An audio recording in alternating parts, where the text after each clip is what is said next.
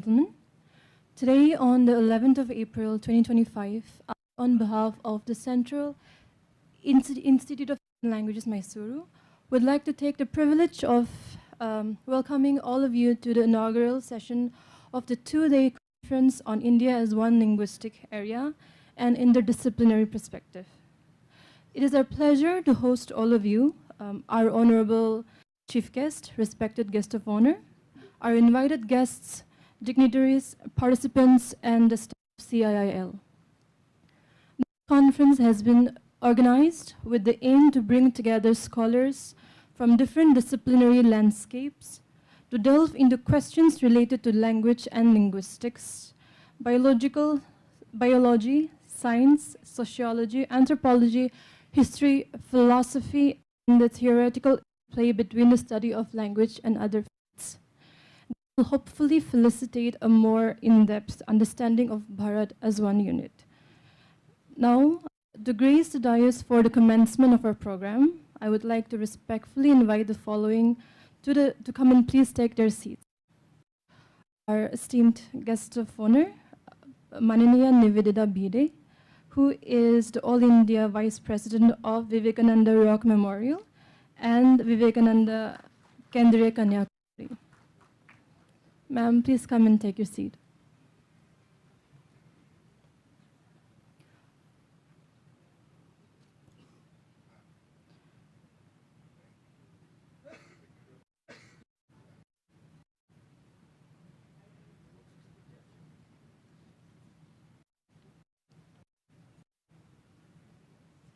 Along with her, I also invite Professor Shailendra Mohan, Director of CIIL.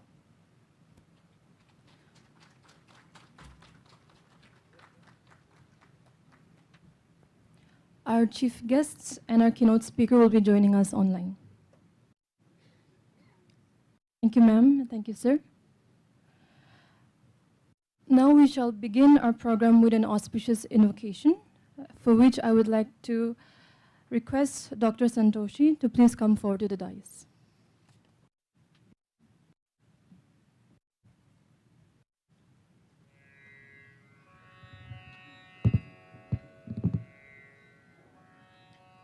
सुप्रभातं सर्वेभ्यः लौहित्य निर्जित जपां कुसुमानुरागां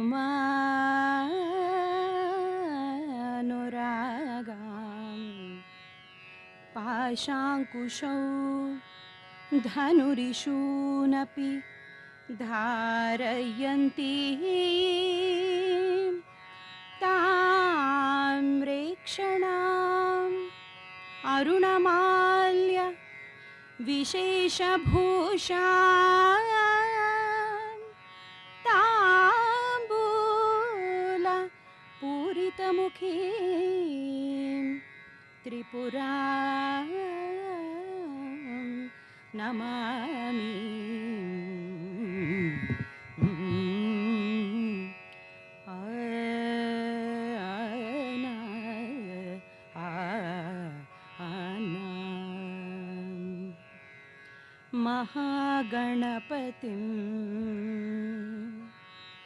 महागणपतिं मनसा स्मरामि महागणपतिं मनसा स्मरामि वसिष्ठवामदेवादिवन्दितमहागणपतिं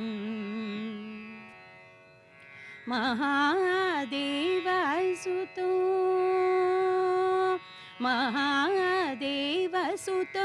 गुरुगुहनुतं महादेवासुतं गुरुगुहनुतं मारकोटि प्रकाशं शान्तं मारकोटि प्रकाशं शान्तं महाकाव्यनाटकादिप्रियं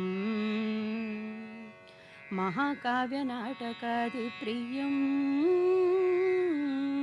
महाकाव्यनाटकादिप्रियं मूषिकवाहनमोदकप्रियं महाकाव्यनाटकादिप्रियं मूषिकवाहनमोदकप्रियं महागणपतिं मनसा स्मरामि वसिष्ठवामदेवादिवन्दितमहागणपतिं गणपतिम् आ आ आ ना ना ना ना ना.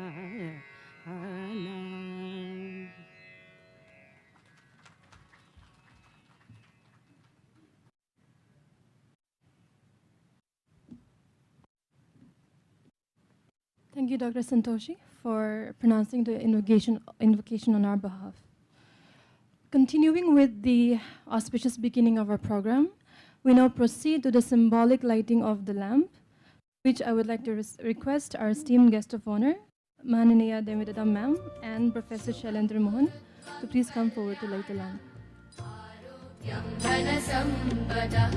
शुभं कुरुत्वं कल्याणम् आरोग्यं धनसम्पदः शत्रुबुद्धिविनाशाय दीपज्योतिर्नमोऽस्तुते दीपज्योतिर्नमोऽस्तुते दीपज्योतिर्परब्रह्म दीपज्योतिर्जनार्दनः दीपज्योतिर्परब्रह्म दीपज्योतिर्जनार्दनः दीपो हरतु मे पापं सन्ध्यादीपनमोऽस्तुते ओ दीपब्रह्मरूपस्त्वं ज्योतिषां प्रभुरव्ययः ओ दीपब्रह्मरूपस्त्वं ज्योतिषां प्रभुरव्ययः आरोग्यं देहि पुत्रांश्च मतिं स्वच्छां हि मे सदा रवेरस्तं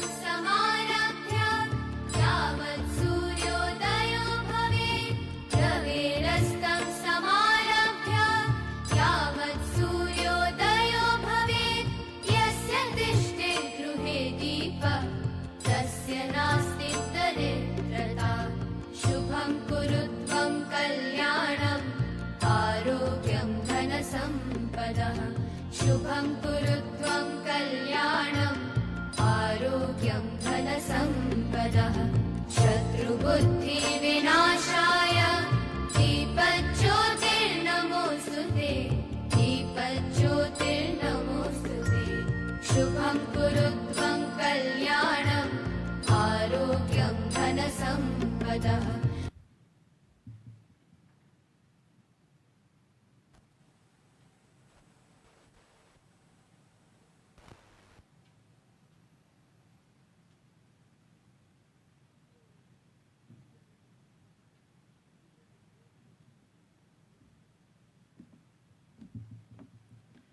Thank you, our esteemed dignitaries, for the symbolic gesture of enlightenment. Now, we would like to felicitate our guest of honor with a small token of our love and appreciation, for which I would like to call upon the director of CIIL, Professor Shailendra Mohan, and our guest of honor, Mananiya Nivedita Bhide, Madam.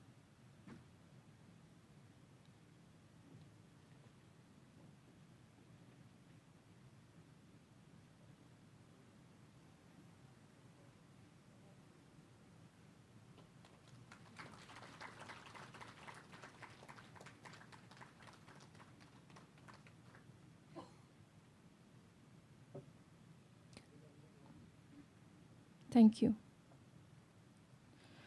It is now my pleasure to invite Dr. Pankaj Dwivedi, Assistant Director and LJRO at CIIL Mysuru, to deliver the welcome address.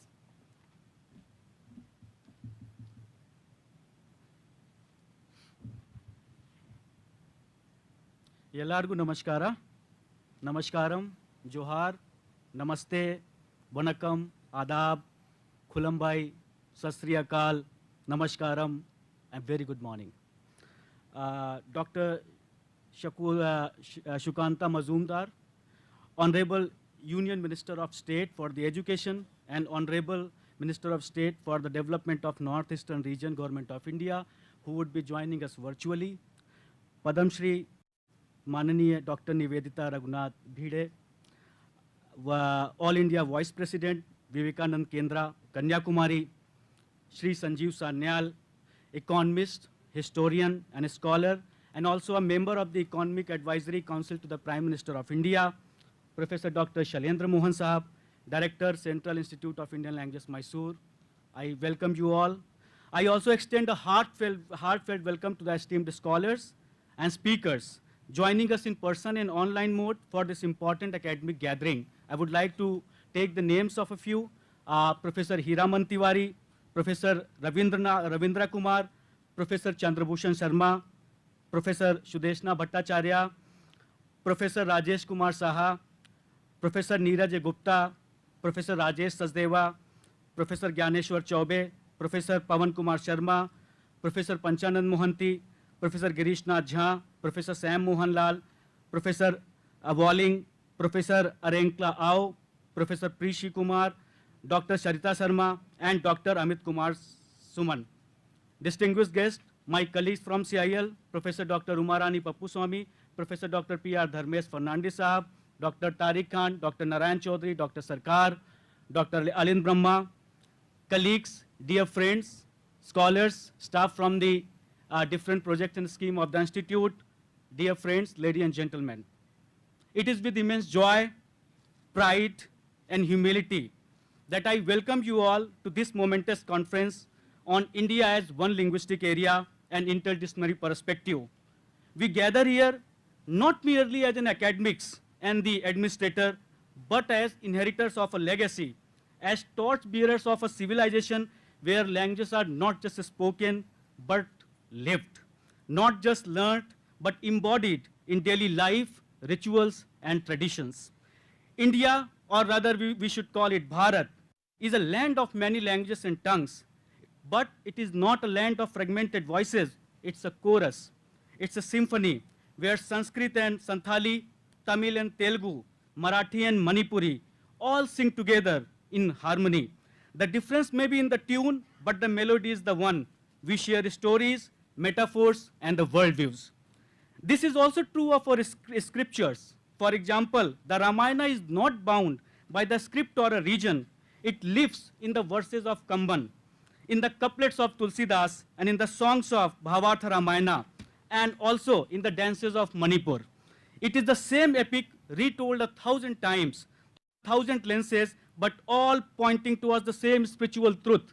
Janani Janmabhumish Swargadpi Gariyasi. Our linguistic landscape is like a banyan tree, vast in its branches, diverse in its textures, but all rooted in the same civilizational soil.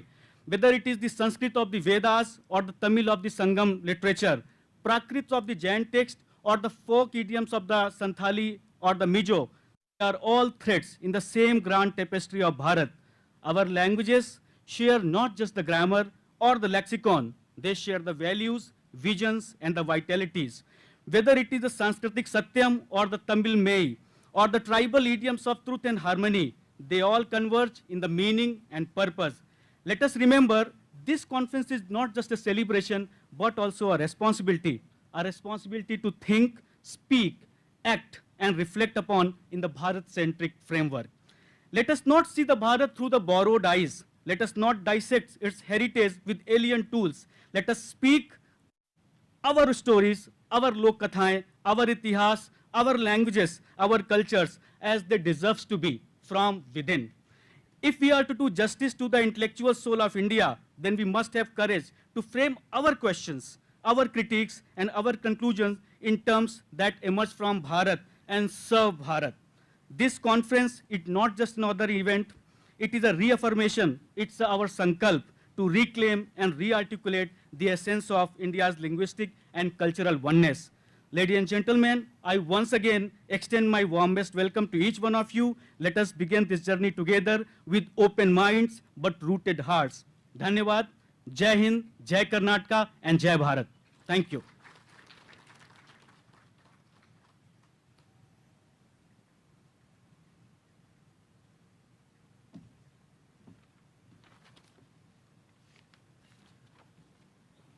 Thank you, sir, for your warm and insightful welcome. Now I would like to actually announce a small change in the program. We've been informed that our chief guest is still traveling and will have to join us for a little while from now. So we will now move on to the address by our chief guest.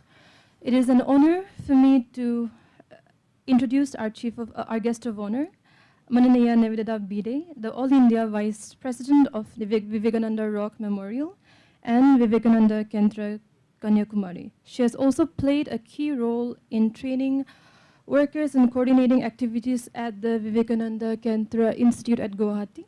And she is also a recipient of the Padma Shri Award by the Government of India in 2017. Her contributions have extended globally, representing India at prestigious platforms such as the ICCR Seminar on Swami Vivekananda in Melbourne and the UNESCO International Meeting on Educational Experts in Darwin. She is a trustee of the Vivekananda International Foundation since its inception and serves as a member of the Indian Council of Cultural Relations since 2020.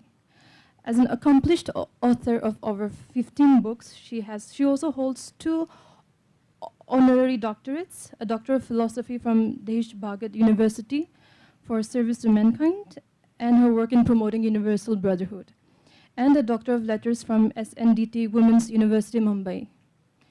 In 2019, she was also honored with the Shiksha Bhushan Award by the Akhil Bharatiya Shishik Mahasangh. Ma'am, please take your time.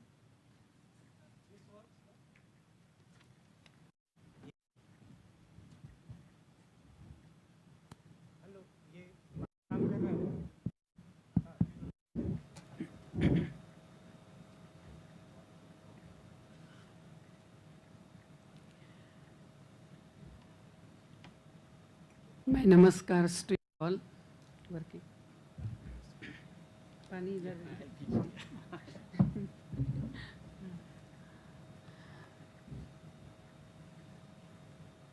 Dr. Shailendra Mohan, Director for Central Institute of Indian Languages, Professor Chandrabhushan ji, who insisted I met him in Arunachal Pradesh, and that's how I am here on the invitation of both of them. And galaxy of persons, some of whom I know very well, and all of you, my namaskars to you all.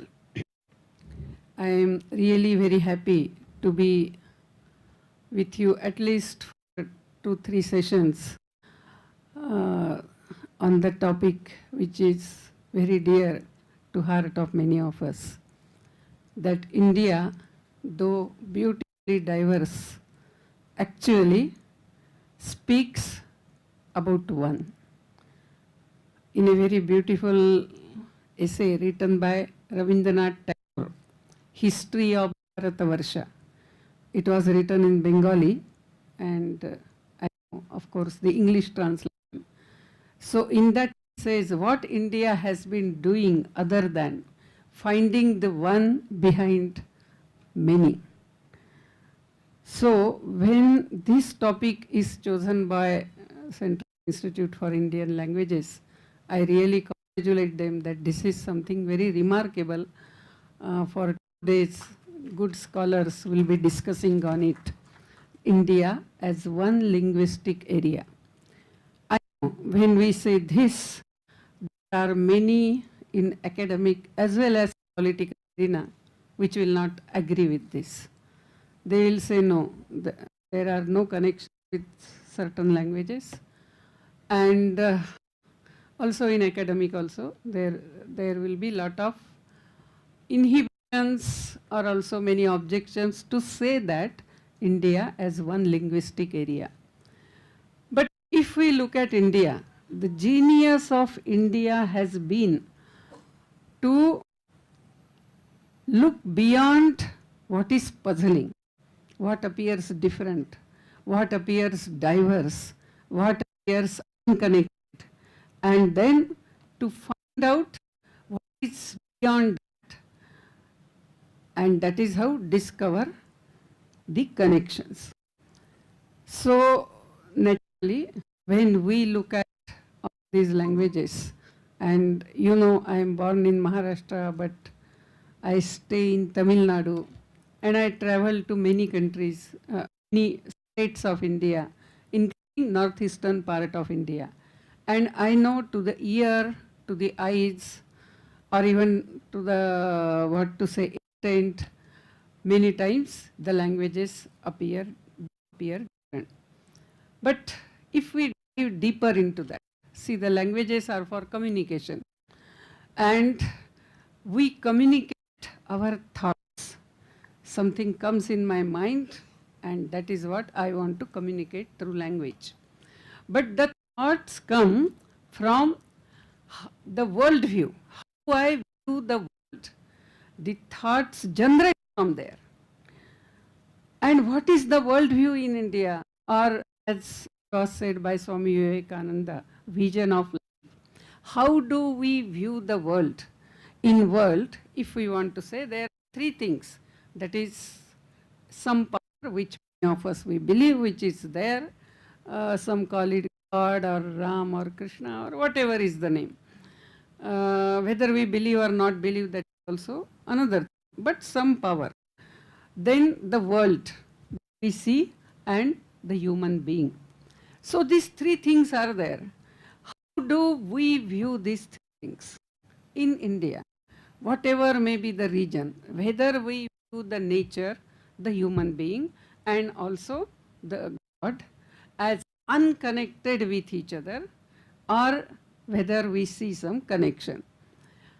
If we start this way, naturally it will become a subject of philosophy, and a lot of discussions will be there. We are talking more about what is in practice, as very, very spiritedly was put by Dr. Dwivedi. So instead of putting the question this way, if we look within, if we go to the other, put the question other way around, you ask anywhere in India, where is God? Let us start with God. So if we ask, where is God? The answer is, God is everywhere. So where is God? तो कण कण में है, रेणु रेणु में है, सब जगह है. वो अंदर भी है, वो बाहर भी है. तो वो हमारे अंदर है, वो हमारे बाहर है. ऐसा क्या है कि जहाँ वो नहीं है, वो सर्वत्र है.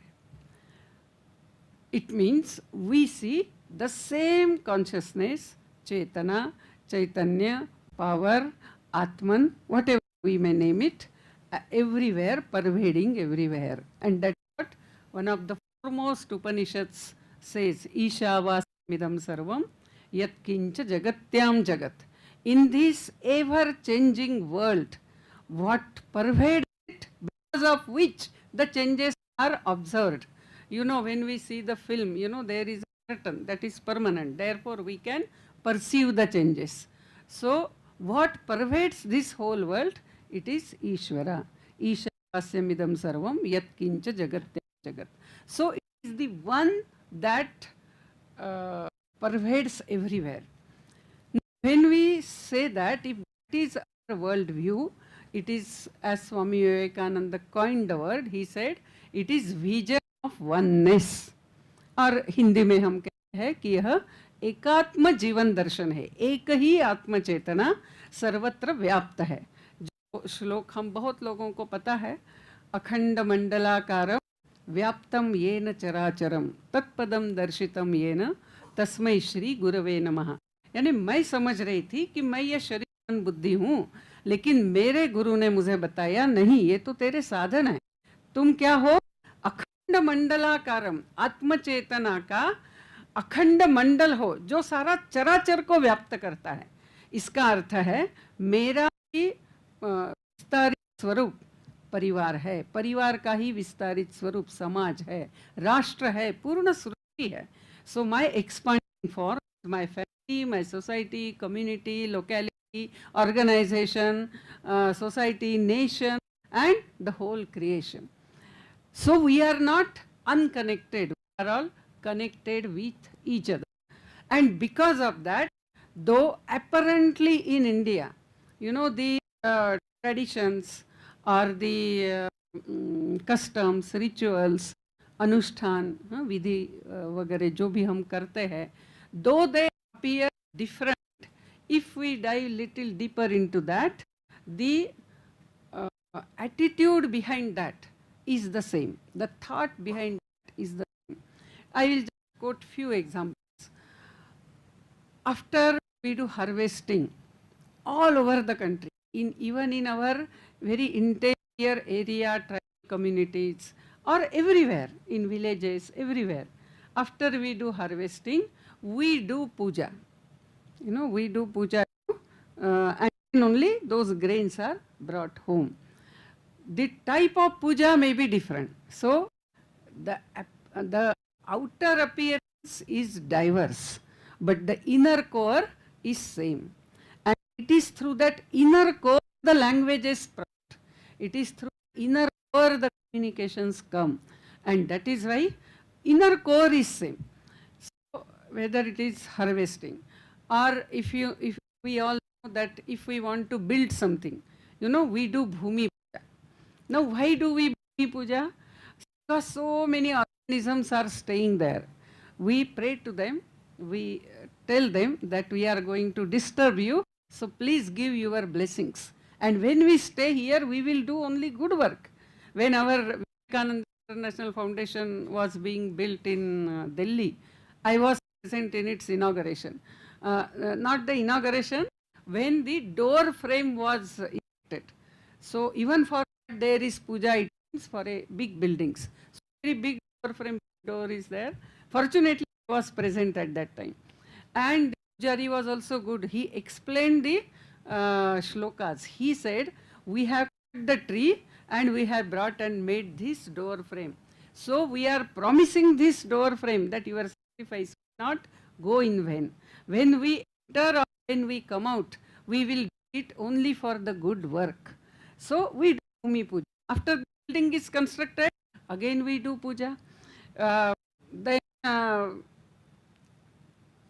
any driver in our country, morning when he is taking vehicles, specifically in difficult areas, I travel quite a lot in northeast, so I have to go in mountains and all that. So first thing he will do namaskar. Or anywhere in India purchase vehicle, we do some puja and then only we start using that vehicle. Animate, inanimate, everywhere, nature, living beings, plants, animals, rivers, mountains, everything we worship because we see the divine everywhere. You see the again language also how it reflects. Once I was in Arunachal Pradesh, in Adi area, and there puja was going on, some traditional local puja. So I asked them, whom are you worshipping? They told, we are worshipping Kine Nane. So I asked, who is God, Kine Nane? Then the man who was uneducated in very interior areas of Arunachal Pradesh, you know what he answered? He told, whom you worship as Lakshmi, we worship as Kine Nane. Please see the words. He has not told like your Lakshmi or Kine Nane is. He did not say that. He said, whom you worship as Lakshmi, we worship as Kine Nane. The mother of the universe is same. We may call her by different names. So our languages have such very names of gods and goddesses. Whether it is Grama Devata, Kula Devata, means here many northeastern are there, so they will understand. But if I give you some names, some of us will not understand at all. Like Bathau, Singbonga, Anedoni, Rangfra, Jitane, all these names we don't know at all. But there are so many names, but they are not gods and goddesses. That understanding, that oneness, complete जो श्रद्धा है कि ईश्वर तो ही है, हम अलग अलग नाम उनको पुकारते हैं, इसके कारण वो वननेस है. दूसरा उसके कारण जो इस भारत की विशेषता है, जो स्वामी विवेकानंद ने बड़े अभिमान से, with lot of pride, you know, he mentioned it in the Parliament of Religion, and that he says, for us religion is not in believing, but it is being and becoming. धर्म जो है वो सिर्फ मैं भगवान पे बहुत विश्वास करती हूँ, यदि मैं ऐसा कहूँगी, मेरा कृष्ण के ऊपर बहुत विश्वास है, लेकिन मैं सिर्फ कह रही हूँ, मेरे व्यवहार में कुछ नहीं है. My behavior does not show that kindness or respect for Krishna who pervades everything. If my behavior does not show that, then my religion is meaningless. मैं भगवत गीता के ऊपर बहुत सारा भाषण दूंगी, लेकिन मेरे जीवन में भगवत गीता 4 तत्व भी नहीं है, तो फिर मेरी scholarship is worthless. So therefore, you know, Ramakrishna Paramahamsa was hardly educated, and at his feet Keshav Chandra Sen, Indranath Datta, Ishwar Vidyasagar, such great persons had to sit at his feet. So it is in realization, it is practicing in life. So religion is not in believing, but it is being and becoming. धर्म ये कोई संकल्पना नहीं है, सिर्फ विश्वास की बात नहीं है, तो यह कोई विशिष्ट यानी ये एकात्मता पर आधारित जीने की जीवन पद्धति है. अभी ऐसा धर्म का जो अपना अंडरस्टैंडिंग है वो पूरे भारत भर में है. Same thing again, it happened in Arunachal, because Arunachal parts I have moved very frequently. Once I was in Kharsang, and when sitting there, some discussion was going on, and one villager, he said, अभी तो लोगों ने इतना माथा बिगाड़ दिया है, पता नहीं. मैंने कहा क्यों, क्या हुआ? बोले ये क्या कहते हैं, क्रिश्चियन धर्म, हिंदू धर्म, मुस्लिम धर्म, ये ऐसा थोड़ी है. धर्म तो एक ही है, अच्छा काम कीजिए. Such a simple thing. And that is the same understanding everywhere. You behave as a human being, help others. So धर्म यदि हम देखते हैं तो हमारे लिए धर्म के कितने सारे, there are so many scriptures written on dharma and all that, and because we have translated dharma as religion, again there is confusion, but we will not go into that. I will just tell 4 components of dharma which are same or which we can say as gist from all this, and that is what is the core of Indian culture. In India, we all believe in dharma, and the first component of dharma is that you, because we are not separate from each other, we are all connected, so do good to others what you expect others should do to you. दूसरों के साथ ऐसा व्यवहार कीजिए जो आप दूसरों से अपेक्षा करते हैं. So I expect respect, I expect support, care, and therefore I should also behave with others like that. So this is the first. The second is, as I am part of nature, nation, society, community, locality, my neighborhood, my organization, my family, naturally being part, I have duty towards it. As hand is part of the body, so hand has duty towards the body. You know, heart is part of body, heart has duty towards body, and there is no comparison that she is doing only this much, why should I do more? There is no comparison in duty. Whatever, wherever I am placed at and I am able to do, I should do my maximum. So for example, why there is no comparison? Let us say the heart enters into comparison and the heart says, what is this? These legs and hands are getting good rest in the night, but I have to beat 24 hours. Let me take 5 minutes rest. If like that heart says, it is gone. So sometimes maybe heart of the family, heart of my organization, my locality, my society, my community, I have better understanding. So naturally I should take the initiative. Capacity, capability is more, so I should work more. And therefore, without any comparison and with all happiness, we fulfill our duty towards our extended family. So it is very, very natural in India. हम ये आरानी से करते हैं.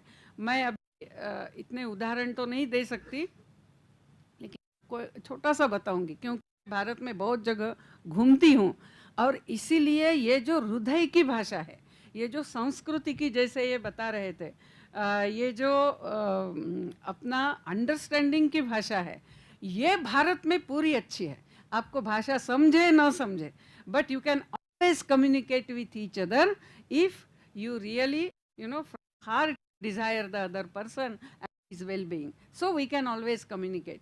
तो मैं एक बार यानी incident लंबा है, but to cut it short, when there were no mobiles, I was stuck up at Kota railway station, and there was rarely it happens, but so much it had rained in Rajasthan that the bridges were underwater. I had to go to Bhilwara. So I could not. I went to STD booth. I saw nobody has come to receive me. So I called. When I called, she said he has gone to college. Then I called college. She said I have to search the number, college number. So again then I got the number. Then I called college. Principal said he is in the class. You call at 11. So again I called, but he had still not come from the class. And it went on. So the STD booth fellow was seeing. And then he told me that बहन जी आप ये STD booth का number दीजिए और अब उनको बोलिए कि वो कॉल करें. And then they had to make at 6-7 calls, because now where will I go, where will I stay in the night? So all that arrangements ultimately got off. First he didn't know why the two karyakartas who were supposed to come and receive me had not come, whom I had called in college. So it went on. At last some arrangements were made. Before leaving, I asked the STD booth that today you could earn good money, because I had to make at least 12-13 calls. After 4 calls, he told that, oh, you give this number. So ऐसा आपने क्यों किया, अपना business क्यों बिगाड़ा? He just told one sentence, बहन जी आप अटक गई थी, उस समय आपसे के साथ business करना ये धर्म नहीं है. So ये मानव धर्म है कि हम दूसरों को मदद करते हैं. ये मेरी ड्यूटी है. मैं इसको जानती नहीं, लेकिन वो आज कठिनाई में है तो मैंने उसको मदद करनी है. This is the second component. The third is very difficult. That's why those who follow, they become dharmatma. That there is a clash between my duty towards my family and maybe duty towards my nation or towards my society. Now which duty should I follow if there is a clash? Swami Vivekananda had that clash. He is the eldest brother, 3 younger sisters, 2 younger brothers. Father died, the house is snatched away by the relatives, nothing to eat. But his guru had told, you had to take care of India. India has lost her confidence. She has forgotten her swa. She doesn't know what she is for. And therefore you had to awaken India. See, the millions and millions of people are losing confidence, and in poverty and ignorance they are falling. So what to do? Should I go for my country or should I take care of my family? And Swamiji chose to go for the country. So when such clash comes, the interest of the bigger collective is to be taken care of, and the smaller collective is to be given up.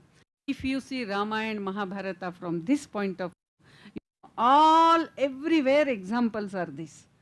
That why Pandavas won? Because every time, whether it is Arjuna, Bhima, Yudhishthira, they sacrifice their own personal dreams, personal vratas for the interest of the army. And why Kauravas, in spite of their army, won? Because there everyone was an individual. They were taking care of only, no, my name is Danavira. I am called Ardharath, so I will not fight. Karna says, first 10 years he did not fight. Bhishma says, I will not kill my grandsons. Or Dronacharya says, if my, this son is no more, I will not hold weapon in my hands. Or Duryodhana, because Krishna says, oh, you will not fight with Bhima because you are afraid of Bhima. Acha, you think I am afraid of Bhima? And took the and fought with Bhima. So ahankara. Everyone is only cherishing their own personal likes and dislikes. And therefore the Kauravas lost. Yato dharmaha tato jaya. We all over the country we quote. And this is the third component, which is very difficult, but that also more we do, we win. And really our country forges ahead. And the fourth is Tyaga, which is inherent in all these 3 components. If we see this same language we speak everywhere, the outer language, that is maybe different. It may be Kannada, it may be Tamil, it may be Hindi or whatever, or it may be Arunachali. The outer language may be different, but you see what actually person is trying to communicate, it is the same language. And that is what we see in India, that though apparently our languages have a lot of variety, and as I told you, I am from Maharashtra, and I started working in villages of Tamil Nadu, southern Tamil Nadu. when I was working, many times those who came from Maharashtra onwards, they will say, अरे ये तो बड़ा कठिन है, आपने सीख लिया क्या? तो मैंने कहा एक्चुअली ये हम ऐसा सोचते हैं वो कठिन है, हम एक बार उसमें जाते हैं तो एक्चुअली वो कठिन नहीं है, वो जस्ट लाइक हमारे भाषाओं जैसा ही है. तो उन्होंने बोला आप कुछ भी बात कर रही. मैंने कहा बिल्कुल नहीं, ये लिखने के लिए इतना अलग है. मैंने कहा बिल्कुल नहीं है, मैं आपको बताती हूँ कितनी सिमिलैरिटीज है. And then I start taking them and I take this every year when we have teachers camp. I explain them how it is same. There is no difference. Even construction of sentences is same. In English it is different. You all are linguists, I should not tell you. So it is all same. But more than that, it is, again the way of looking at life is exactly the same all over. And that is why really, and that is, the characteristic of India is we never destroy diversity. Because we are capable of seeing one beyond many, we cherish many. We cherish diversity. We celebrate diversity. We mutually respect diversity. We don't say this language is not good, or this way of dressing is not good, or this way of staying, building homes is not good. No. For every region, that is correct, and that is why India is a land of diversity. Even in language, so much diversity. Means in Northeast, you must be knowing, those who are from Northeast here. Every 15-20 miles, the community, changes, and their language changes, their name of God changes, the way they dress changes, and that is how the changes we see all over. So because I had to come here, just sometimes nowadays mobile is a very good source of knowledge. So I just put in our Google. So I ask, what are the common words for all Indian languages? Means most of the Indian languages, we can't say claim all, but most of the Indian languages, what are the common words? And very surprising, the words which came, Pancha Mahabhuta words, like Bhumi, then Vayu, Agni, Akash. In Tamil we may say Akayam and all, some variety as per the language is there, but it is the same thing. Then Satyam, of course in Tamil we have also coined few more words in last 50 years, so some more words are there, but Satyam is still there, Satyam is not gone. Or Annam, and all that is very essential in life, they are all common words. So whether it is Kashtam, whether it is Sukham, whether it is Dukkham, and it goes on. So as the world view springs and communicates through various languages, the language also communicates the world view. Therefore, it's very common, if lot of we are suffering in life, we say, क्या करूं मेरा कर्म है. मेरा कर्म है यानी ये पुनर्जन्म सिद्धांत है कि मैंने पहले काम सही नहीं किया, इसीलिए आज मैं सफर कर रही हूँ, वो मेरा नसीब बन गया. क्या करूं ये मेरा कर्म है. कोई बहुत अच्छी बहू मिलती है तो इन-लॉज कहते हैं क्या पुण्य किया हमने पहले जन्मों में, पता नहीं इतनी अच्छी बहू मिली है. तो यानी ये पुनर्जन्म की बात होती है. ऐसा हर एक हम देखेंगे तो even world view is reflected in all Indian languages. Our vision of oneness, or all the values that come from it, that all also are reflected in that. So I can go on quoting examples, but the point is made, and I am very happy to be present here. Really, India has a very great purpose to be fulfilled for the whole world in the interest of the humanity, because technology brings us together, but just physically coming together does not make us accept each other. That needs a philosophy, and that philosophy only India can give to the world. When we come together, we mutually respect each other, accept each other, that only India can give. And to give that, what our rishis did earlier, they focused on what connects us. What is the truth of existence? Truth of existence is oneness. So based on that, they taught us so many things. The same, in that same tradition, we also have to be the modern rishis. If we want to focus on differences, even in hand there are differences. Even in body, each cell is different. You know, each cell has different thing. Thing is same, exactly the same. But what connects us, if we focus, then naturally we can make our country also culturally vibrant, because it's a cultural nation. So India also will become vibrant, and at the same time we will be also helping the humanity to accept diversity, to accept nature, to become part of nature, to protect the nature, and to go ahead. So with these words I conclude. Thank you.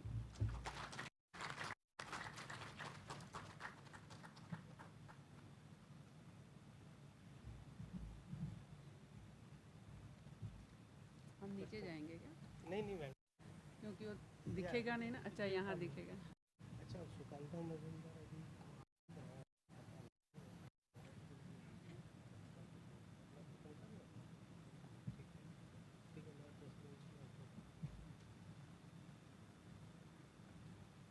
Majumdar sir will join because he landed at airport. Here, No, he online.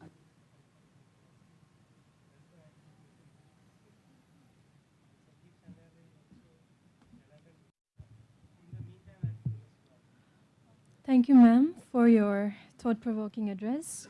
Your presence and words add immense value to this program. Now, moving on, I would like to call upon our director, Professor Shailendra Mohan, to take his time.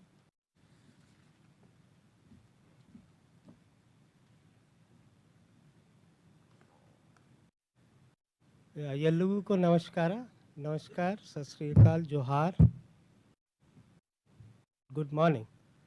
माननीय Nivedita Bhide madam, our keynote speaker Shri Sanjeev Sanyal ji, professor Ravindra Kumar ji, professor Avinash Chandra Pande, professor Nirjay Gupta, professor Chandrabhushan Sharma ji, professor Hiraman Tiwari, professor Panchanan Mohanty, professor Sudeshna Bhattacharya, my colleagues at CIIL, professor Rajesh Sachdeva, Professor Umarani, Professor P.R. Fernandez, media partners and friends. It's both an honor as well as a privilege to be a part of India as a linguistic area and interdisciplinary perspective.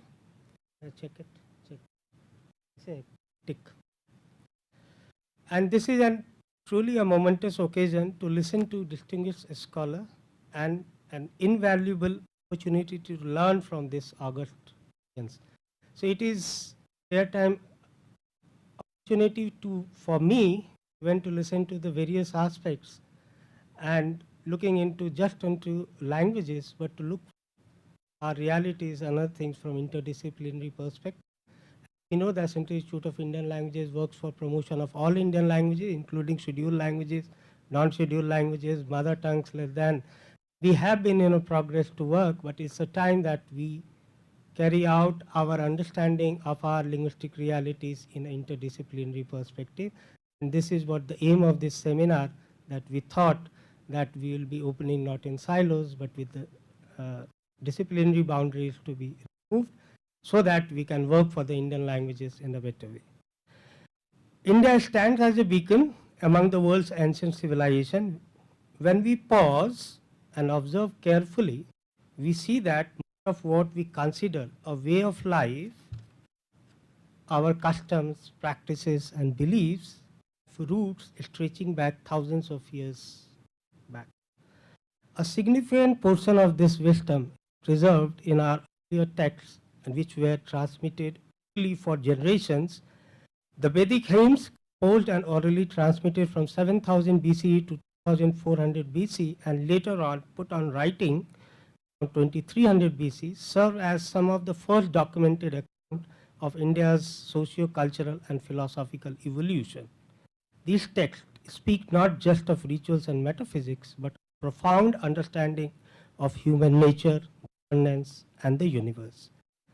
India's linguistic landscape reflects this ancient tradition of multilingualism, expansion, migration. The languages spoken here are not only a feature of that region, but also a deep expression of the shared culture and philosophical unity that ties together various linguistic community. As once Suniti Kumar Chatterjee put it, the Indian man is a composite civilization unified not just by language but by a shared ethos, philosophical depth and spiritual evolution. He saw the Indian psyche as inward looking, reflective, yet adaptive to change. This sense of unity is not just philosophical, it is also rooted in our genetic and cultural history. India's genetic landscape, biological genetics, reveals a deep interconnection among its people. This shared ancestry is reflected not just on our physical traits, but also the languages we speak, the stories we tell, and the beliefs we hold. In the literature area, as Radhakrishnan ji put it, that Indian literature is one, though written in different languages. Despite the diversity of languages in which it is expressed, there exists a profound unity that binds Indian literature together. Central themes of Indian literature such as dharma, nyaya, prem, moksha speak to the universal human experience going across time and space in every language, every mother tongue and every corner of. So this heart of this unity lies the concept of Vasudhaiva Kutumbakam, the world is one family, the ancient philosophy.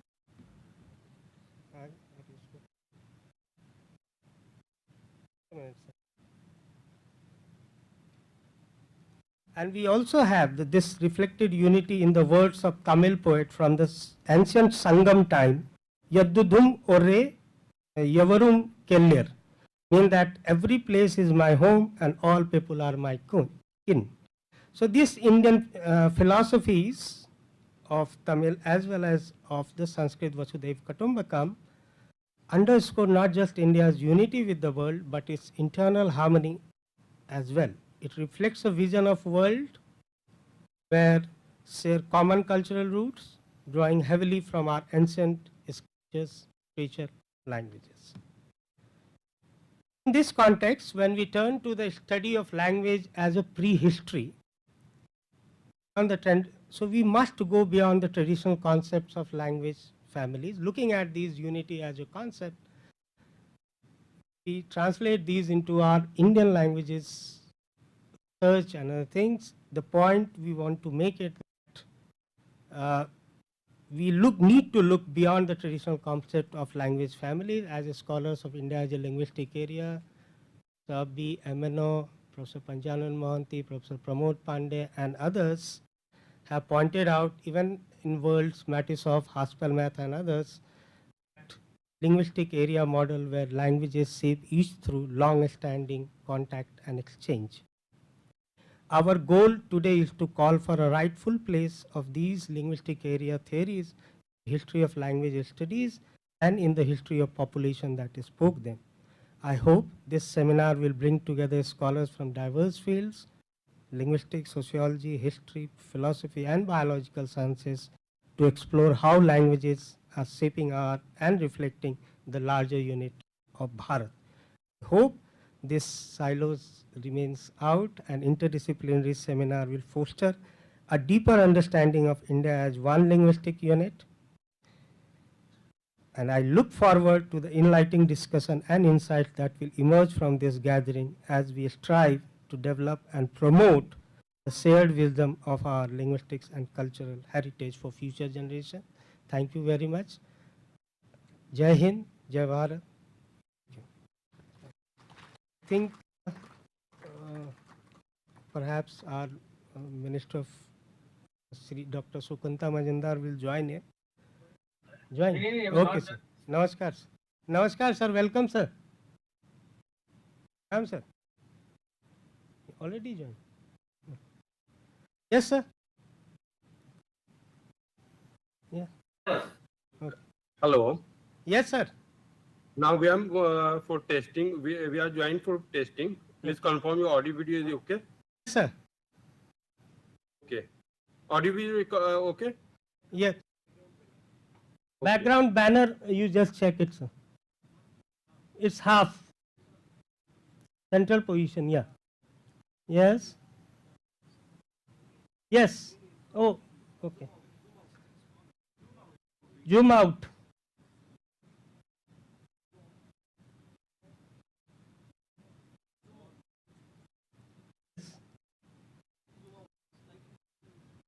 Slightly zoom out, sir.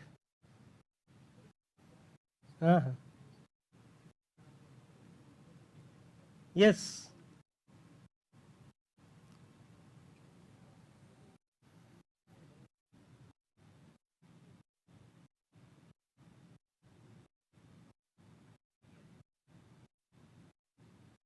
Yes, sir. Fine.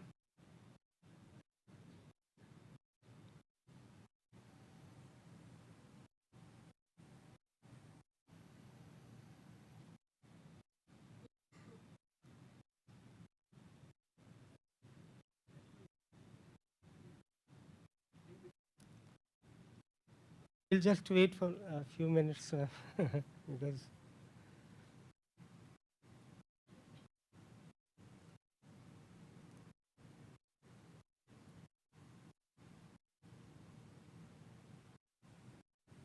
phone देना वो Sanjeev Sanyal will say him to wait.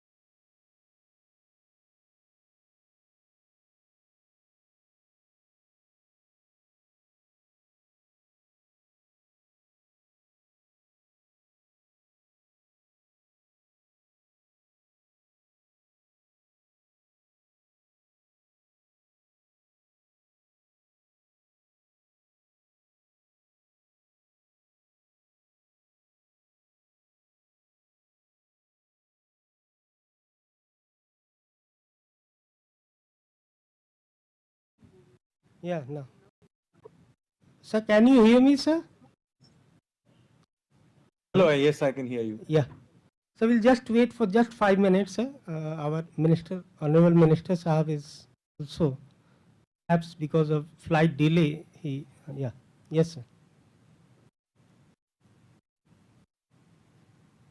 पूछूं क्या? Or shall we start?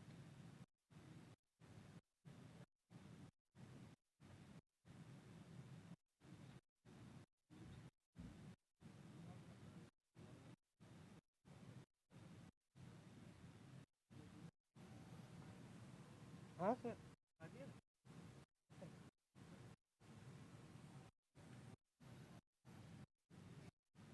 ठीक है okay ठीक है okay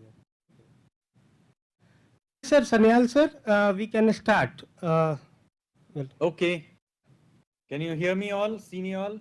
sir yeah Okay, you just fantastic. introduce- Thank you very just much for giving me this opportunity to speak to all of you.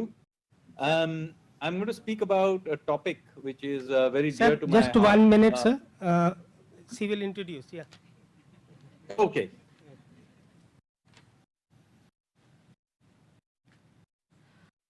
Thank you, Professor Shailendra Mohan, for your talk.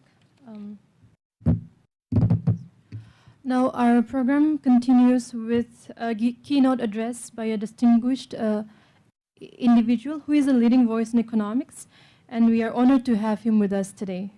It is my distinct honor to introduce Sri Sanjeev Sanyal, member of the Economic Advisory Council for the Prime Minister of India, and Secretary to the Government of India. He is also the Chancellor of Gokhale Institute of Politics and Economics, Pune, and a distinguished economist, author, and a public policy expert. He has served as a principal economic advisor to the finance minister until 2022 and co-chaired the G20 Framework Working Group. For his contributions to public service, he received the KPS Menon Memorial Award in 2023. An alumnus of Sri Ram College of Commerce and a Rhodes Scholar at Oxford, he was awarded the Eisenhower Fellowship in 2007, named a young global leader by the World Economic Forum in 2010. Mr. Sanyal is also a best-selling author of several acclaimed books, including Revolutionaries in Land of the Seven Rivers. His prolific writing has earned multiple awards, including the Kalinga Book Award in 2023 and the Art Karat Award. Sir, you can now please take your time.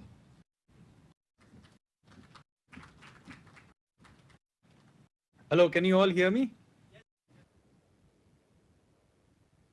Hi, can you all hear me? Yes, sir. Okay. So, good morning, everyone. Thank you very much for giving me this opportunity to speak to all of you about a topic that I've written and spoken about for some time. So some of you may have seen earlier versions of this presentation as well.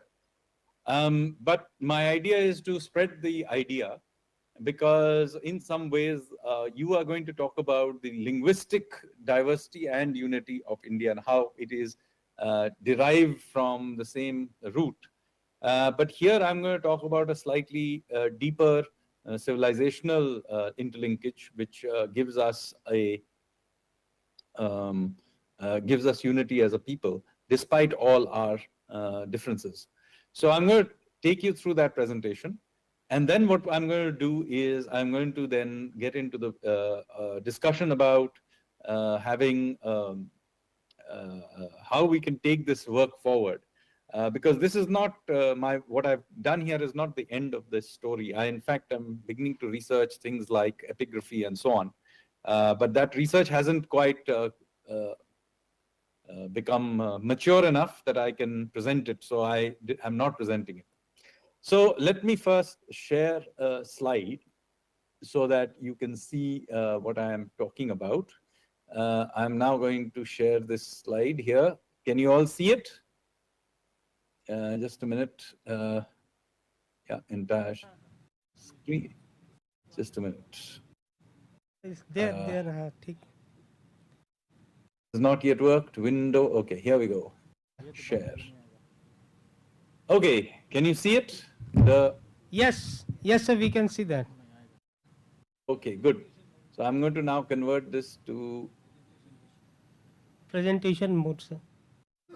I put it in presentation mode, and so you will be able to see it in presentation mode. Super. You can all see it in presentation mode now, clearly? Good. Yes, sir. So the point I'm going to talk about is what is the origins of our civilizational identity, and why is it that we people from across this country call ourselves the Bharata people, and why is our country, the indigenous name of this country, Bharatavarsha? So the first reason, that first thing that we need to go into is why do we need to even get into this conversation? The reason is that since the last few hundred years, particularly during the colonial period, there was a systematic denial of our civilizational identity. You have, for example, people like John Strachey, the acting Vice Chancellor of India in 1872, basically saying, first, foremost and most essential thing to learn about India is there is not, never has been an India. Now, this is an obvious thing that a colonial power would want to do, is to basically say, you guys don't have any identity at all, came here. And by the way, they did it in all over the world. For example, when they went to Australia, the Europeans basically called it terra nullis, i.e. empty land, and basically suggesting that people there were not to be considered people at all, and they were covered under the flora and fauna laws as if they were animals. Same thing Winston Churchill was doing in the 20th century. India is not a geographical term, it is no more a united nation than the equator. And of course, this is the kind of thing that many others, including, for example, Christian missionaries, etc., were also spreading, because by weakening our civilizational identity, they can then create entities in which they can insert their own identities. So they took a great deal of effort to look into, for example, Indian languages and say, see, these are Dravidian languages, they are completely separate from, so you had, for example, grammars written by several of these missionary groups, which were essentially to separate out our languages rather than to look at their unity. So this is part of the colonial project. And we can have a separate discussion on why is it that we, after independence, have not gotten rid of these ideas from our thinking. I mean, so, you know, we have gone from Agastya being the source of Tamil grammar to Cadmus becoming the source of our Tamil grammar. This is clearly a shift that was part of the colonial project. And after independence, sadly, this has been continued with significant amount of support from foreign agencies. But before I get there, we need to understand, first of all, what is the basis of civilization. Well, the word Bharata is the oldest use of the term comes from the Rig Veda. In the Rig Veda, we hear about a tribe called Bharata tribe, and they live along the banks of a river which we call the Saraswati. This is written there. The, you know, Bharata tribe lives along Saraswati. The river is mentioned many times in the Rig Veda. 45 times in the hymns. It is mentioned. 45 hymns mention it. 72 times it is mentioned. It is called limitless, flowing, mother of rivers, Aisa Mata, and so on. But there is obviously a link between the river and the tribe, because the river is also referred to as Bharati. In fact, those of you who do Saraswati Puja will know that much of the mantras end with, even today, if you do Saraswati Puja, it comes as Bhagavati Bharati Devi Namaste. So there is obviously a link between Bharata and the Saraswati river. Now, the question is, where is this Saraswati river? Because there isn't actually a modern river called the Saraswati river. Again, colonial historians and their followers have tried to say that this river is something mythical, or maybe it is in Central Asia, all kinds of things like this. There is no need to debate this. The Nadi Stuti Suktam of the Rig Veda, in book 10, I've given all the hymns, the verse, you can check it for yourself, clearly tells you where the Saraswati river is. It states, O Ganga, Yamuna, Saraswati, Shrutu, which is the Sutlej, Parushni, which is the Ravi, Kini, which is Chenab, and so on, essentially listing all our rivers of North India from east to west, at least what this Bharata tribe knew about and what is the Vedic people knew about. And it is very clear that this river, Saraswati, was between Yamuna and the Sutlej. There is no debate about this issue. It is clear as daylight where it is.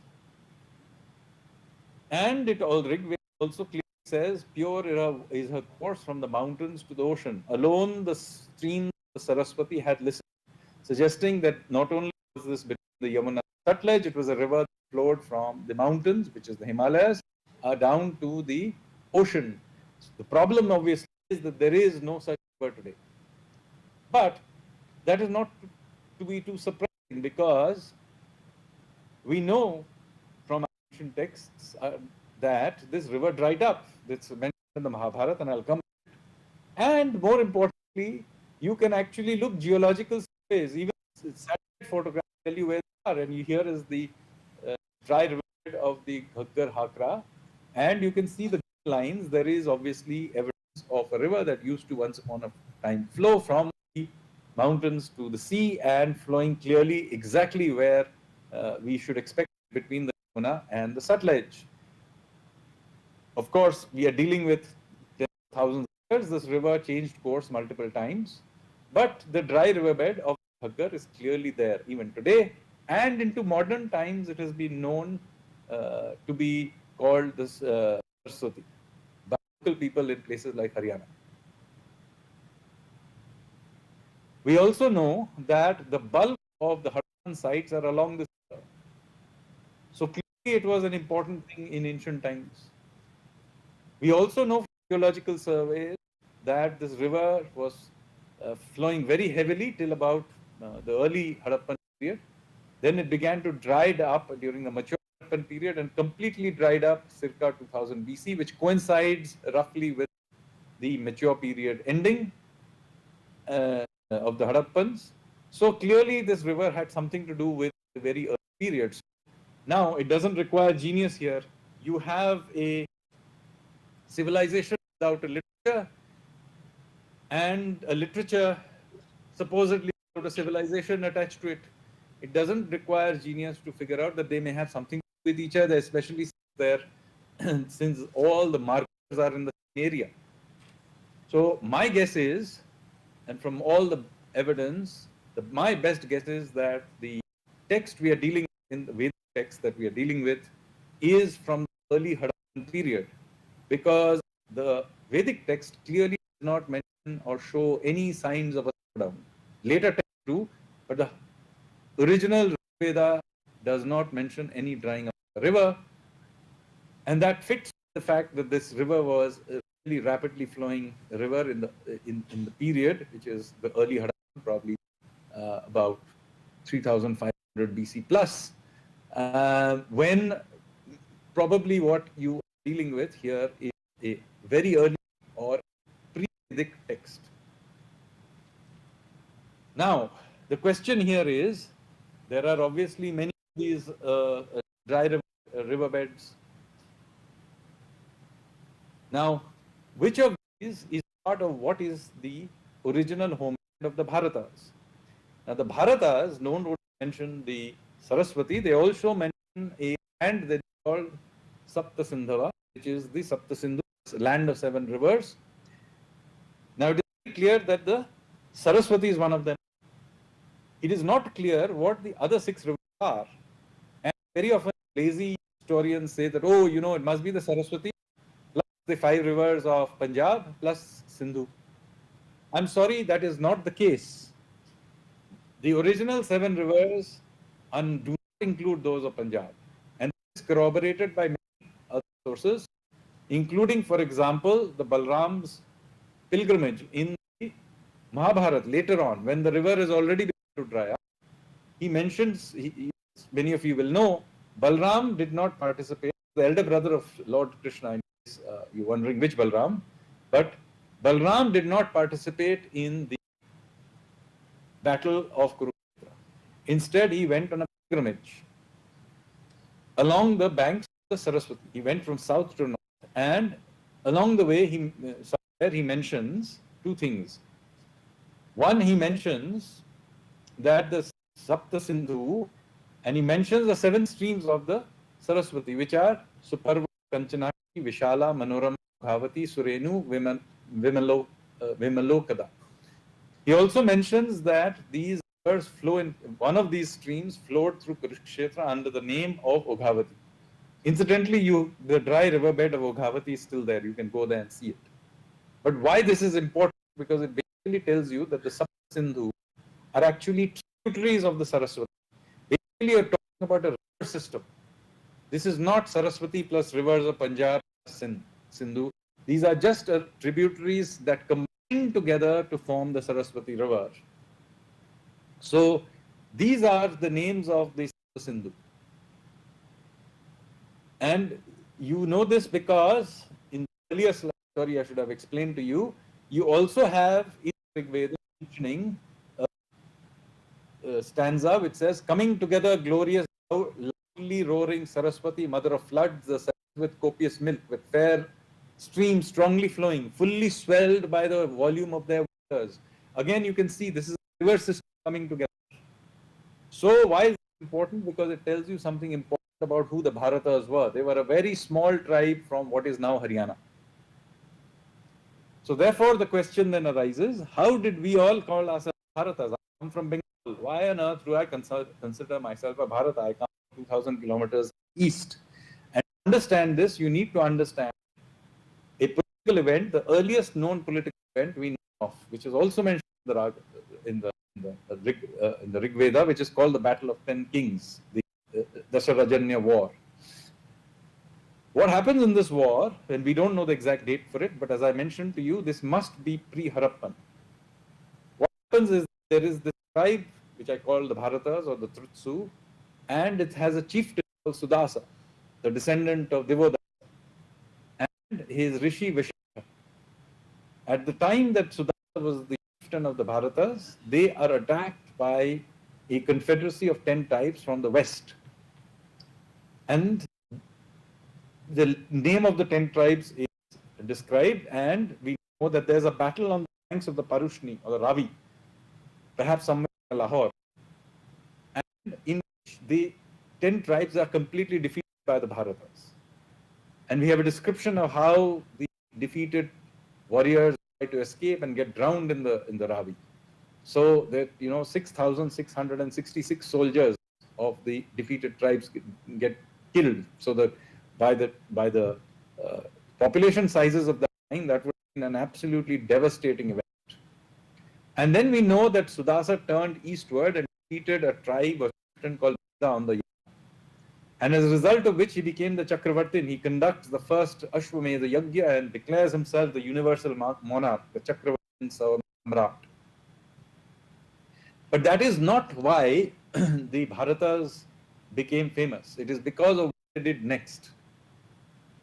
So they created first empire, but then you see typically what happens when one tribe defeats another tribe, they will typically say, look, our God is more powerful than your gods, so you should now worship our gods. But this is not what the Bharatas did. Instead, they called all the wise men and rishis of all the different tribes, and all the tribes they had some contact with, and they compiled all their knowledge into one place, which we now know as Samhita of the Vedas. And in doing so, rather than imposition, they did assimilation. And in doing so, they essentially created the source code of our civilization, which is of assimilative rather than imposition.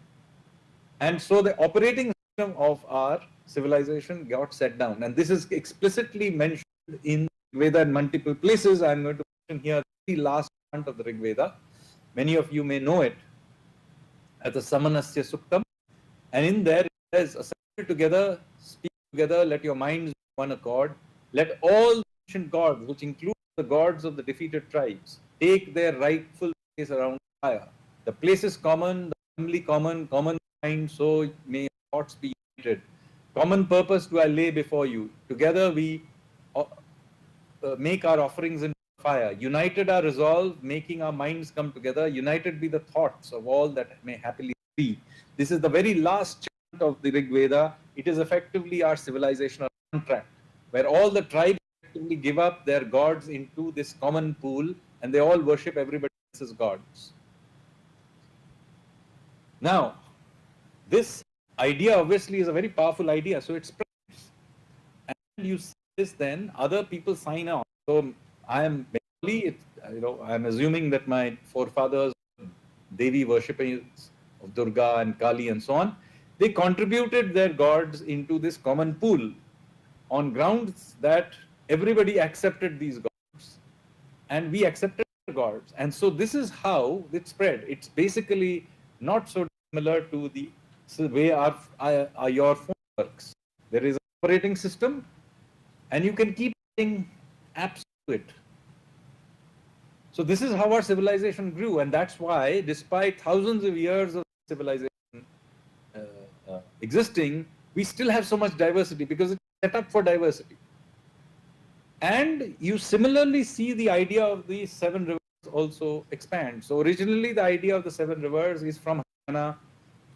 It is now spread in late by Puranic times in this following way. So remember, you had that original list of 7 rivers. Well, here is what happens by the Puranic time. This is from the Brahma Vaivarta Puran. This is a translation by Vivek Debroy. But most of you will also know this, because this is commonly used. It goes as Gange cha Yamune chaiva Godavari, Saraswati, Narmade, Sindhu, Kaveri, Jalasmin, Sandhin, Kuru. This is the chant many of you probably use yourselves to this day for ritual bathing. And what does it say? Oh, Ganga, Yamuna, Godavari, Saraswati, Narmada, Indus, so the Sindhu, Kaveri rivers, may all your waters come together, cleanse me. What is happening here? The idea of 7 rivers has spread. So now the entire country, right all the way down to the Kaveri, is part of the land of 7 rivers, and hence the land of the Bharatas. Again, it is explicitly told by the Brahma Puran, and in fact, all the Purans are some version of this, where it says that the land is the Varsha, that north of the ocean and south of the Himalayas is known as Bharat, and the people there are known as Bharati. Every single one of the Puranic texts have this. So we are now several thousand years after the Rig Vedic text, and you can see that the identity of the Bharata people, which is us Indians, has become a settled matter. It also doesn't even tell you who are the Bharatas, it even tells you about who are our neighbors.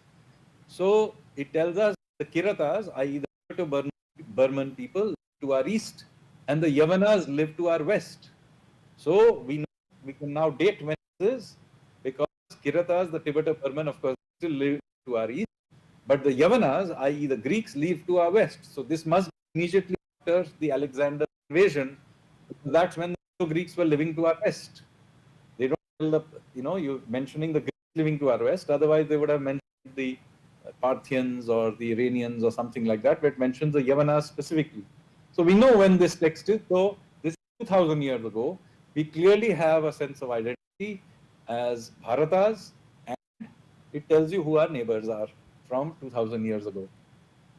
Not only that, every one of the Puranas has then a description of the land of the Bharatas. I've talked about the rivers. Now I'll give the same description using the mountains. It says that just like there are 7 mountain ranges, just like there are 7 rivers, there are 7 mountain ranges also. So here are the mountain ranges. They are the Mahendra, which is the eastern Ghats, the Malaya, which is the southwestern Ghats, what we now call the Nilgiris, the Sahya or the Sahyadris, the northern western Ghats, we still call them the Sahyadris, the Suktimat, which is probably in my interpretation Aravalis, the Riksha, which is the Satpura, the Vindhyas, which in ancient times was actually the eastern Vindhyas, Chota Nagpur, that zone, and the Pariyatra, which is the western Vindhyas. They were in those times considered separate, because the eastern Vindhyas was seen to continue as a mountain range into the eastern Vindhyas and all the way into the Meghalaya and that area. So this is all Vindhya. And in case those of the northeast are feeling somewhat left out, it also says those who reside in the east are the inhabitants of Kamarupa. So Assam and the northeast is also mentioned here. Now, at some point, somebody then say, oh, but what about the Vedic and the Dravidian? What about the Dravidians? So let me tell you about the Dravidians. The oldest literature of the Tamils is the Sangam literature collection, right? There is no older literature extant of the Tamils. And in that collection, which is compiled between the 2nd century BC and 2nd century AD, there is in there the oldest grammatical treatise called the Kapiyam. And in there, in the preface of the Tolkapiyam, it clearly mentions the first enunciation of Tamil identity. So it says, in the virtuous Tamil-speaking land that extends from Venkat in the north to Kumari in the south. Kumari is obviously Kanyakumari, and Venkat in the north is the Tirumala hills, the Tirupati. That is, of course, just within the border of Andhra today. But even today, you can see that you can broadly tell Tamil Nadu today from this description. But what is interesting is that in the same preface, it also has the text in the wisdom of 4 Vedas. So the very first enunciation of Tamil identity in the preface of the Tolkapiyam clearly mentions that Tamil identity is rooted in the wisdom of the 4 Vedas. In other words, the oldest proclamation of Tamil identity is rooted in Vedic civilization. There is no older enunciation of Tamil identity.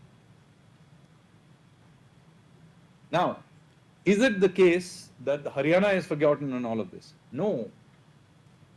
Indians remembered that the origin of all of this was in Haryana. So all of us became having a Bharata identity.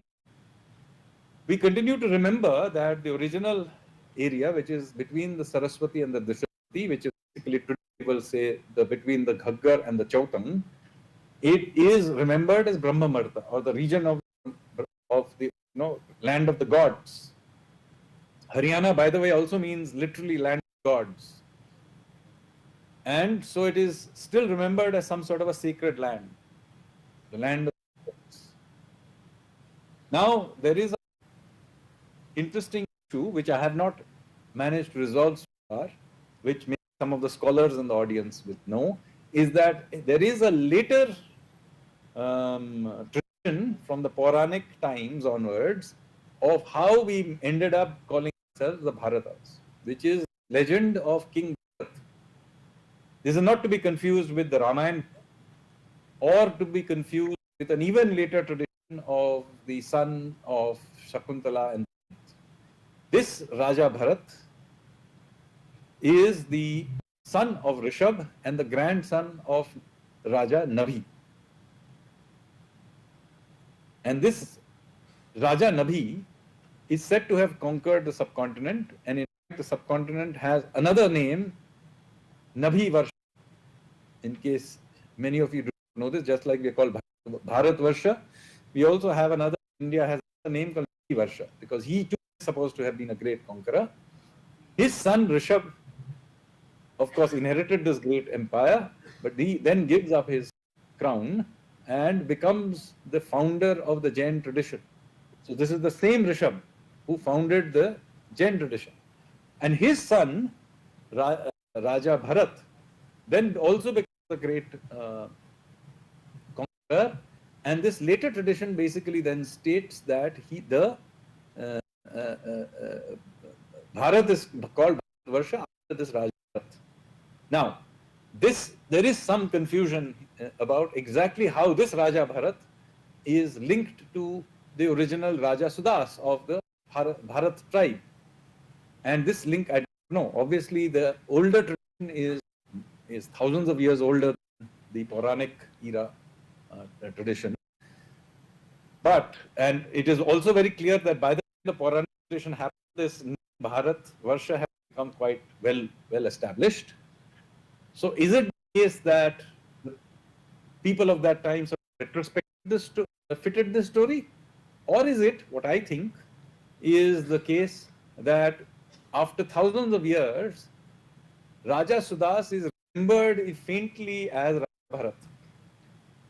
Why this is possible is because very often kings are remembered as the names of their kingdom, of their tribe.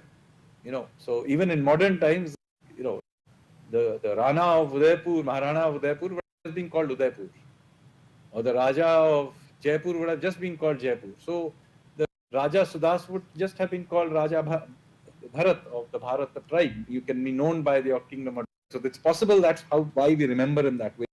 Because there are actually several similarities between Raja Bharat and Raja Sudas. One of them being, of course, that they both have completed the first Ashwamedha Yagya and then declared themselves the Chakravartin, Samrat. Now, I will leave it to the scholars here to try and figure out this link, which I haven't been able to quite clean it up. But it is the case that this symbol of the Chakra is very, very sacred in all the Indic traditions. It is there in Jain tradition, is strongly used. It is then used in the Puranic Hinduism very widely. And of course, it is used in Buddhism. In fact, Buddhism uses this as a symbol of Buddha because it considers Buddha as the universal monarch in the spiritual realm. So it is borrowing from a pre-existing tradition. So it is not a Buddhist symbol as some scholars kind to try to present. It is Buddhist symbol because they are playing the pre-existing idea of a universal monarch, which is derived from the tradition of the Chakravartin, which already existed. And of course, the symbol of the Chakravartin is there as the spoked wheel in our national flag even today. The Mauryan chakra that we use, and chakra is the symbol of the state, of the power of the state, and the unity of the Chakravarti Samrat. So quite correctly, it is there in our national flag. Now, of course, all this while I talked about the fact that we were developing a civilizational identity. Question is, did others notice it? And they did. A Western text, which are written in a language almost identical to Rigvedic Sanskrit, mentioned a people called, so the text is the most ancient of the Zoroastrian texts.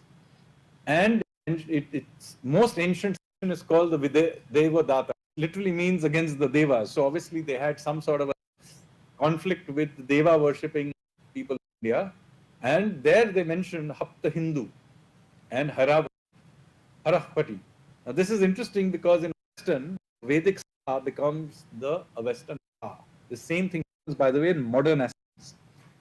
And so Sapta Hindu becomes Hapta Hindu and Harahpati, which is Saraswati. And these are clearly mentioned to have been taken over by the Devas, even as the Western people began to worship the great god Ahura.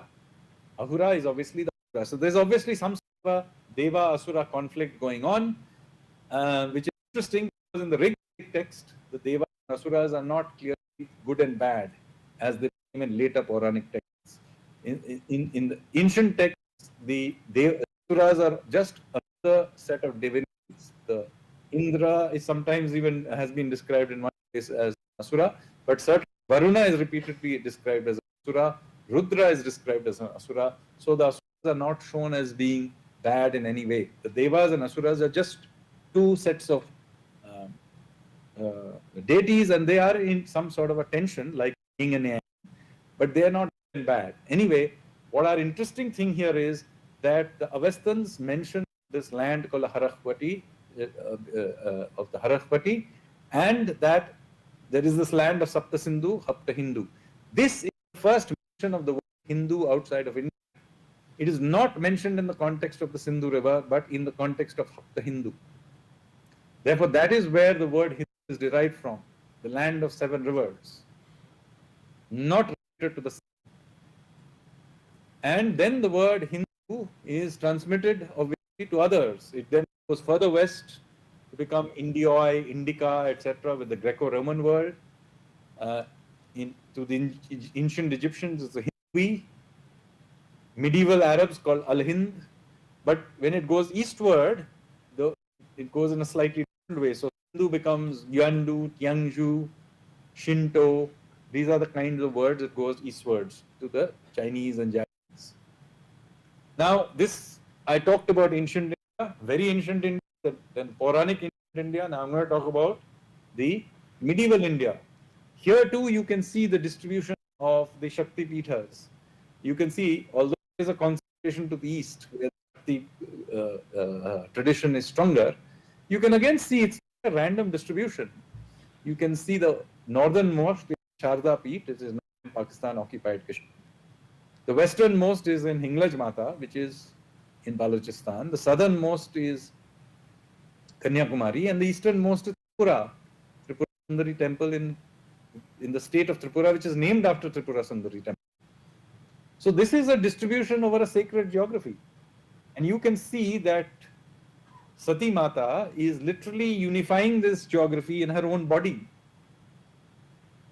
It is also interesting that her father, Daksh, he did the great yajna in which he did not call his son-in-law Shiva, was actually violating the Vedic contract, because all the ancient gods were to be invited here to that contract. So effectively, by violating that contract, you can see what is happening. That yajna is null and void, and sacrifices herself to it. and then in her own body unifies geography. So you can see that there continue to be conflict internally about the acceptance of some gods, and ancient myths are all about then unifying it back. You see that even with the Asuras. So you can just not use the Devic tradition, but the Asuric tradition is also like this.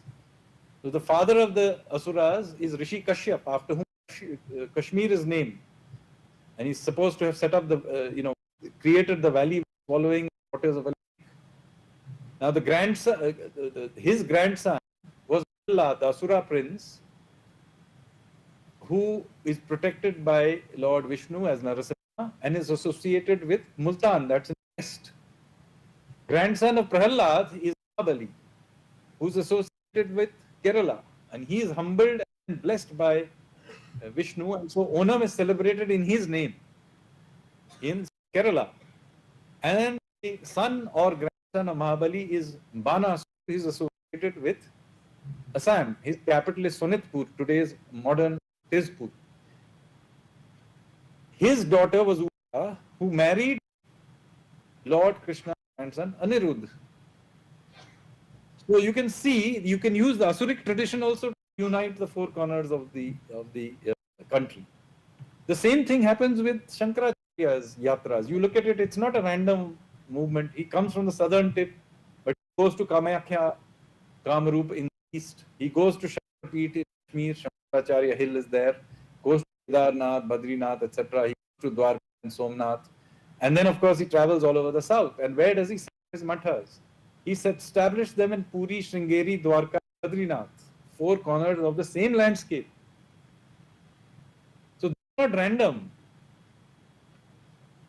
And there are other words for in India, like the word Jambu Dvipa. Jambu Dvip is unfortunately largely not used as a geographical term, a cosmological term very often, particularly in Jain texts.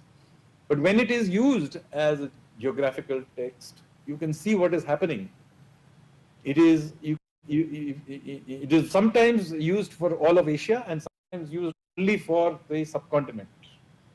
And if you look at a jambu, the fruit, you can see why it is like that. It's higher up, high, it's got the ridges in the top like the Himalayas, and then it narrows in the bottom into peninsular India. A decent approximation of our geographical shape. And this is not just in ancient times, medieval times, you can also talk about this in modern times. In the Trichy Declaration of Marudu Pandya in 1801, when there was this polygar rebellion against the East India Company, look at what Marudu Pandya does as a declaration. This is the first declaration of independence in Indian history from colonial powers. And he says to all the castes and people, the Brahmins, the Kshatriyas, the Vaisyas, Sudras and the Muslims that are in the Jambu subcontinent of Jambu Dvipa, this notice is given. So notice here that this, when Marudu Pandyan is declaring independence, he is not declaring independence of the Tamil people or any specific caste. He is declaring independence for all the people of the Jambu continent of Jambu Dvipa. Right? So he's declaring for all the subcontinents. So there is clearly a sense of nationhood. And also interestingly, by this point, the Muslims are also considered part of this civilizational milieu. So much.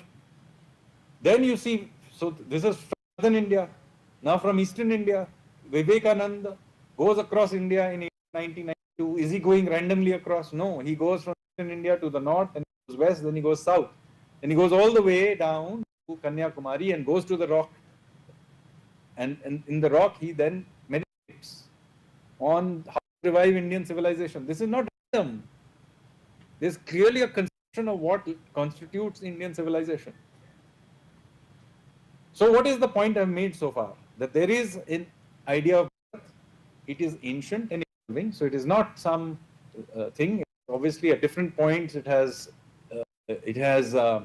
meant different things. It is not pure or static. It has evolved. Many things have added along the way. But the fact that it is evolving does not mean that there is no sense of self. There is a clear sense of self. Along the way, it also added people, including foreign contributions. After all, when you talk of Indian civilization today, can you meaningfully talk of, for example, Indian food today? Would you be able to meaningfully talk about it without including tomatoes, potatoes, and all these kinds of things? You can't. But these are contributions brought from South America. Cricket, even the language I'm speaking to you, English, are now part of our civilization. But because we accepted foreign influences and made it our own, does not also at the same time mean that we do not recognize the terrible things some of these foreign conquerors did. So just because I like English breakfast, or I like Shakespearean poetry and drama and the English language, does not mean that I have to be a fan of British colonial rule. In the same way that I can appreciate the beauty of the Taj Mahal and not be a great fan of Mughal conquests. So I think we need to understand that we can absorb foreign contributions and accept them and even celebrate them without having to celebrate our own situation. And the founders of the Indian Republic were conscious of all of this entire story that I told you. So when Jawaharlal Nehru, 15th August 1947, at independence, what does he say? When the soul of a nation long suppressed finds utterance, in his independence speech, he says this. So for that to be long suppressed, the soul of a nation need to have existed for a long time. So he's acknowledging the existence of this. The very first line of the Constitution is, India, that is Bharat, shall be a union of states. So the Indian Republic is a modern manifestation of ancient civilization called Bharat. If they are just linguistic differences between, i.e. Bharat is just the Indian version of India, then all you needed to do is the English version would say India shall be a union of states, and the Hindi version would say Bharat should be a union of states, and we would have got done with it. That is not what those who wrote the Constitution did. They were very conscious that while there is overlap, they are not exactly the same thing. India, that is Bharat, shall be a union of states. That the Republic of India is a manifestation of an ancient nation called Bharat. That is, understand this. And this is clarified by Ambedkar before the Constitution comes in effect. In the speech in the Constitution Assembly on the 4th of November 1948, he states, though the country and the people may be divided into different states for convenience of administration, the country is one integral whole. Its people, a single people living under a single imperium, derived from a single source. And then he states, perhaps because he knew that Nehru's great-grandson may have different views on the matter. He wrote, the drafting committee thought that it is better to make this clear at the onset, leave it to the speculation, debate, dispute later on. So he knew that, people would come up with all these divisive views. So thank you very much, ladies and gentlemen. I have taken up my 45 minutes. I don't know if I have time for question and answer, but here I am. So let me come back to my screen. How do I do that? Thank you, sir, for your insightful talk. There I go. I am now back. Yeah. I believe that it Can you has. see? Yeah. Yeah. I believe that it has given us a lot to consider and discuss. We are deeply honored today to have with us a distinguished personality who is making significant contributions to the field of education and plays a vital role in shaping the landscape of our nation. It is with immense respect that I introduce our esteemed chief guest, Dr. Sukanda Majumdar, Honorable Union Minister of State for Education and Development of Northeastern States, Government of India. He also has a PhD in botany from the University of North Bengal. His doctoral research focused on evaluating jute rhizospheric bacteria for plant growth promotion and disease suppression. He also served as the assistant professor of botany at the University of Gaurbanga in West Bengal. His research includes over 38 publications, which reflects his impact in the academic community. Now, may I request everyone in the audience to please stand up to give our Honorable Minister a warm welcome.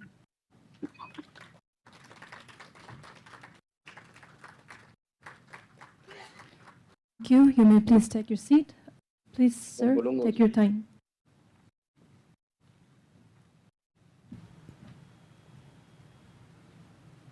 Yes, sir. We can start, sir. Okay, thank you. Unmuted. Namaste. Very good morning to all of you. Today in Dayas we have Shailendra Mohanji, Director of Central Institute of Indian Languages. We have Sanjeev Sanyalji, esteemed faculty members, researchers and the dear students. Namaskar. It is a unique among the world's ancient civilization and boasts a rich heritage in various domains such as art, music, dance, architecture, philosophy, and literature. This profound legacy has significantly influenced the languages prevalent in this cultural sphere. It is easy to notice, observe carefully that much of what we Indians have adopted as a way of life over the centuries have roots going back thousands of years. A great part of this philosophy of life has continued from generation to generation in record in our earliest texts transmitted orally to Indians. And I believe that this legacy is always guided us in every aspect of our life. Bharat is a multilingual country since ages. Each section of the society, each region, language, artistic forms and style is a piece in a kaleidoscope, yet there is a unity in Indian culture, ethos underlying this plurality. The pioneering work of ancient Indian grammarians set a high standard for the scientific study of languages, influencing many modern linguistic theories. The language of Vedas is thus an available resource for linguists to study. Later, various linguistic and cultural factors made area unique in terms of language, culture, and artistic forms. There is a long history of multilingualism, expansion, and migration of different language communities, and changing socio-linguistic patterns in the region. Naturally, this situation led to a unity in languages and all areas of social life in this landscape. This diversity in unity created the Indian cultural ethos like a rainbow with multiple colors that have a typical gestal. Indian masses through sustained interaction and common legacies have developed a common way to interpret, share experiences and think. Indian languages have come to resemble one another as much as they do by the virtue of the millennia of close cultural contact, which there is direct historical evidence and obvious manifestation in every sphere of life, religion, philosophy, music, cuisine, etc. Indian literature is a remarkable tapestry of languages that coexist within the country. Despite the vast array of languages in which Indian literature is written, a profound unity binds literary traditions together, creating a shared linguistic and intellectual heritage. Culturally, Bharat can be seen as a single cultural area. Still, it is essential to recognize that this unity is multifaceted. An intricate tapestry woven from countless threads each representing different aspects of life, be it spiritual, social, economic, or political, even deeper layers of interconnectedness, traditions, and modern developments that contribute to its unique and multifaceted unity continuously, which are shaped by historical legacies, modern developments, and daily interaction of its people. Bharat can also be considered one anthropological, sociological area characterized by its remarkable ability to integrate important cultural, social, linguistic, and religious practices into a cohesive whole.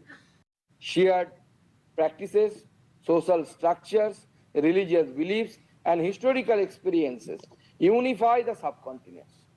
I hope this interdisciplinary seminar aim to bring together diverse set of scholars from around the disciplinary landscape, delve into questions related to language, linguistic, biological science, sociology, anthropology, history, philosophy, and theoretical interplay between the study of language and other fields, and will facilitate more in-depth understanding of Bharat as one unit. Jai Hind, thank you. Thank you very much.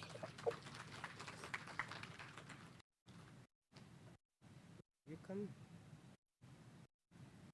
Yeah, you come. Thank you, our Honorable Minister, Dr. Majumdar, for your insightful yes. Your words have provided us with valuable perspectives that will undoubtedly resonate with everyone present. Now, with this, we conclude the formal inaugural session of... So I thank our Honorable Minister, sir, for joining and addressing this gathering, and I hope his sentences, his thoughts will be translated into actions, and we will be in a position to understand in a wider perspective Bharat as one unit, sir. Thank you very much, sir. Honorable Minister, sir. And I also thank our keynote speaker, Sri Sanjeev Sanyal, sir, for giving us an understanding of Bharat as a civilizational unit. And we'll keep interacting with you, sir, and we'll try to understand the more on our languages and others in future aspects, sir. Thank you very much, sir. Okay, now we can.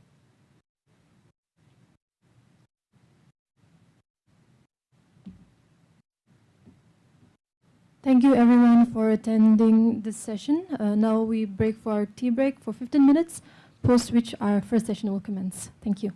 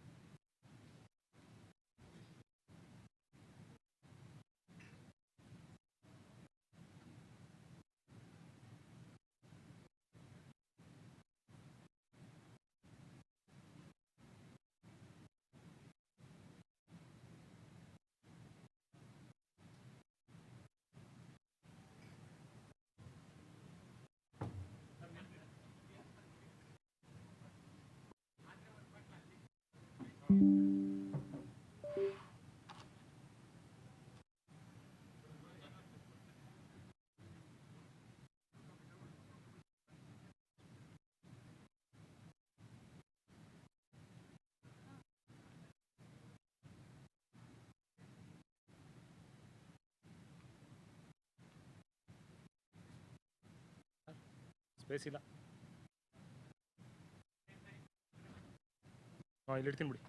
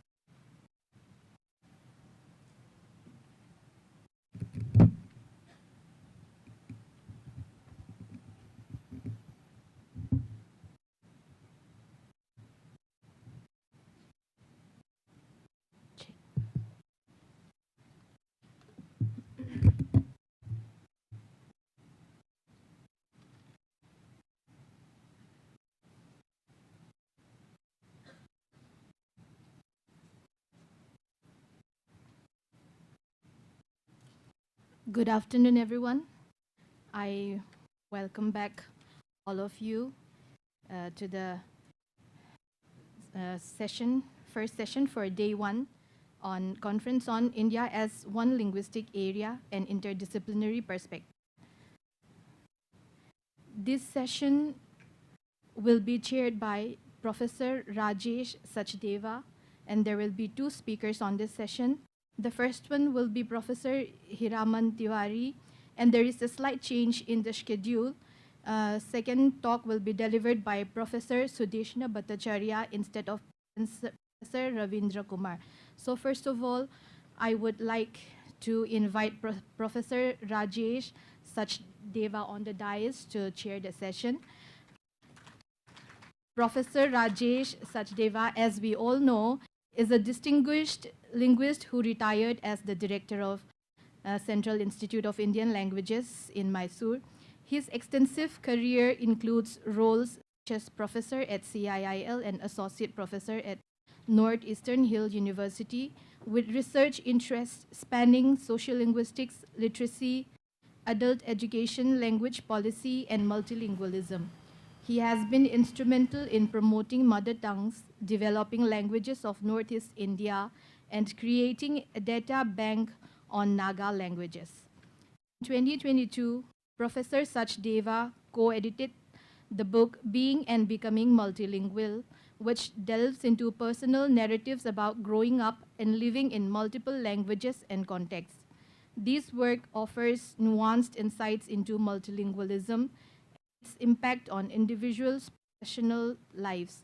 Additionally, Professor Sachdeva has shared his expertise through various platforms, including an invited titled Language Planning in Northeast India, where he discussed the complexities and strategies of language planning in the region. His contributions have significantly advanced the understanding in multilingualism and language policy in India. We welcome you, sir. Now I would like to request Professor Hiraman Tiwari on the dais. Professor Hiraman Tiwari. Okay, sir. We also welcome Professor Hiraman Tiwari on the stage. So the next speaker, I would like to request Professor Sudeshna Bhattacharya on the dais too.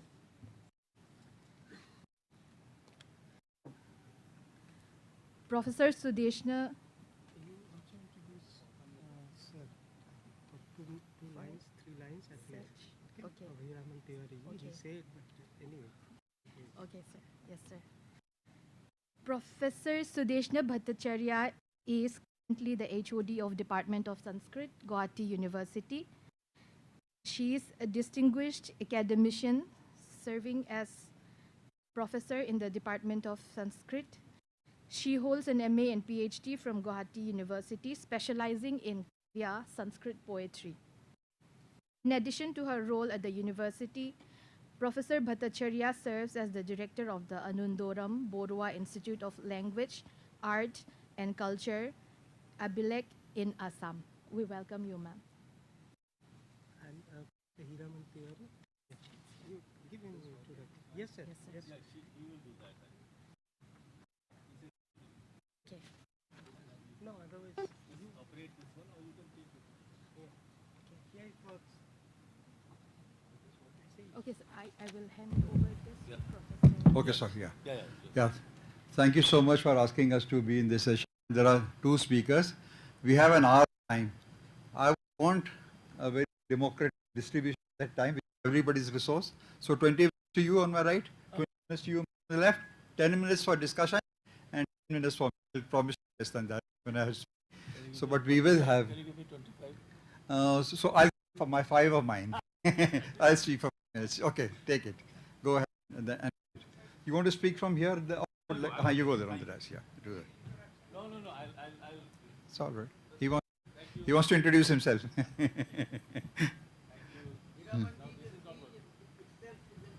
Okay. So thank you very much. Let me begin by apologizing why I stopped the scholar from introducing me, because I feel very mortified if somebody introduces me about lots of things that one has done. Doing degrees is only a matter of time that you spend in the universities, places, and also it is my job. And the second, most importantly, I want to apologize to everybody that I think somebody who earns his or her bread and butter by speaking, it is their speech which should introduce them rather than what actually their biodata contains. So, but however, so that is the reason I'm sorry for being rude. However, let me begin by expressing my deepest sense of gratitude to two people to begin with, and I do not want to differentiate between these two people and many others who have come to make this session conference a reality. One, of course, is the director, Professor Shailendra Mohan ji, and he's been very kind. But most importantly, my elder brother, guide, and a friend, Professor C.B. Sharma, who insisted that I came here. And he said, Hiraman, you just have to come. And then Shailendra's office has been in touch. So I'm very, very grateful to be able to come to this institute where I have never been before. In fact, I have never been to this city before. So I'm grateful at many, many levels. Both of them, for me, are Rishi Tulya people. But the topic is so rich and vast. I know the signatures of the people who may have decided, but we all know. So it's extremely rich. It is important also, as we move on, to discuss why India as a land of languages, I call it. When I say land of languages, does not mean there are multiple languages. Speak in different languages. And let me begin by quoting from what I consider both traditionally and personally my own passion, how actually the poetry began. You all know the poetry began from the Rig Veda. Those of us who read it and those of us who can read it, even in translations, would be able to recognize how beautifully poetic and how beautifully metaphorically rich the Vedic mantras are. In the 10th mandala, there is, I just quote the verse and you can see how powerfully evocative this verse is. This the verse, mantra rather, not verse, Richa as it is called, where a goddess talks about her being the language of the universe. Aham Rashtri Sangamani Vasunam. This very first 1/3 of the mantra, that is Gayatri mantra, 24 syllables. It says, I am the queen, Rashtri. I am the Rashtra, Sangamani Vasunam. I walk along, live among the people, inhabitants of this land. And then it goes on and on. There are 3 or 4 long mantras, extremely evocative. And then ultimately said, I then roar out through the mouths of the people. Rauraviti. So the people, when they use language, and of course they're always, as ma'am was saying earlier in the morning, you worship the language by speaking it. Then you come to the second stage of the origin of language. I do not want to get into this any kind of statement which creates any kind of ruffle between the languages. I love all the languages. Most of them have, I don't know, I only read them in translation. Whether they are beautiful Tamil, Kannada, Malayalam, all the languages. Those that I do not know, I should know, you could simply say, but only one life, I don't know how many, I speak 6 or 7 languages, but certainly not Tamil and Kannada, these rich languages, which are equally rich, which are equally happy to inhabit with a language which I know most. That will be my Sanskrit, my mother tongue. How does a language become a universal if it is your mother tongue? I think it is the mother tongue which becomes a universal language in many ways. Now, I'm not talking mother tongue in linguistic terms, Professor Sachdeva. This is the language which I'm talking about, the language itself. when it gets manifested into a structured language, such as Sanskrit or Tamil or any language. So the second stage of the origin of knowledge through language, or the vice versa, origin of knowledge through language or origin of language through knowledge, I cannot differentiate between the two, would be Valmiki. Though is a very well-known, oft-repeated quotation, but we need to read very carefully. Let me quote from the critical edition, of course, the other editions of the Ramayana, which are much more rich in many ways, but the critical edition since has been accepted, and also somebody mentioned Dr. Radhakrishnan, who had inaugurated the Ramayana as the national epic, as a national epic, not the national epic. When he was inaugurating, he said, most of the countries of the world don't even have one national epic. India is blessed to have with two, the Ramayana and the Mahabharata. And when he was referring to only one country in the world which has a national epic, that is Greenland, which is barely 180 pages long. So the whole idea, therefore, is that when you want to celebrate something where knowledge and language intertwine, interchange, change places, then you come to what Valmiki had said. The sage is pacing up and down on the bank of Tamasa river. His disciple is carrying his kamandal and his angarakshak, angarkha, angavastram, trying to find a better spot to take morning bath, then begin his day. His mind is disturbed, and then he notices incident which becomes the origin of poetry, origin of knowledge. To me, what does he do? He sees that a hunter whose job it is to hunt. You and I can question why Valmiki cursed the hunter whose job it is to hunt, to earn his bread and butter. But Valmiki is much more serious about it. He said, nishada pratishtham tvamagamaha shashwati samaha yattauncha mithunadekam avadhihi kama mohitam. Ekam avadhihi. O hunter, nishada, in my opinion, you should never accept the respectability in the society being differential. Not differential in knowledge. You differentiate between one and the two. How can you differentiate between one language and the other? Because you killed only one of the two birds which were paired together. Is getting inspiration from the Vedic mantra which is often quoted in the Upanishad. Dva suparna sayuja sakhaya samanam vriksham parishasvajate tayor ekah pippalam swadavatti anashnannanyo vichakashiti. Two birds, great friends, always together, inseparable, perching on the same tree, but only one of them is eating the fruit of the tree, the other simply watches. That is the relationship that he is talking about. Separate one from the other, we have a collapsing of the universe, of a language, whether of knowledge or even the physical universe. So that concept, he says, ekam avadhihi. And then suddenly he is frightened by this, because he thinks, what does he say, which is extremely important? That is in the very first chapter of the critical edition. I am critical of the critical edition, nevertheless I use it all the time. This is verse number 17 of the first chapter of the first kanda, that is Balakanda. Pada baddhokshara samastantri laya samanvita.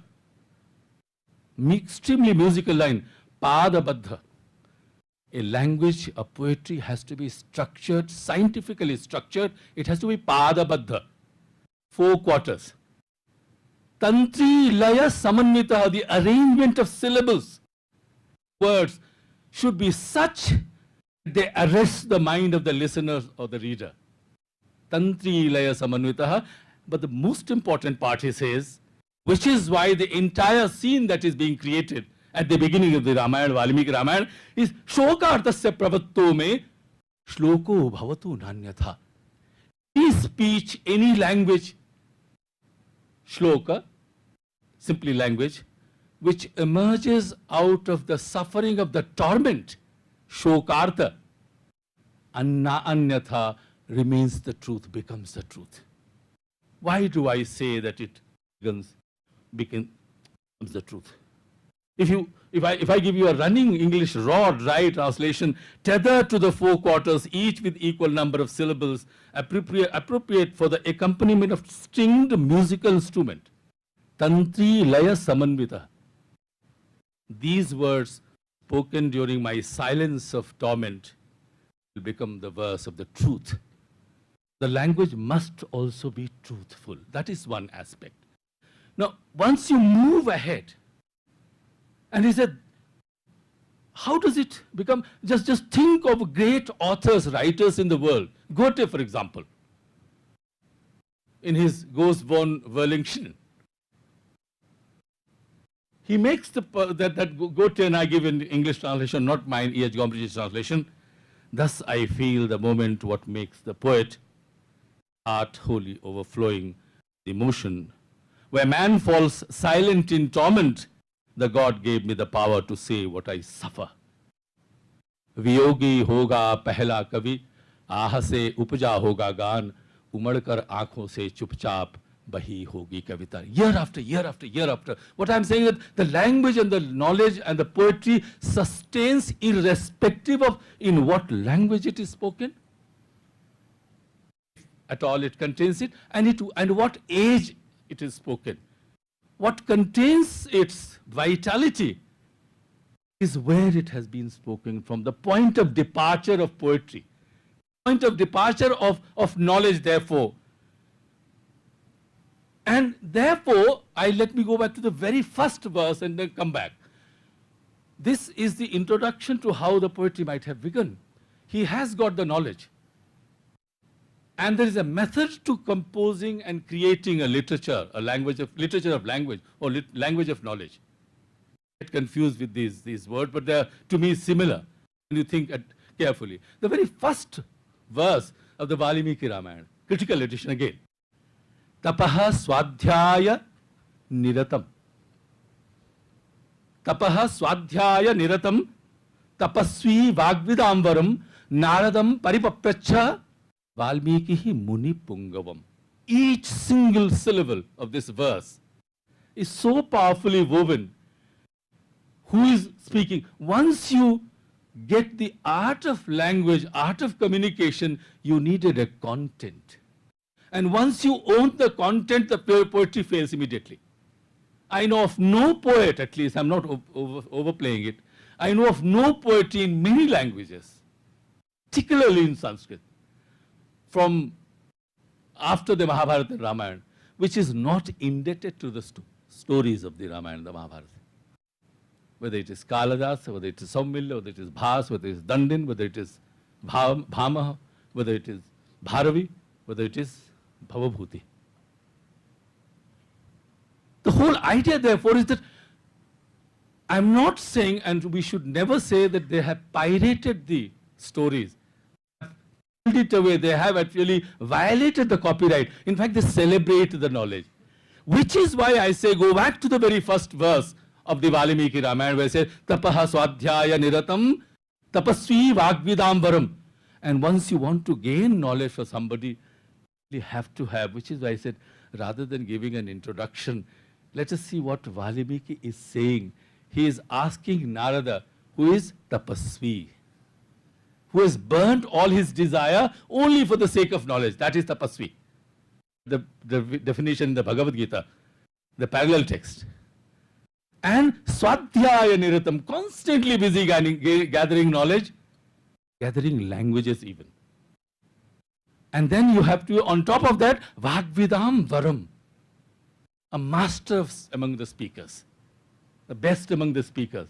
You really want to get the knowledge from such a person. Therefore, Naradam, such a person called Narada, the celestial says, Paripaksha. He is not simply saying, go to tankha milti hai, baith ke padhao, that's what we do. Again and again, would you please tell me, while he is actually credited to have got this language, and he says, I do not know. Look, I'm talking about the structure of poetry as well. Suddenly Brahma appears. He said, Machanda devate brahman pravateyam Saraswati. Saraswati sought my permission to enter you. Machanda devate Brahman. O Brahman, Saraswati sought my permission to go into you, so don't be frightened. Ramasya charitam krishnam kurutvam rishi sattama. Go ahead and write the story of Rama in detail. Narada has told you already. That is the subject matter, he said.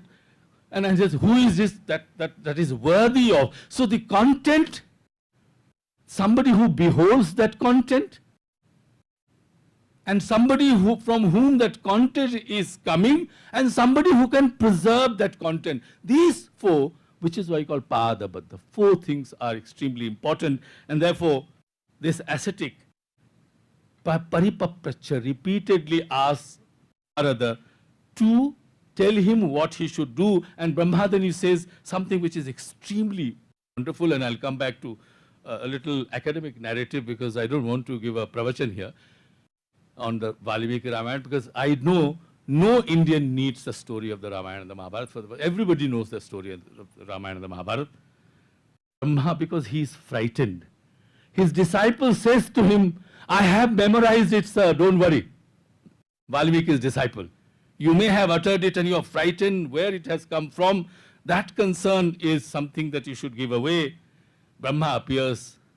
Nate vagannata kachidatra bhavishyati. I can tell you, since Saraswati had sought permission from me to enter you and speak out. Again, I am referring to what is Valmiki doing? He is going to the Rig Veda. Aham Rashtri Sangamani Vasunam. So it is somebody who has to enter, and you go and ask the great poets, where do you get all this beautiful knowledge, beautiful syllables and sentence structure? They will not be able to tell you. At the most, they will tell you, or what is the Judeo-Christian tradition, epiphany. Something which is the Jnana Varsha. Vaisa was mentioning as the Jnana Varsha. So Jnana Varsha happens, so that is the credit. You do not want to own it. Indian tradition is believed to be not owning anything. Therefore, copyright law in India is a little bit of difficult to understand for me. And then he says, if you could do that, Valmiki, yavat sthasyanti girayah saritasya mahitale tavad ramayana katha lokeshu pracharishyati. As long as the rivers and the mountains shall endure upon this earth, so long will the story of Rama be told among people. There are only two reasons why the story of Ram, at least to me and to many millions, so important. Either there is a campaign to push this story, whether it is Kalidas, whether it is Bhama, whether it is Bharavi, whether it is anybody, all of them taking subject matter from there. Even the Jain and Buddhist authors, they may have changed the content, but they are arrested by the story and said, if you do that, and this I am talking about how a work in language is constructed. Yavat sthasyanti girayah saritascha mahitale. The mountains and the rivers, etc., as long as they endure upon this earth, so long will this. This is a blessing, if you like, from Brahma to Valmiki. Not only that, he says, not only that, as long as the story of Rama will be told among the people, yavat ramasya chakatha tvatkrata pracharishyati. Tavat urdhvam adhaschatvam mallokeshu nivatsyati. As long as the story of Rama will be told on this land, I can tell you, Valmiki, you live on the earth, you live in the below the earth, and certainly in the worlds of God. So thus actually begins, if you like, in my opinion, the story. You translate it, and how to translate it in Sanskrit. The Ramayana, or the journey. Ramayana literally means the journey.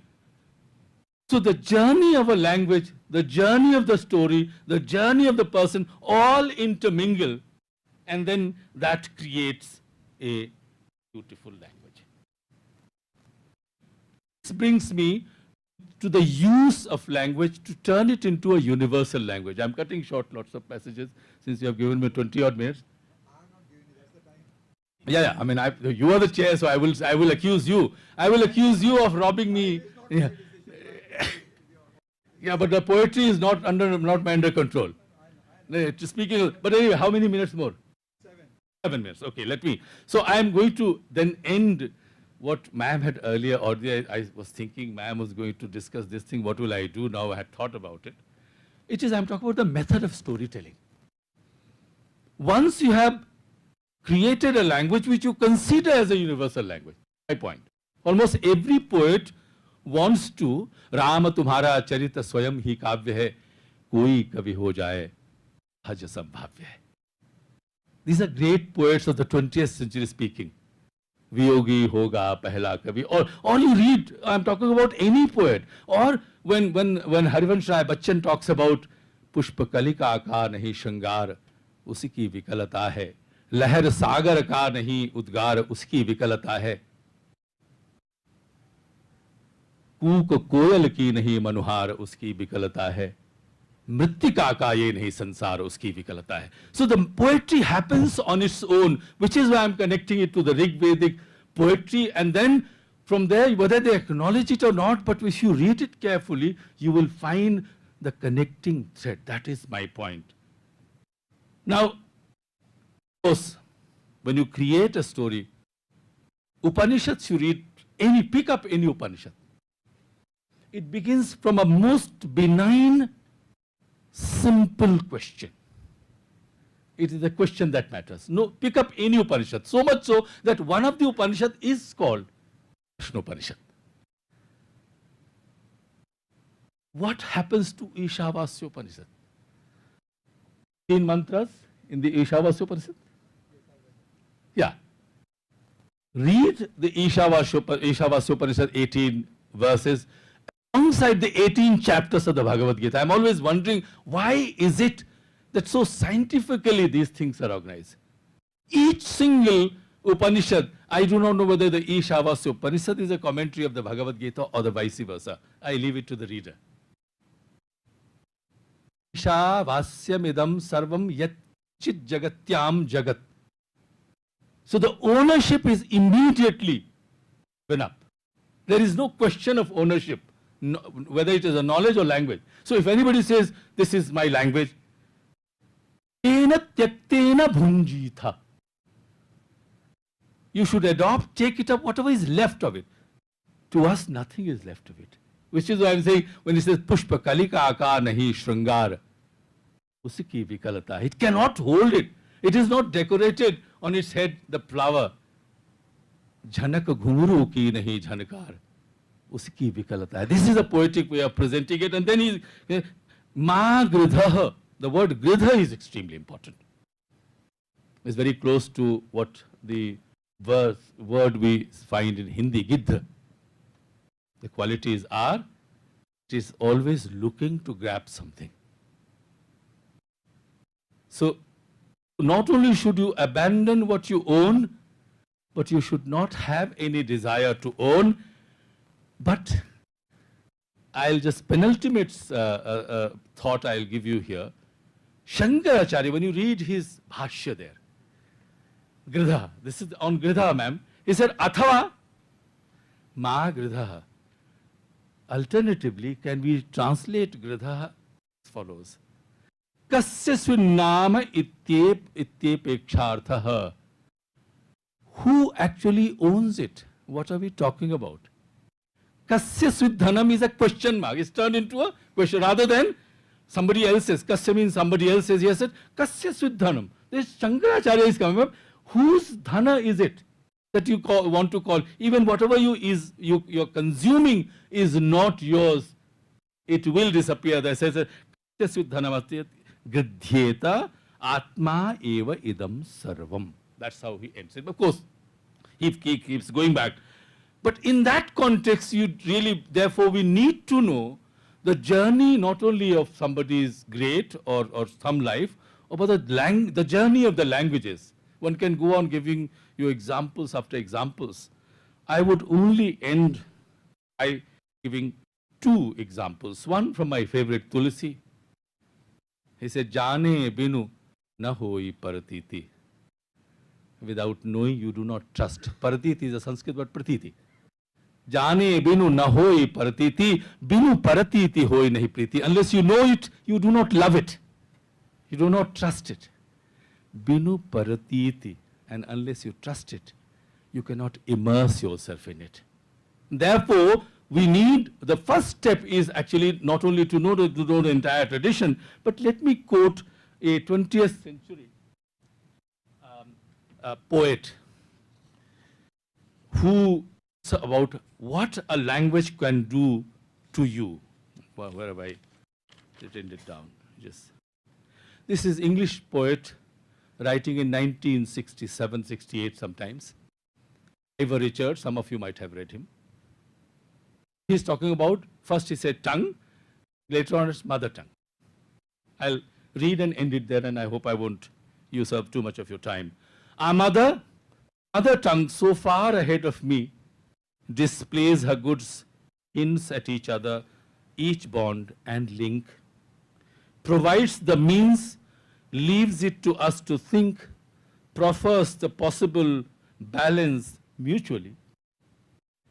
He used or not, or as our designs elect, to be tried out, taken up, or in or on.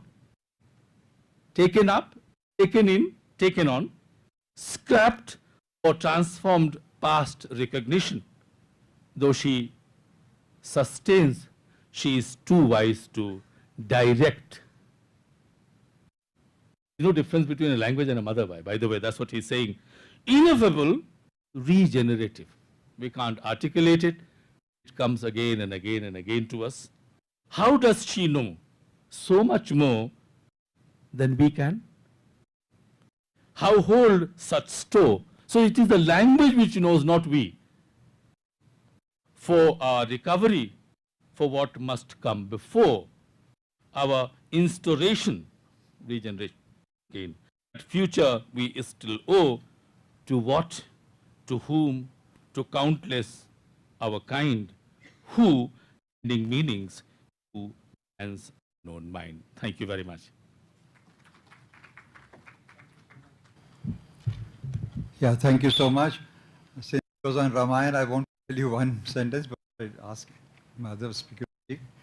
Every morning on DD National, every day at 6:30, Swami Tejavananda is doing discourse on Ramcharitmanas. Those of you who are not listening, please do, because that Ramcharitmanas in Awadhi, which is put as one of the mother tongues, Hindi by the planners, it speaks. And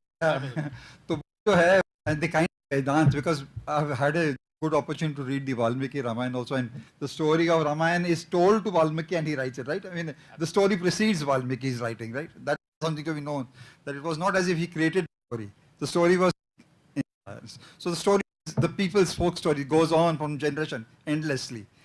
And but it's interesting, the meanings of Ramayana are endlessly interesting for us today. They are meaningful as of now, on a day-to-day basis. It's fantastic. So I now turn to the other speaker, Sudeshna ji. Thank you, sir. Yeah.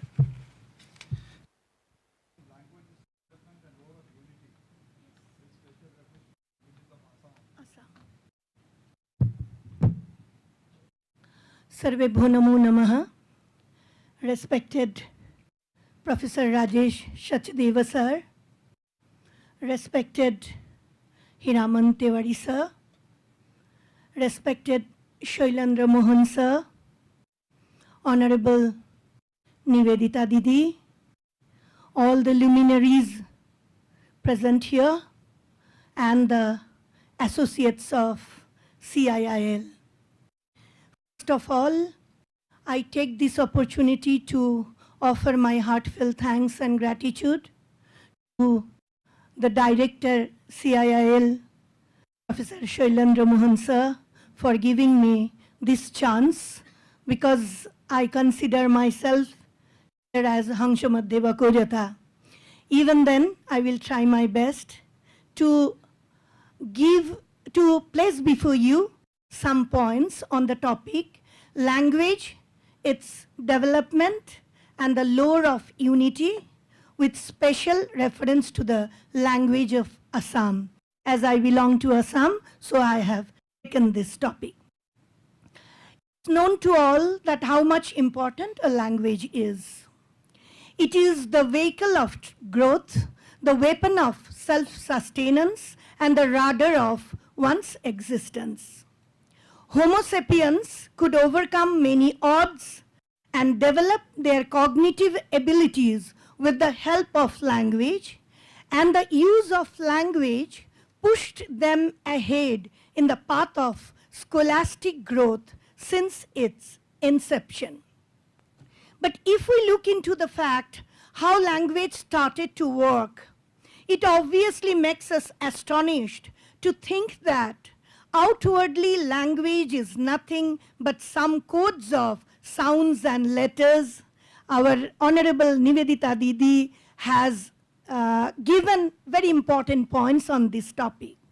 Sounds or letters without meaning cannot be a language. When and how the juncture of unification of sounds and meaning happened, how language became so much natural for our existence, it really exists like a riddle. If we believe in the Vedic concept of the origination of word and meaning, which subsequently is followed by Bhartrihari in his Bhakyapadiya, the thought will take up to a much higher level in the paradigm of language, leading to the epistemological parameters of linguistic equation. But much before such higher formulation, language started to grow with its multidimensional productivity. Much before the creation of literature, language was used in the human societies. And much before the development of language, there were various dialects. And much before these dialects, people in a group started to exchange their views by using different sounds. Thus, if we go backward, trying to decipher the point of origin of language, though it will not be a completely successful venture, but the point of contact where all of us can arrive at is that language started to develop to bind the society, to ease the mechanism of life force, and to correlate the vibration of the mind with others. So the O point, that is the point of origin of language, which remains above any reverberation of probability, lies with the sense of unification to connect heart to heart, life to life, thought to thought, and society to society. It is true that the human flow in various places being mixed with the aboriginal groups led to the growth of various dialects and languages subsequently. Thus, the same group of languages started to be multiplied on the basis of its growth, mixing with other language groups, etc. In this way, the linguistic diversity started to have its existence in this world. Bharat, which is defined in the Vishnu Purana as Uttarang yat samudrasya himadreschaiva dakshinam barshang tad bharatang nama bharati yatra santati. This Bharat, being a country with so many languages as well as countless dialects, always remains a place of interest, igniting various curiosity among the linguists. George Abraham Grierson's Linguistic Survey of India, in its 11 volumes with 19 books, enumerated the linguistic diversities of 723 languages and dialects of Bharat during 1903 to 1927. But in this work also, many of the minor languages and dialects were left out. After independence, the 1961 census places 1,652 mother tongues, which includes 103 foreign languages also. Such a linguistic diversity has made our nation a unique one. Austric, Dravidian, Tibeto-Chinese, and Indo-European are pointed as the 4 major linguistic groups of Bharat. All these are shown with various subgroups and many dialects. Yes, all these have various differences. Difference of sounds, pronunciation, pronunciation process, linguistic paraphrases, etc., varies from one language to other. Different linguists or language scientists have taken these as the instrument to establish the difference between the groups with other languages, and such studies and researchers not only are making the speakers apart from one another, but also ignites a sense of ethnic extremism in the whole country. Once benign approach sometimes result in volatile clashes and disruptions. It has to be remembered that like other diversities, linguistic diversity should also be our treasure, a unique mark, but obviously without being a threat to our national unity and integrity. Coming to the language of Assam, I take this privilege to submit before you that more than 50 languages and dialects are in existence in this state, though some of which are on the verge of extinction and some of which are struggling for retaining their existence. I have brought the list also, I'm not going to read out that. Among these, only 5 languages are scheduled languages. If we can group these languages of Assam, we will find that Austric like Khasi, Tibetan like Tiwa and Hajang, Tibetan Burmese like Rava, Chinese Tibetan like Singpho, Thai Phake like Ahom, Khamti, Phake, Aitan, Turung, Khamyam, and Aryan elements like in Assamese and Bengali have embellished the linguistic panorama of Assam. Besides this, Hindi and the language of the Char areas, that is river basin, also add points here. As I have already incorporated earlier, many linguists, both native and foreigner, have taken this kaleidoscopic linguistic projection of Assam as a weapon of establishing the sense of difference among the linguistic groups, pinning the slogan of anti-national emotion, which has created a negative impact in the minds of the people of the state. But it is a matter of happiness that in the last 10 years, a great change in the mindset of the people of Assam is being observed, and study and research in connection with academic activities like the present one will surely bring a positive lore in this regard. In this regard, we can bring the context of the classical status given to Assamese language during last October. Assam has a rich cultural heritage that is reflected in various linguistic documents found in different places. The earlier name of Assam was Kamarupa and Pragjyotishapura. In the 4th canto of the Raghuvangsha of Kalidasa, the name of Kamarupa with a reference of Agar Ud has been pronounced in connection with the expedition of the King Raghu, a descendant of Ikshaku family.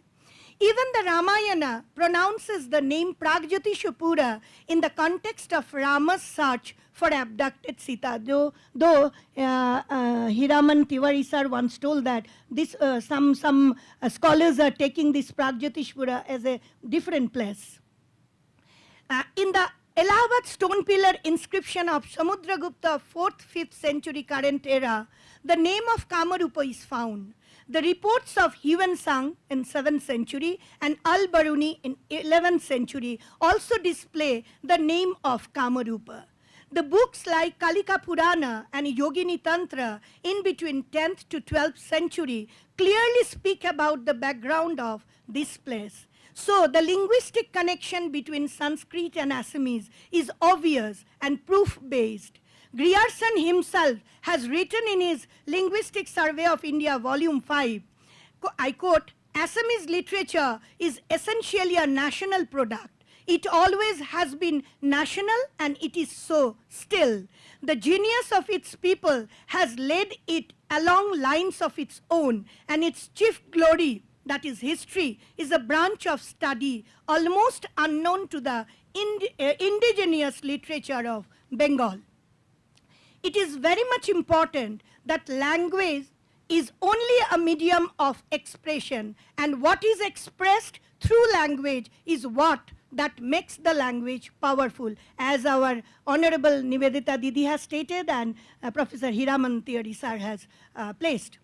Going through the comparative discussion regarding the language of Assam, it becomes clear that even though some of the linguistic elements differ from one another in various languages and dialects of Assam, the muse that the languages establish cannot remain away from the ideals of Bharat.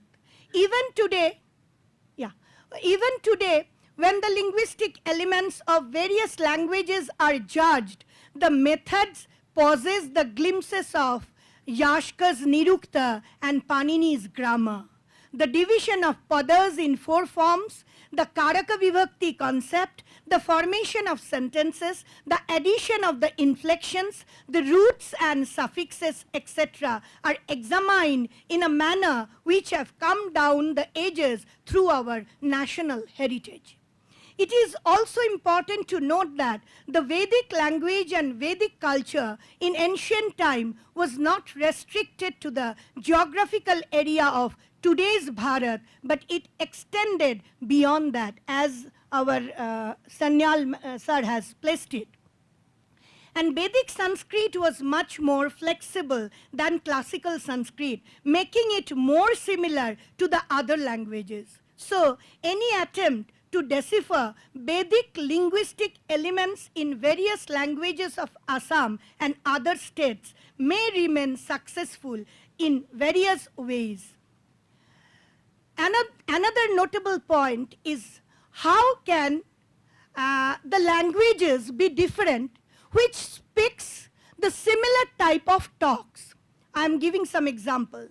How can the Tiwa language, it is one of the prominent languages of Assam, how can the Tiwa language be different from other languages when it describes the stories of similar Bharatiya tradition?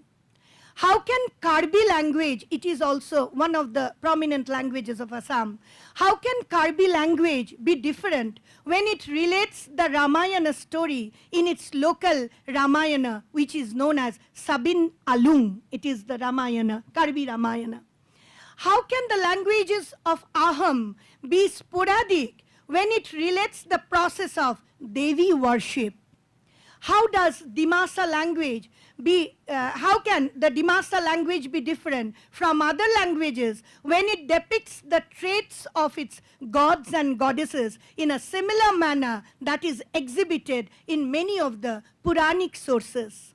In this way, a new research can go on, but it can definitely be endorsed that only some differences existing in linguistic principles which are basically physiological can never be the parameters to exclude those languages from unification or from the ambit of unity and integrity.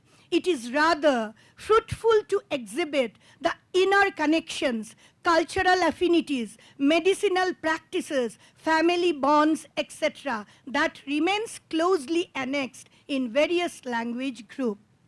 So, again, I place a question: how can the languages, that is most of those prevalent in Assam, which use ma or I to address mother, be alienated from the source?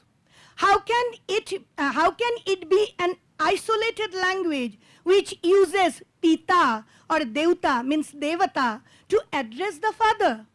So, without depending only on some linguistic item which may vary for different outwardly causes, it is the time to seek the inner connection between the linguistic codes that will be the journey for unity. Here I just want to place 2 examples, that the languages of Assam, most of which relate the story of Krishna, cannot be placed in a different forum from the original stories of Krishna. The story of Kannaki in Silapatikaram, the Kannaki can be compared easily with Draupadi of Mahabharata, Sita of Ramayana, and Usha of Assam. So in this way, we can form the string of unity on the basis of an emic perspective, that is the perspective from the insider's view, and I think that will be the result of such academic events which is being undertaken to bring out the actual truth. Thank you. Namaskar to all.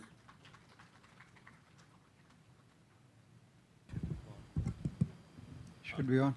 Yeah, all right. Thank you. I'm going to invite 2 questions from the House, but even when one for each at least. But before I do that, yeah, but before I even do that, I'm going to read one small line from somewhere to get us into we are doing a job, all right? This is about this institute. We are here in the Central Institute of Indian Languages. We are all sitting together and all that. When this institute was established, I'll read the objective of that institute, just to reinforce the fact that we are doing is in keeping with that objective of why we are here, who we are. See, the main objective of the proposed Bharatiya Bhasha Sansthan, when it was set up, should be to assist in and coordinate the development of all Indian languages, to bring about the essential unity of Indian languages through scientific study and interlinguistic research, and to promote the mutual enrichment of the languages and thus contribute towards emotional integration of the people of this country. So this is the institute. Ye hum hai. And I'm so happy, this institute has this thing of bringing people from diverse voices. We have never ever thought of somebody being scheduled or not scheduled, or tribal or non-tribal. Just humanity, our own beings, part of all of us. We are just, or to say, since all of you are talking about the Upanishads and the continuity. So in the morning when we do some meditation, there's this shloka. So, Pratah smarami hridi samsprudatmatvam satchit sukham paramahansa gatim turiyam yat swapna jag sushuptam vedi nityam tad brahm nishkaram nacha bhuta sangha. I am part as the continuous, the one, which is ever present, ever wakeful. Even when I'm awake, it's there, of course. When I'm dreaming, it is there, of course. Even in deep sleep, where I've forgotten my I-ness, I am there. That ever vigilant me is me, and that is my real nature. That is me, and that is Jati Niti Kula Putra Duragam Nam Rupa Gun Dosha Varjitam Deshaka. It is beyond Jati Kula. That is me, right? Shankaracharya Vivek Choda telling us. So the idea we are talking about past, from the inaugural, we have had this. Our friends have also reminded us we've been taken into the world of Valmiki, we've been taken into the underlying, all the Assam, the diverse wings that are there. So before that, do you have 2 questions for our speakers here? We will then continue with what I have to say. Yes. Yes. No, you please give your name. Please give your name and the organization that you represent so we all know who you are. Actually, I am showing to director. I am the speaker next round. I have just come. So this is not for pushing my hand for a question. I know Sudeshna. Thank you. All right. So fine. But the question is no. I'm to be the questions deserve cities, don't they? They have gone out. No, they will be doing us a favor by not asking. By not.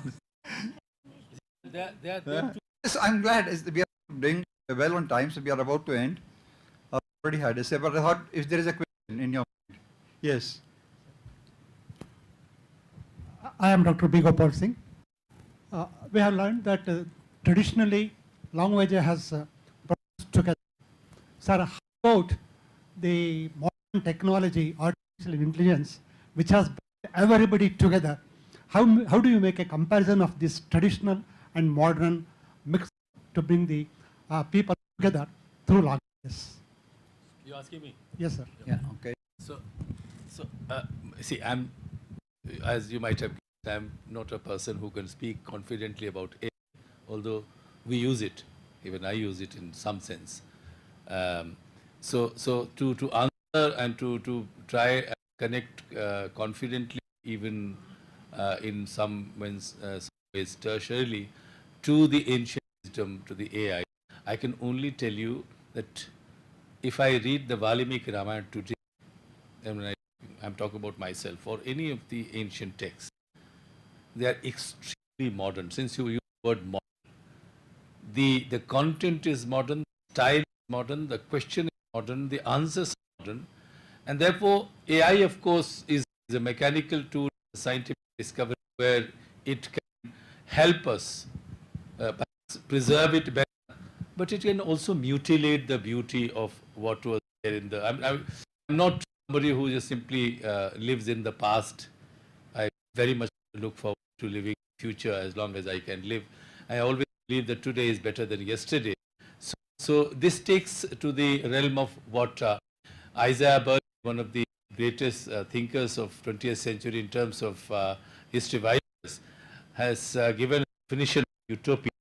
He said utopia is of two kinds. One is which is written and given by the Bible quotes. He doesn't quote any literature, doesn't matter. We can have a parallel, very exact parallels as well. He says that the Bible says what a beautiful world it was, and there will be a time when and he said that Isaiah, his name is Isaiah, but I'm talking about Isaiah 22 in the Bible, which says the beautiful, most glorious time in the world will be when the lion and the lamb can play together in the field. Now, he says it is a utopia which can be interpreted in two different ways. One, that the past was beautiful, serene, untainted by any technology, any science interventions.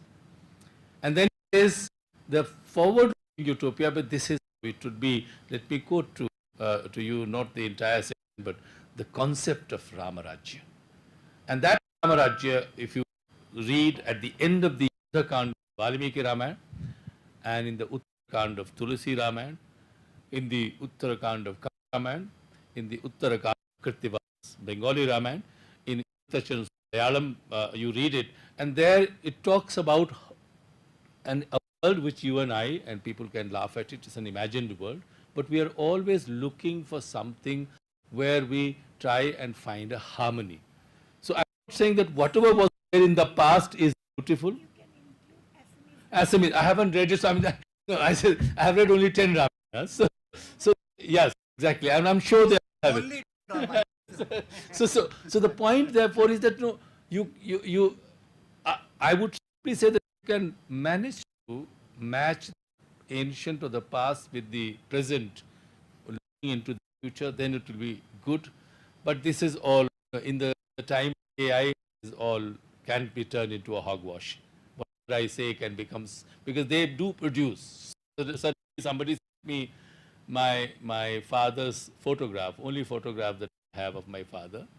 So my brother's son, he used the AI, and there was some initially a couple of years ago that I could see he is blinking his eyes in the photograph, and I was actually frightened, not excited, because I know that he is there. I know that this image, it was still image, but he could still move his head here and there. I also remember that he might be looking, but it is true that he would never look like that. The AI does certain things, but a sharp eye can find out it is AI. So I would say that try and combine both and see whether you can bring in beautiful. And to end it, and I quote the Sanskrit poeticians who say, Kshane Kshane Yanavatamuriti Tadaiva Rupam Ramaniyataya. If you're looking for a beauty, every time, everything that you do each time, you can bring novelty to it. Then of course it will be happy moment. Thank you so much. I'm sure I have not answered AI. Okay, so I take it because of the paucity of time, we are not having any questions. must have 3 or 4 minutes for myself. I just want to, so you can't, see the audience cannot, I always say that if there is no question in the audience, there are two summaries that can be derived. Either the lecture or lectures were so boring, or lectures so enthralling that they are still living in that memory. Yeah.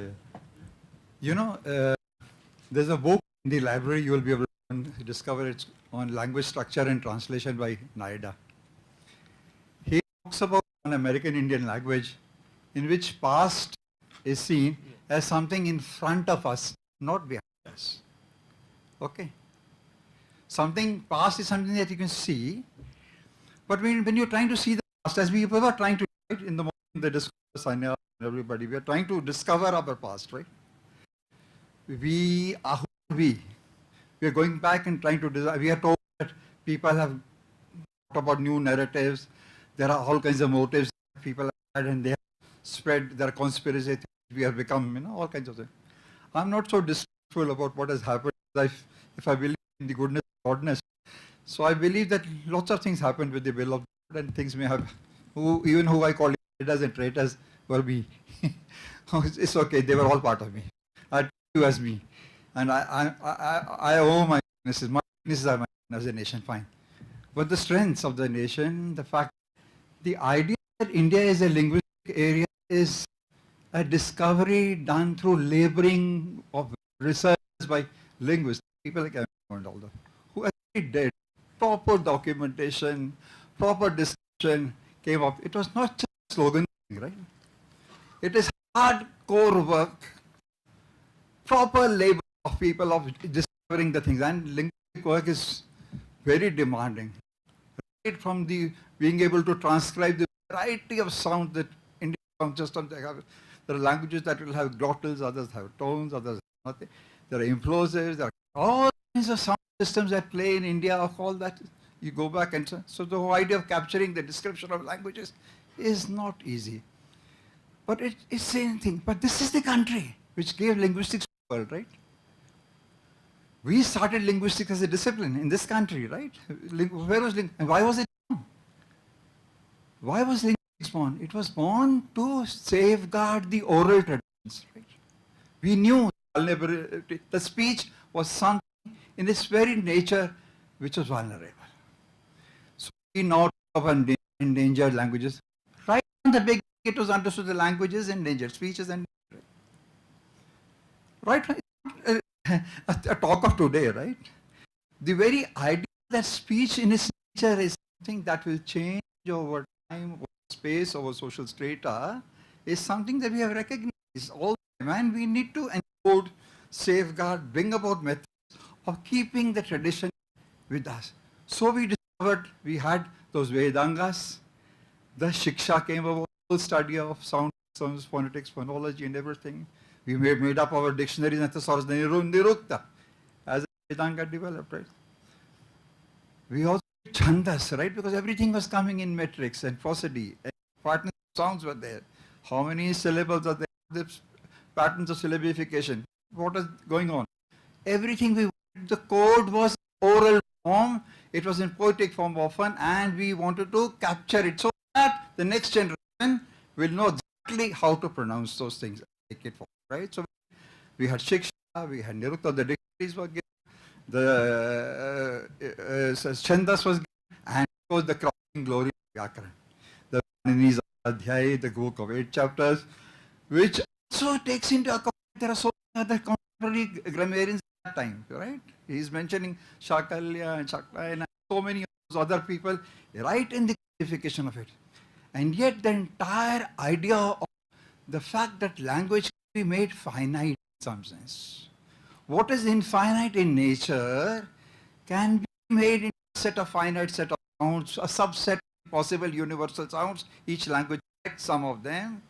It runs through a certain set of sound patterns which are there. Each language sort of is uniquely there, which are not there, which differentiates from the other. So a subset of that is selected by each language, and the words are built up, and they are almost endlessly number of lists of words.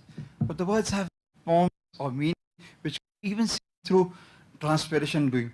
So some things which are, say something like 3:30 बज गए हम हिंदी में बोल रहे हैं. Now where does that word साढ़े come? It doesn't sound Sardha. exactly. So now who knows the sardha in with half? In Sanskrit it is transparent, but in Hindi it has become opaque. Right? So going and discovering So at sorry, that, sir. yeah. In Hindi it is very not at all. It's so clear. For you, it is for किसी को सुना था. So the question is that what has now become a slightly, let's say, transparent. It's not opaque. Okay, it is sort of set because sound changes have happened, right? And nobody can protect things. I read every Gurbani, and you know the word like the Sanskrit word thera is pronounced in two ways in Gurbani. One is thirikaratho thir, no, they don't have that. Or asthir, they either put a vowel to make sth, or they remove the sa and say thir. The word sthir is either thir or asthir. What is the word is that they are referring? Asthir would be exactly the opposite for a Sanskrit speaker, but in Gurban. Not Avadi and Punjabi. So that prosthetic vowel, so different sound systems have different. So the idea of that and the fact that we have language is not imposition of thinking by Western conspiracies. Please don't get to that such thing. Don't tell us about science. We have understood linguistics, and it is the linguistic idea of it. Why should it happen? Is Thama Thamba is Thamba. Hang on. Rag roko. Thamba is Thamba. Mala maiti hai. To tumi Marathi bolte. I was in college in Pune, so my used to be Bhide, who used to teach me physics. I did mathematics and physics in my honors in my subject graduation. Anyway, the idea that this is the country which brought about the entire thing. So we have, when we talk about safeguarding our tradition, looking at India as a linguistic area, don't be too don't allow only political thinking to overrule our thinking. We have thinking, and well process, very mature country. I have no fears about the future of this country. Nothing can. We are a very mature, large, diverse country with lots of good minds, lots of good broad hearts, and we will take care of ourselves. We will have problems in management of diversity. Who doesn't? After all, our population is more than 2 times the size of Europe together, right? If I add Europe plus US plus some, we are only the size of the whole of Africa, right? Africa is around 1.54 billion. We are 1.4, right? So what a huge country and such managers. So we are doing well for ourselves, and covering our unity is there. It is felt. We feel it in very ordinary ways when a cricket match is going on. We don't think it's a North Indian scoring or a South Indian scoring or a Hindu scoring, Muslim scoring. We are equally related to the notion of being Indian. So we have managed to transcend language, religion, region, and everything. We live in the sense of a sense with a sense of shared past and a sense of shared destiny together. We should remain in future. We have had in the past together. Whatever our contemporary difficulties be, we are not going to allow any kind of dissonance to come in the way. And it's a bit like the mind. I'm letting you very interestingly. You may be exposed to many languages in your mind and become multilingual. Even in difficult conditions, some people may not like languages, but we could. The mind, the languages sort of set aside all the psychological things. They are just resources which work together. There's an inner harmonizing principle, moral principle work in it, which is not affected by the societal world of attitude and tensions. It was maximally on all the resources comparatively available within it and uses optimally from all that is there. Since we were just discussing AI, I'll end up with on that. I think the word A in it, the artificial, is a misnomer of sorts. It is collective pool of thinking going on across boundaries. It is intelligence at work. It is produced human intelligence and human, and it's many minds are working across the thing. I have on it, I have chat, I have deep seek China based, and I do the same question every day to many and get the answer. Some very interesting. Why do you translate artificial as something? No, I think it's not. It's a Artificial has art in it. Okay, so I'm just saying that I expect in time to come, if I speak in Tamil today, I can get the translation in Angami tomorrow. That will happen in this country. Or if somebody is speaking Adi here in Arunachal, you want to know the meaning in Telugu, you will get that also. That is the kind of neural network we will create, the kind of cognitive resources we will create today, and that is make us so we are not at the mercy of anything. Let's enjoy being together and work together for greater achievement of this. Thank you so much for giving us an opportunity. Yes, yes. Thank you very much. Thank you. Lovely session.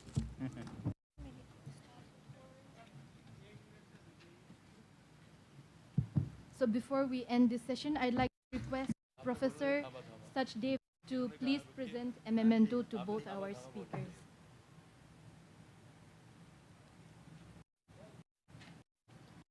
First, I'd like to request Professor Hiraman Tiwari to accept the memento. So Professor Sachdeva, I request you to please present. I'll present. No. Very well done. Next, Professor Sudeshna Bhattacharya.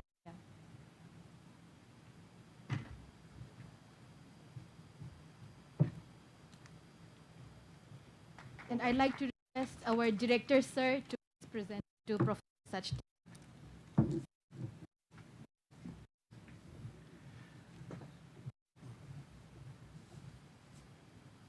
Thank you so much, sir. Thank you so much.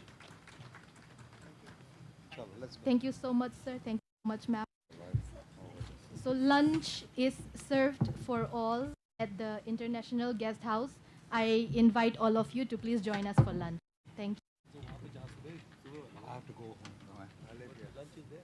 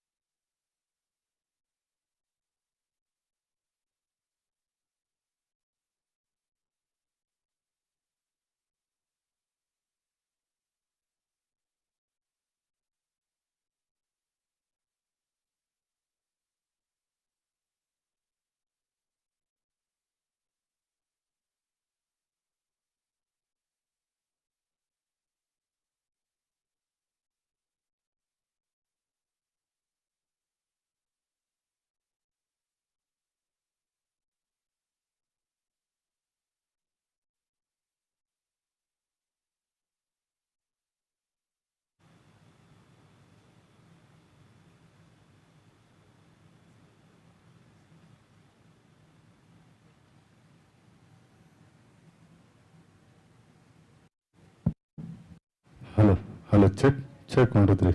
Hello.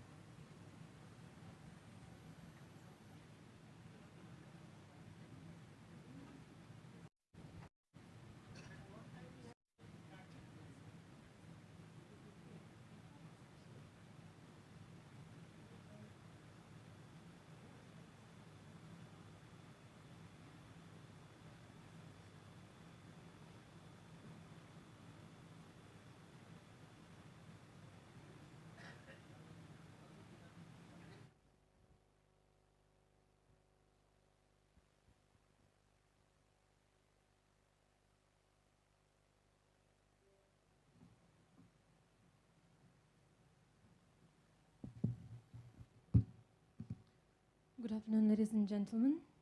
We will now commence with the second session for today's conference. So before I introduce everybody, I would like to call upon the chairs and the speakers for the session to the dais. First of all, Professor Chandra Bhushan Sharma, who will be the chair for the session. Sir, please come up and take your seat. Right. And the first speaker for the session will be Professor Ravindra Kumar.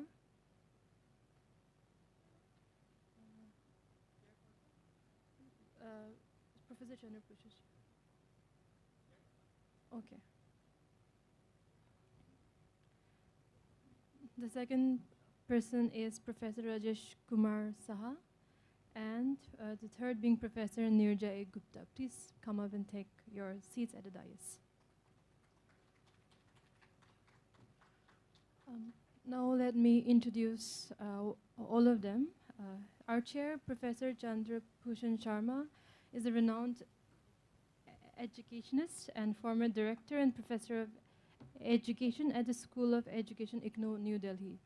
He served as chairman of the National Institute of Open Schooling from 2015 to 2020, during which he launched initiatives such as courses in Bharatiya Parampara and overseeing the diet program.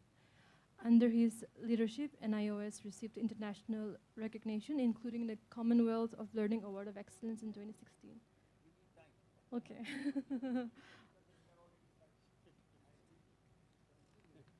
Okay, then let me just quickly go through everybody.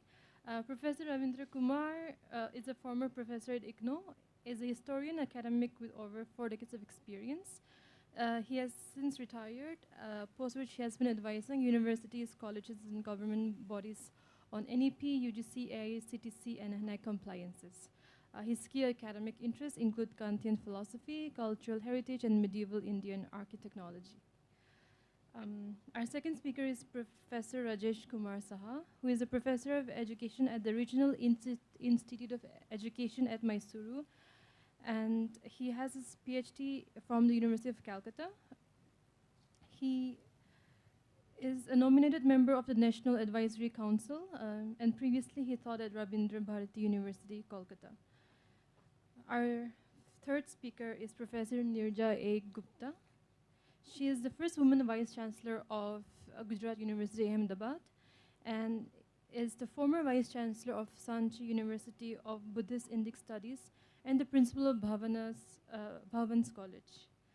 She has authored around 22 books and over 60 research papers, and she's also a member of the Inter-Religious Dialogue Committee of the Vatican. We welcome all of you to the session, and thank you for being here with us today. Sir, you can now commence with the session. Thank you. Thank you so much. Welcome to the post-lunch session, which is the most difficult session, I guess. And we have 90 minutes, and we have already spent 15 minutes. We are late by 15 minutes.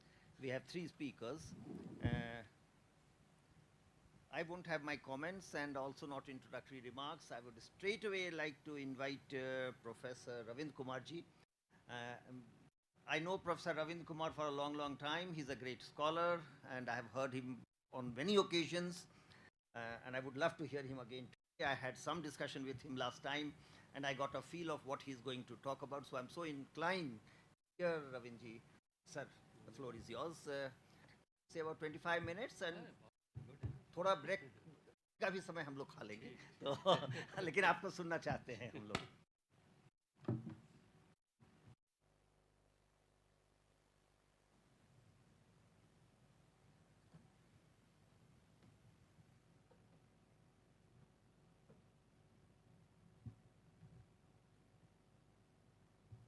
आवाज़ आ रही है?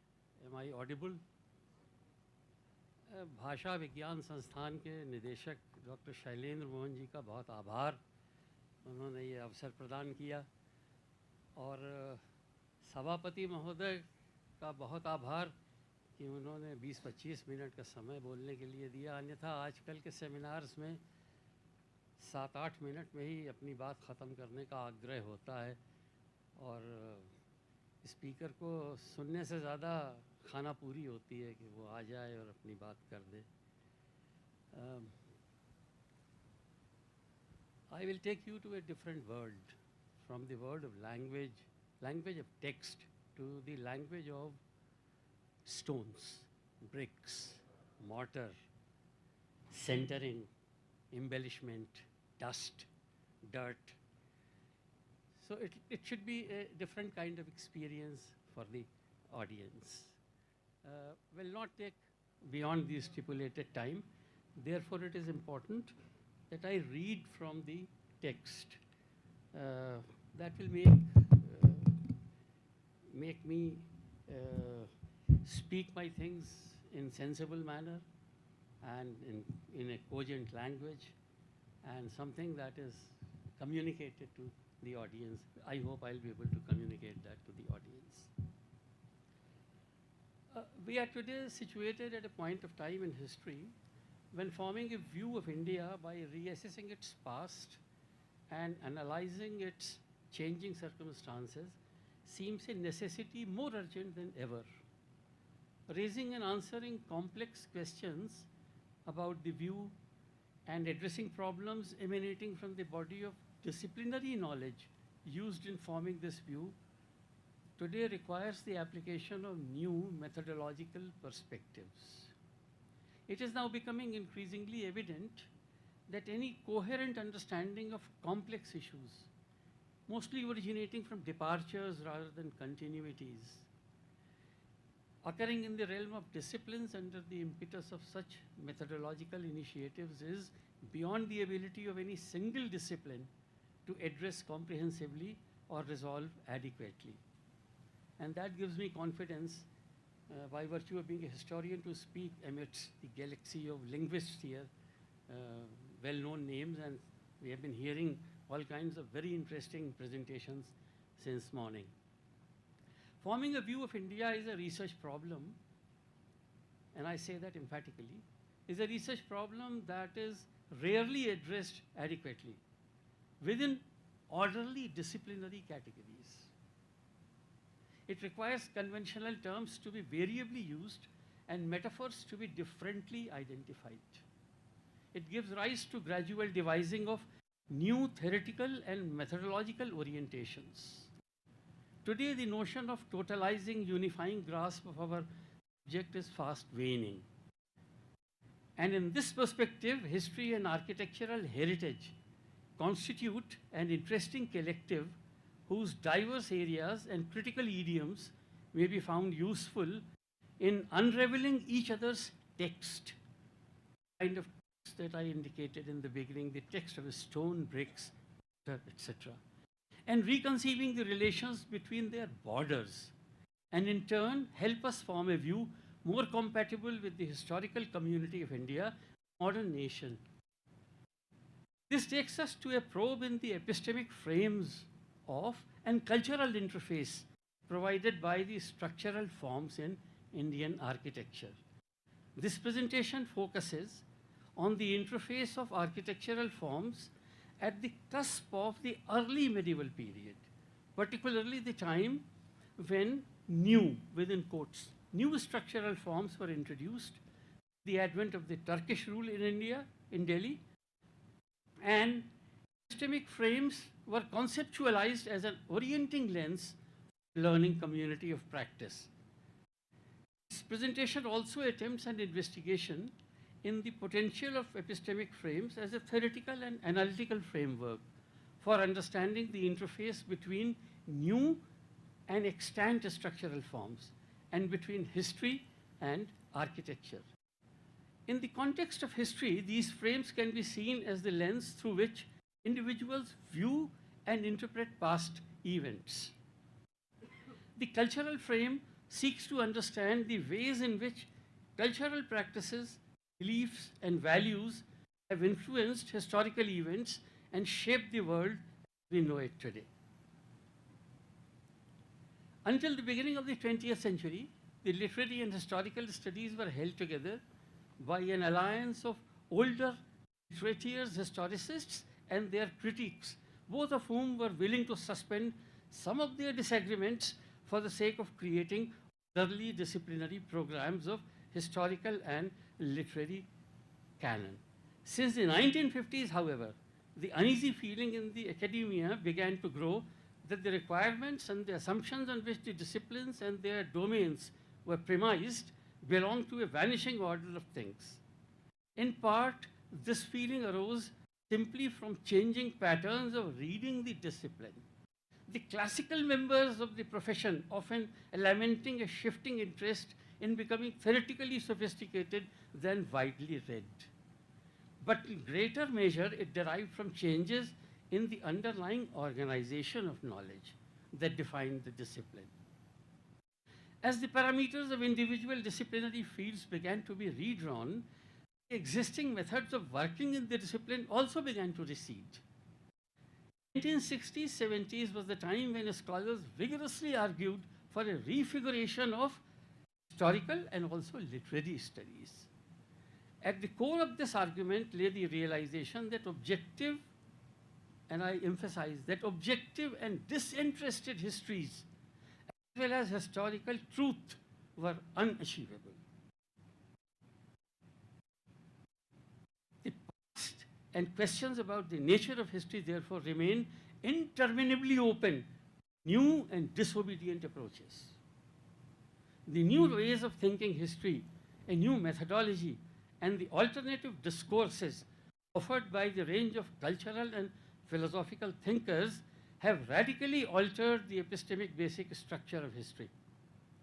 Core of this altered basic structure relies on the discourse of history in the direction of that kind of radical open-ended democracy that grasps the impossibility of acting a total historical closure of the past, recognizing that its refigured ways of figuring things out will never have been good enough. Argument here is that there are no non-problematic rules or norms of translation or transcription which allows the past to be truthfully or objectively or fairly or scientifically represented as historical knowledge. At the level of the history text, and that this condition, rather than being regrettable, is again the very best thing we can hope for. It really is brilliant news that historians can just never get things right. That their representations and presentations of the before now are always failed representations and presentations. It is liberating for the creative imagination that there is no such thing as a correct historical method, that history can never fulfill its aspiration to be an epistemology that fulfills its desire to obtain reliable and objective knowledge. It is in this context that we see architectural heritage today in terms of a constellation of three features: heritage, memory, identity. As it has dominated ideological thinking for some 4 or 5 decades now, it is particularly striking that all these terms have shifted over the same period and in the same manner from the individual to the collective.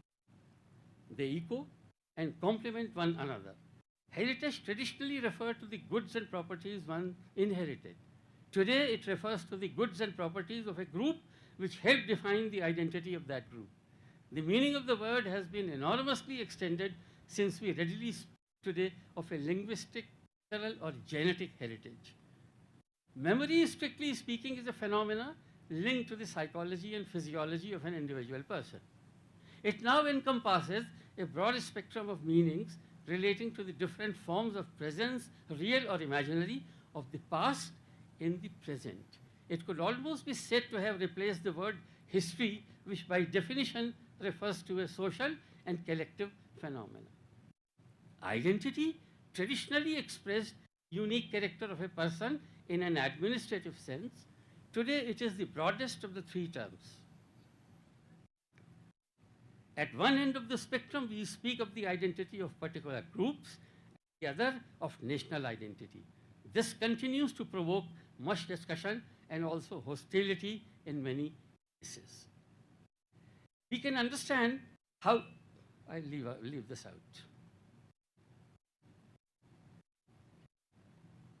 Architecture in medieval India is marked by the widespread use of the arch as the main structural form.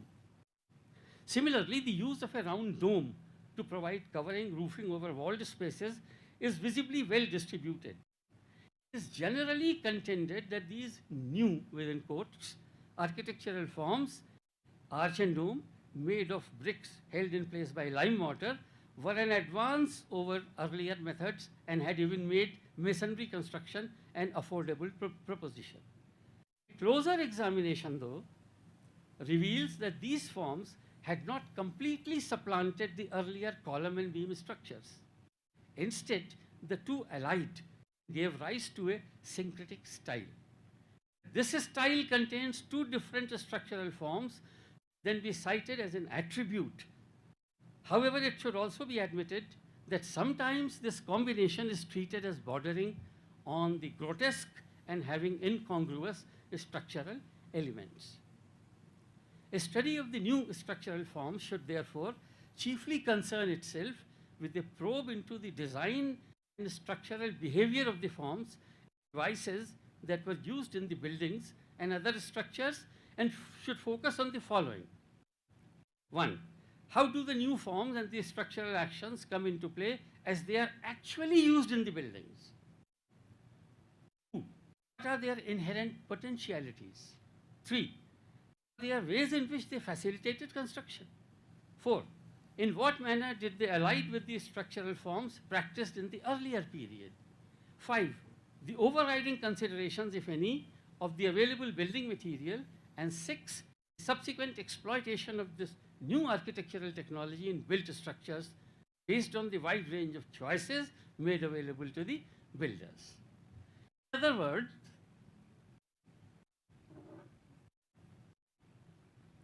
In other words, the essential purpose of this inquiry is to subject to modern analysis the medieval building practices and to improve our understanding of these practices.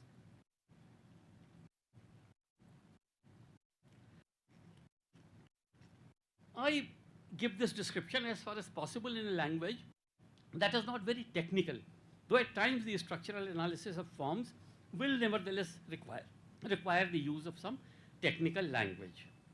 An important point for us to note in the same context is that most built structures, the elemental structural forms, have grown as essential parts of a larger building and have not developed in isolation. These structural actions are therefore more complex sometimes than the simple understanding of them presented in our texts. It is a notable fact that generally structural forms have not been conceived in isolation and have imbibed influences from the past. Technical resources for understanding these structural actions were more limited in the past than they are today. For actions of the earlier forms would mainly become illegible to the architects through experience than through abstract principles of design. The process of development of these forms and the constraints surrounding this development was then based on their successes and failures over a period of time. The principal structural form in use in India at the time of the Turkish invasion was column and beam, in which logs of timber or beams of stone were placed horizontally between two vertical supports. The spanned space formed part of a roof or an entrance in a wall. In making a roof, in fact, a number of horizontal elements were set at a short distance apart, and in between a space was covered with slates or such other material. The columns were also carved out of timber or stone or sometimes made of bricks. Alongside column and beam, we also notice the early use of false arches and vaults with stepped soffits as another device to span openings or cover roofs. The beam and column have been the simplest of all elemental forms. However, their primary structural actions, internal tensions and compressions, are perhaps the most complex to be analyzed. The column and beam architecture was practiced in India from a very early time. This long experience taught architects and builders many practical lessons.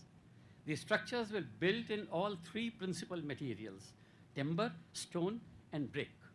However, stone's strength and easy availability over time resulted in a preponderance of stone structures. Generally, it was a combination of all the building materials in which one predominated and the other materials used for other specific purposes. The strength of this architecture lay in its simple construction methods and the abundance of building materials in nature. Indeed, the stone was not a friendly medium for visually embellishing the surface, but the Indian artisan had mastered these sculptural techniques to immaculate perfection. The temple had come to typify the architectural form using a column and beam device. Temple structures had sprung up in many variants in different parts of India since the time of the Gupta rulers. The advent of the medieval period in India marks the beginning of a new expression in architecture. New structural forms are introduced, and the new forms are employed in architectural construction in many innovative ways.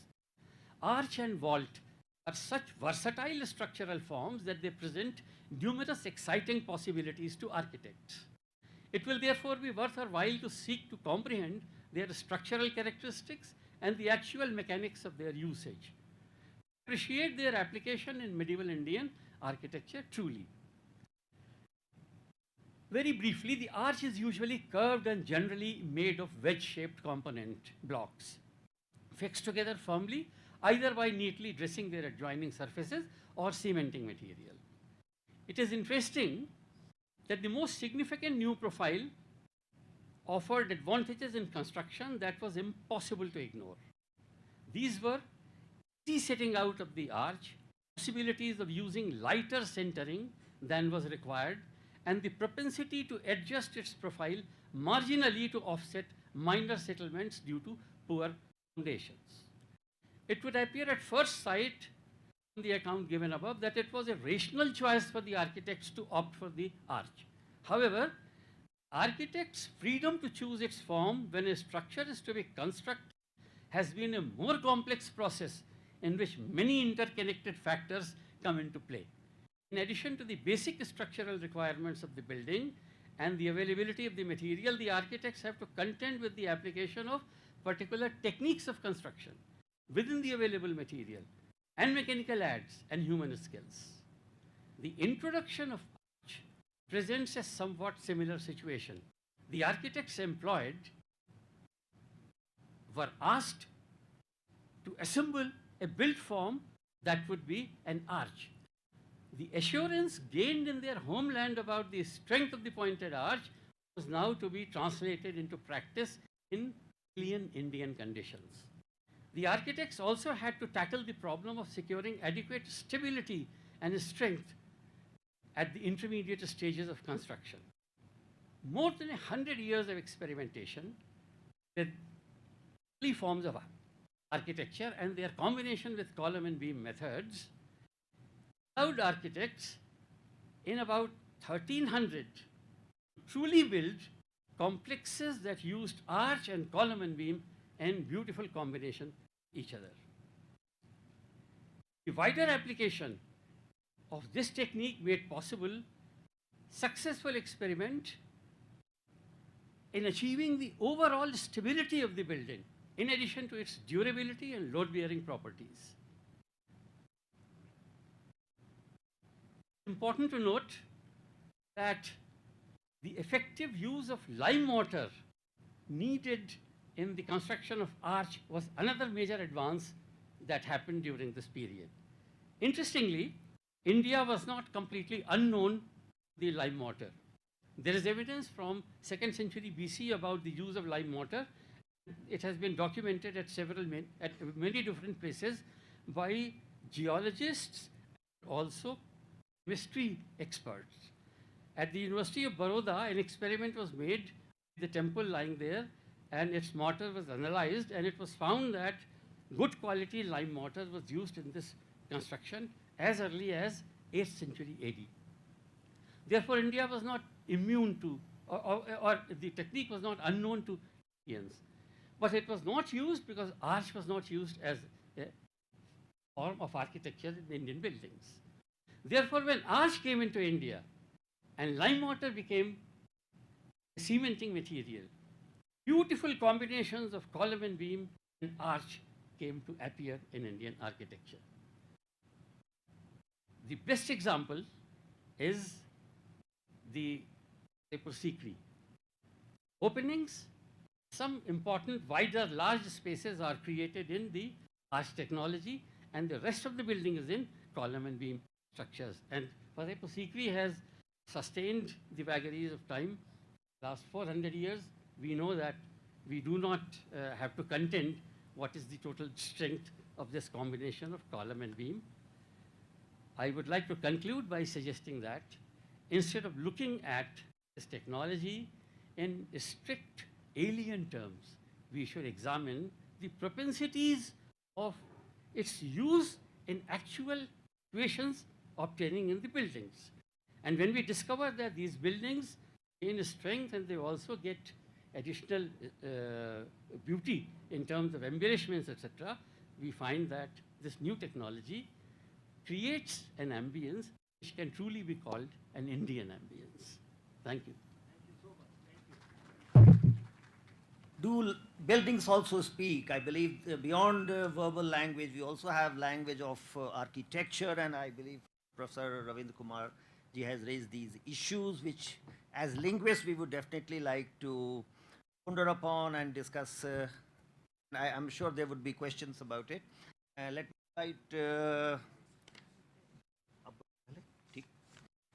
me invite Professor Rajesh Kumar Saji, the CIIL campus, Mysore. The floor is yours, perhaps 2.3 minutes. I'll give you. I'll tell you.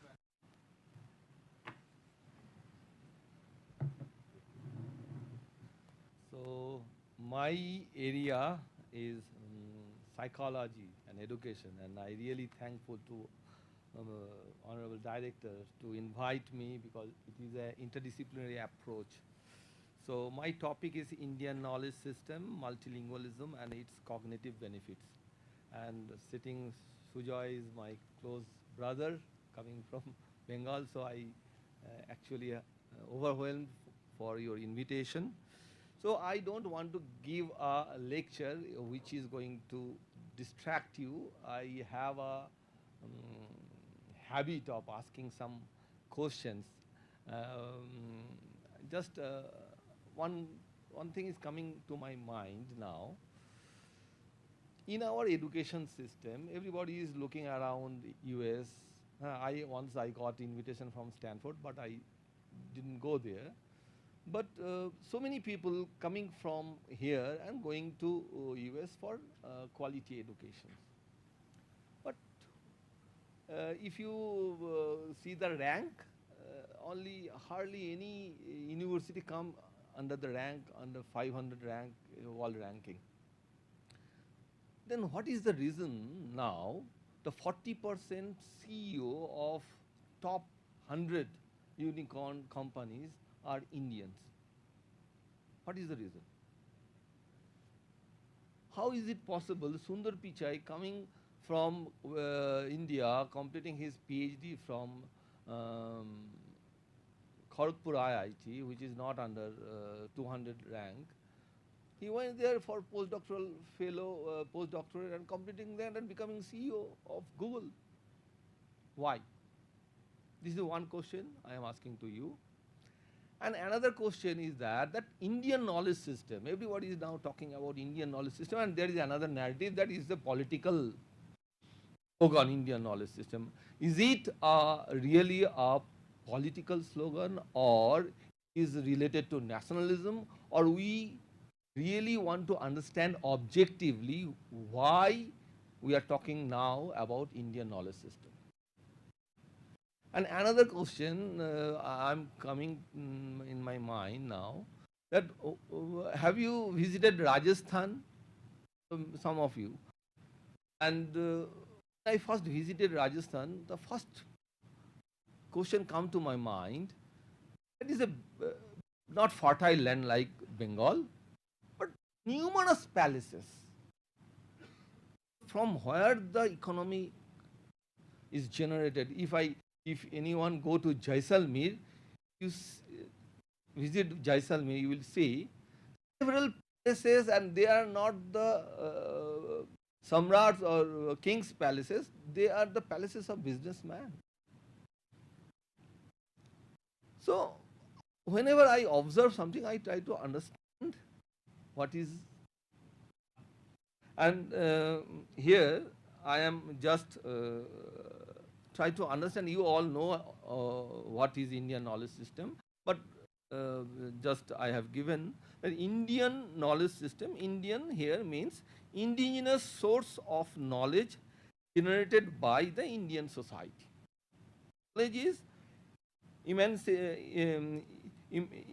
emanating from the wisdom and insights arising out of deep experiences, observation, experimentations and analysis, and validated, improved and documented further. And system is structured methodology and a classification scheme to access the available corpus of knowledge. My previous speaker extensively talked about the architecture. After joining NCERT, I just joined 1 year back. I visited several places. Hampi, I was surprised that how different, same, looks like same pillar, getting different sounds. When I go to Lepaksi, I saw a hanging pillar. If you see any temple, you will see the ring, stone ring, carved from a single stone. Where that knowledge comes. So I, in my 10 to 20 minutes, try to understand, is there any relation between language and Indian knowledge system?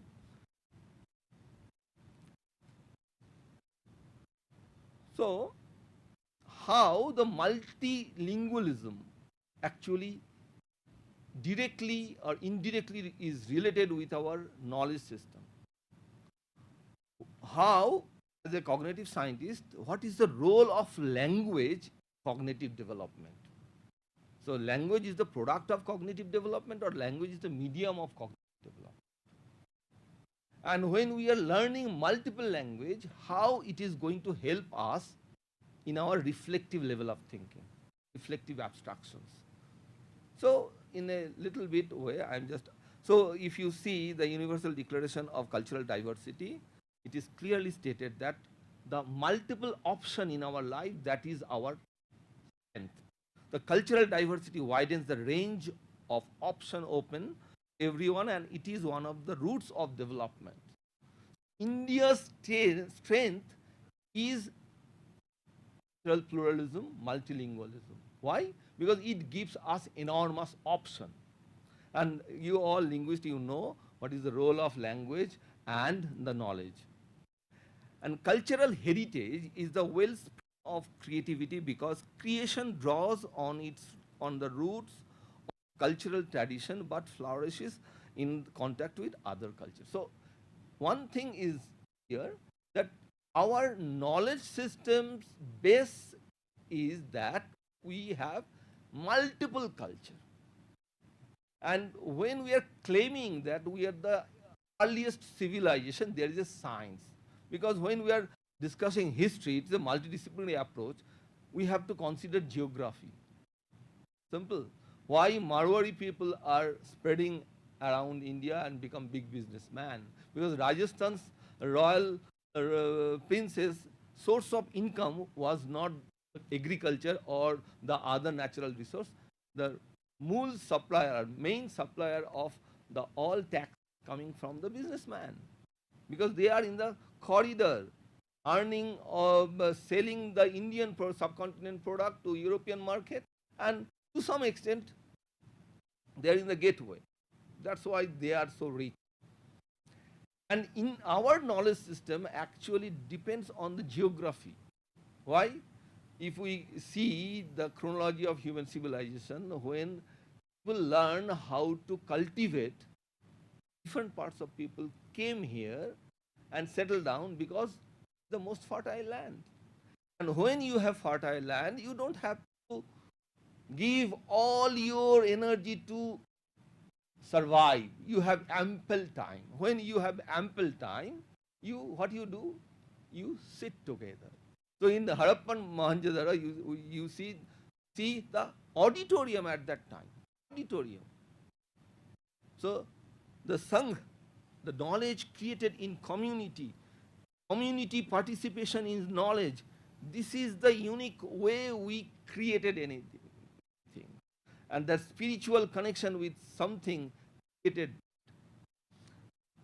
Now, my question, I am just giving one thing. What is the secret of this success? Settling in USA, coming from India, it's not easy. You know, so many things is there. Racism is there, color is there, and they don't acknowledge us. But we are seeing that first generation, second generation Indians are dominating around the world. Sunita Williams, Sir Pichai, Satya Nadella, so many people. The Prime Minister becomes the Indian origins.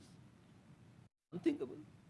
And now when our Honorable Prime Minister and beloved Prime Minister, when claiming that we are going to sit in the Vishwaguru positions, and Indian National Education Policy also came about that, is it not a subjective way or a propaganda or something related to our nationalism? It has a science. Why? That is the reason. Multilingualism has a cognitive benefit. If you try to understand the language production mechanism, it is very complex phenomena, very complex phenomena. But we learn languages. The National Education Policy now prescribing, telling that 3 languages should be taught within year 8, because that is the best time. There is some controversy in Tamil Nadu. They are telling that extra language is going to create a burden on the children. That's why we are going to follow the language. In one word, all the Indian people are very successful around the world only because each and every Indian people know at least 2 languages. Maximum Indians know 3 languages. When we learn multiple language, what happens? Cognitive flexibility comes, cognitive structure enhanced. How? If a child learns 2 or 3 languages simultaneously, he has to take extra cognitive load. What type of load? Every time he has to switch from one set of rule to another set of rule. He has to change his muscle habit to pronounce that sound and know the syntax. At the same time, retrieve the words of different languages at the same time and have an extraordinary capacity in his metacognition to represent himself effectively. Language is not just communication, language we communicate many things, our emotions, our attitude, our energy, our expectation, many things. So that has to be integrated properly. So a child is habituated to take that load from the initial stage, and you know, if you want to flex your muscle, if I want to put 100 kg, I should start with 10 kg, 20 kg, 30 kg, 40 kg. If I am going to take the load, my muscle will be strong. So that multilingualism actually expand your cognitive ability. This is one thing. Another thing is that flexibility. We are basically, human beings are the product of social and cultural process, and as we are the product of social and cultural process, we are very subjective in nature and we are rigid. This is fact. But when a child learns multiple languages, automatically a cognitive flexibility comes within himself. And that cognitive flexibility is very important in our life when we have to perform multiple tasks in our life. And I believe that average girls are more intelligent than boys. Why? Have you seen a girl suffering from stammering? But you have seen so many boys suffering from stammering. Why girls don't stammer? Have you asked any question to you? Why? Why a little child, girl, learn the language? I have a daughter and a son. My daughter learned the language, start speaking complete sentence at the age of 8 months, 9 months. And my son took 2 years, 24 months to speak complete sentence. What is the reason? Why? And the science proved that language is the medium of cognitive development. If you have greater access or competency in language, that means you are going to be more intelligent. And see, I'm a professor thinking about my studies, lecture and everything. And my wife is a businesswoman. She go to the Bonga from Kolkata, 70 kilometers journey, go after 3 farm and come back. Before that, he prepares tiffins, send the children to schools, and then coming back, giving all these foods and taking everything. When their exam is, every responsibility. Can you imagine what type of task a woman has to perform at the family? It is not correlated at all. You are IAS officer and then coming back, you are thinking about your child's exam, your in-laws' marriage. So women are multitasker, no doubt. Why? Why men are not multitasker? Everything has a science. Because average woman's language proficiency is much higher than the man. All the language disorder, 99% related to gender, boys. So cognitive flexibility comes from that. That cognitive flexibility gives you that task switching ability. It is called switch cost. I am engrossed in some research. Suddenly my wife tells, go to market and have some goods and some relatives are coming. I will be irritated because I need some time to come out from that task and settle down and then concentrate on other tasks. It's called switch cost. When আমি যখন বাংলায় কথা বলছি, বাংলায় কথা বলতে বলতে मैं जब हिंदीতে बात करता हूँ तो क्या होता है, all the time I am simultaneously moving from one language to another, one sets of rules from another, at the same time changing the muscle habit. There are some politicians, I don't want to take the name, they speak 3 languages in one muscle habit. And it is not very, it is very entertaining, I may say. So that is code switching. Code switching. Just code switching, it is very interesting. Code switching is that, for example, I'm finishing within 2 minutes. Code switching, stone, take for example stone. In Bengali it is called pathor. Very softly spoken a hard object. And in Hindi, patthar. Because Bengali people are very soft, the land is soft, rainfall is enough. So we are soft. That's why maximum conversion takes place in Bengal first, because they cannot resist. So when I am speaking Hindi, I have to manifest that energy and hear and then change my muscle habit and produce the sound. So this is an ability to switch from one language to another that gives me the flexibility to deal with different tasks at a time. And you know, my area, one of the area is emotional intelligence. So only intelligence is not going to work today.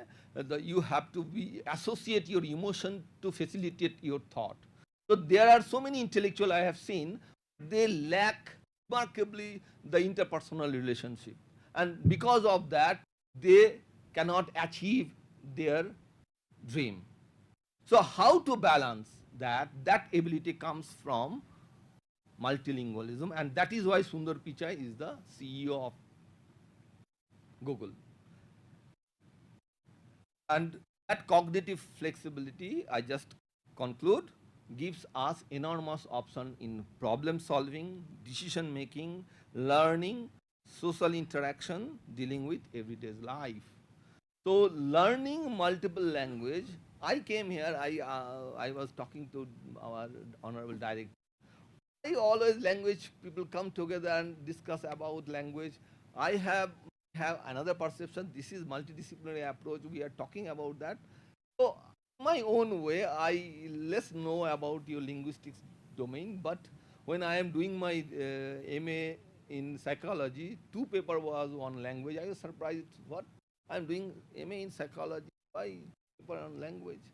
Then I understood language has a very important role in our cognitive development, our emotional development, so many things. In nutshell, I say our strength, our aspirations is very much related with our language, and I am really very happy. Some of my friends met in Bharatiya Bhasha Samiti 23rd March that government allotted 5,000 crore to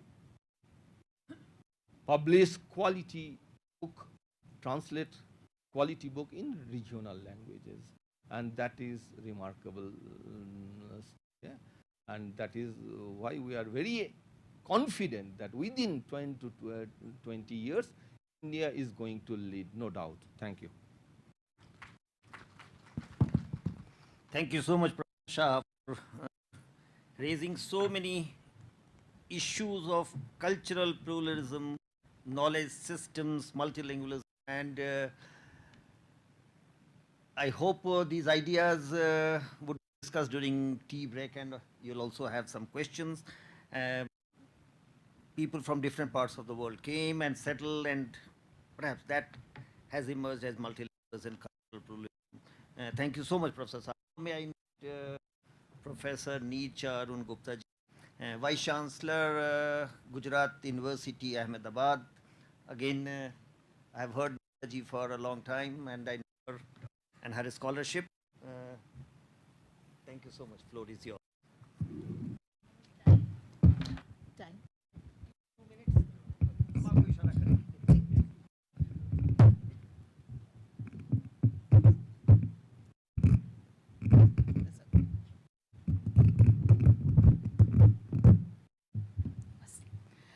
Namaste, Sadar Vandan. On the platform, this Vyaspeeth chairperson and our good friend, Adharaniya Professor C.V. Sharma sir, Adharaniya co-panelists, the learned faculties and participants here, Nivedita ji. First of all, let me thank CIIL the director, sir, for giving us a chance. Why I'm saying this, because sitting at that post, we get rarely a chance to be academic, and that too part of the research, what we have done with so passion. So this is a very fruitful thing which I feel in my life I had a chance to complete, and that was the study on Jammu Kashmir region. So today I have extracted out of that study only the linguistic part. Before I go to the PowerPoint, I think some preface is needed. So I'll start with a small talk, and then quickly I'll move to the point. Jammu Kashmir region is entirely what I would say is very flexible when it comes to the culture and language. And I have seen Burushaki people drawing the 27 nakshatra at the marriage of their daughter and then singing and dancing around that. On the other hand, we have seen on Fagun Saptami, the Shastri family sitting down to prepare the Panchang, and after 11 days, they put the Panchang on the head, and they move to 11 villages, from village to village. These villages are rich with indigenous astronomers. They sit down, they talk about the Panchang, they do the corrections, and on the holy, in Chaitra, on Fagun Purnima, they release the Panchang, and it goes to Ujjaini and then to Kashi, and then they finalize the final print of Panchang, and then on the Chaitra Prathma or Pratipada, it is released. Now this Panchang is released in 3 languages: Urdu, Sanskrit and Sharda. So where it becomes Hindi, where it becomes a part of the entire country, entire nation, of each state. So someone is doing it. Just recently, sir said that very quickly that AI would come, which would translate everything in any language. We have been doing it culturally. We don't want a verbatim translation. We don't need an actual translator to do that to us, because the technicalities are already known to us. What we need is the cultural inputs, and that is already there. There are living examples in Jammu Kashmir. When I say region, Jammu Kashmir region, so what is the region? From the Panjal mountains to entire region which has Stan today. It may be Turkmenistan or Uzbekistan or Kyrgyzstan or Afghanistan. These were all the Buddhist countries. And the Buddhist countries were prior to that, in the mappings, in the morning, Sanyalji was talking about the somewhat like when he was talking about Sapt Sindhu or Jambudweep, it is like Vrihit Bharat. And when we talk about the northern frontier, the West Himalayas, they move towards Mesopotamia. From there to Aksai Chin, we can trace out the Jammu Kashmir region. In fact, even today, if we go to Raghunath temple, there is a stone over there where it has been written the geographical area of that king, and that they say Jammu, Kashmir, Ladakh, Ityadi. Nowhere in the kingdom you will find the word Ityadi. But there were 7 capitals along the Silk routes in the course of time that Kashmir has seen. So it's not a one point or a one particular region we are talking. This is a part of ethno-nationalism. And Jammu Kashmir is again a very, very interesting study when it comes to language. 1947, we saw the partition on behalf of the religion. But very soon, in hardly 20-30 years, we saw another partition of Pakistan on the base of linguistics, where religion was not important, but Bengali language was important. So Bangladesh was created, and I think the only nation where we have seen the language as the name of the nation. So it is called Bangladesh.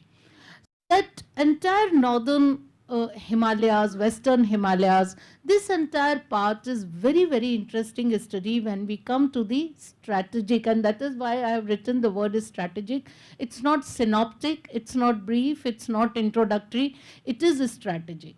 The reason why we have to call it a strategic is till 1981, the entire country, when the census would take place, the Hindus, the Punjabis, and some more communities, they would write Hindustani as their mother tongue. There was a column called Hindustani.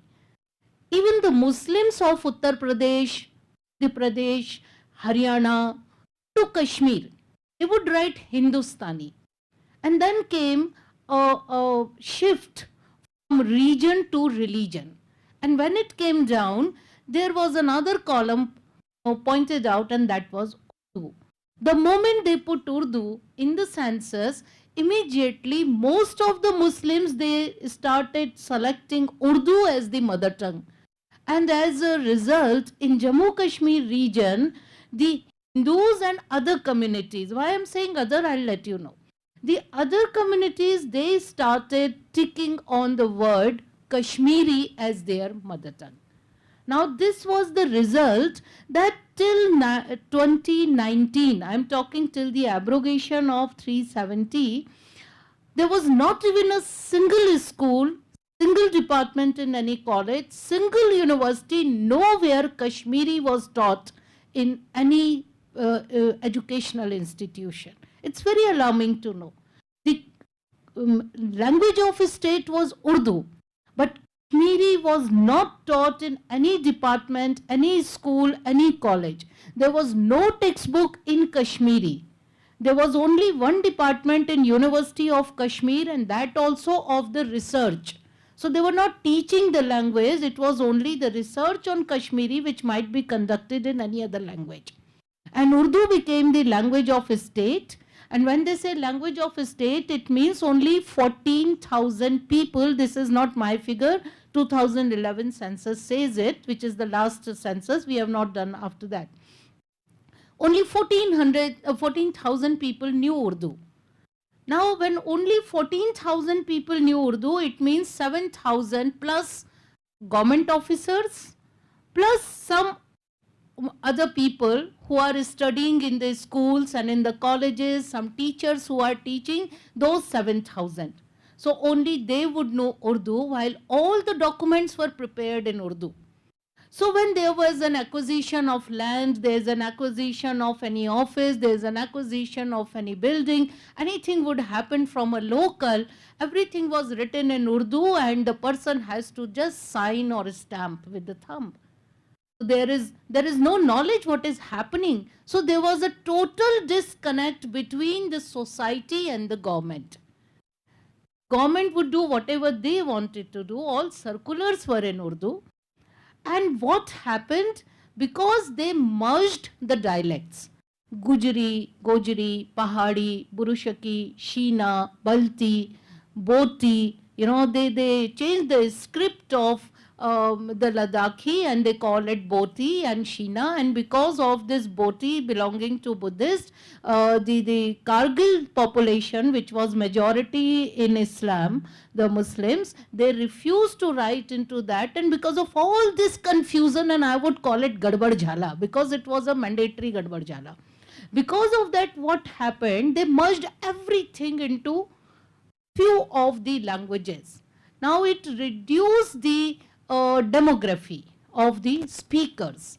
When this happened, they could not portray the desired number so that they can be called in scheduled or non-scheduled list. There was no entry into scheduled or non-scheduled list. The result was that the student of Jammu Kashmir region was not able to write the national exams their languages, which was the privilege of all other students in entire country. A Gujarati can take exam in Gujarati, a Kannadagi can take in Kannada, Bengali can take in Bengali, but only Jammu Kashmir student had to come down to any other university and take the exam either in English or Hindi or other language that they are settling into. So it has actually deprived the youth Jammu Kashmir to enter into the national stream. It was a very, very thoughtful, very, what we can say, a very divisive policy which was going on and on and on. Now, there is another thing. It's only Jammu Kashmir region where a lipi becomes a kshetra, and that is Sharda. Sharda is a lipi. We all know it's only a script, not even a language. But there is an entire Sharda kshetra. And because of an entire Sharda kshetra, we have these specimens of when Abhinav Gupta was coronated, right from Western Himalayas to Sringeri, to Sri Lanka, to Cambodia, Indonesia. The scholars went into that coronation, and we are talking about 1100 years back. So this entire region was Sharda Kshetra, and that is why Sharda Peeth was very important. With this caveat, I would very quickly play this PowerPoint. I hope it's going to be useful. Next, please. So this is somewhere we know as today, this is the region. I'm not explaining it further, but divided Bharat for Jammu Kashmir. Next, please. This is somewhat the ancient Srinagar. And as I told, Srinagar is one of the latest capital. Before Srinagar, there were 10 more capitals. And each capital had a very proximity to the Nag. Now, what is Nag? There are two words in Kashmiri, Nag and Chap. Nag in Sanskrit means anything which is curved, which is not straight. So, all these places which have Nag has some jharna, some stream. And they flow through the mountains, and that is why like Veri Nag, Anant Nag, Kore Nag, Peri Nag, like all these. So there are so many Nag. And wherever there is a Nag, there is a Yatra. In Nilmat Puran, they talk about 27 types of Yatra, and that is one of the reasons that the entire Jammu Kashmir is still one. It's not only that Amarnath Yatra or Phulwalon Ki Sair or Sindhu Nadi Yatra are the only Yatras. They have very smaller yatra like Chir Bhavani Yatra. In the morning, there was a reference to Tripur Sundari. Now, there is a temple, Tripur Sundari temple, on which Adi Shankaracharya ji wrote entire Saundarya Lahari. And then there is a temple that is said that Mandodari, Sita and Lakshman all come on Jyesht Ashtami to do the puja of Tripur Sundari over there. Now it's direct connection from the Sri Lanka to Kashmir. So this region is very important because this is the seat of so many languages. When we talk of Sharda, which is a derivative from Brahmi, we found so many inscriptions up to Afghanistan and beyond. Then we have all the coins and whatnot. And then Pali went because of Buddhist literature. Kumarji traveled through Kashmir only to China. So it's a very rich, we say, most of the people who came to India, they also came through this route only. It was only the Portuguese who came through Goa. Otherwise, all other people who came to India, they came from Western Himalayas only, and Srinagar was an important site. Next, please. Now, this I'm not reading. It's very evident that how the drop-down policy that English should be mandatory. I found during my research some very valuable unpublished manuscripts lying at British Parliament. And they are so volatile that if you read, you will understand, oh my God, conspiracy is so high. Next, please. Next, please. I'm not reading this. So when we started, we thought that there might be some about 12-13 languages or so. To our surprise, there are about 60 languages. We may call it Boli or dialect or registers or nodes or whatever, but there are speakers which are more than 3 lakh of each language. Next, please.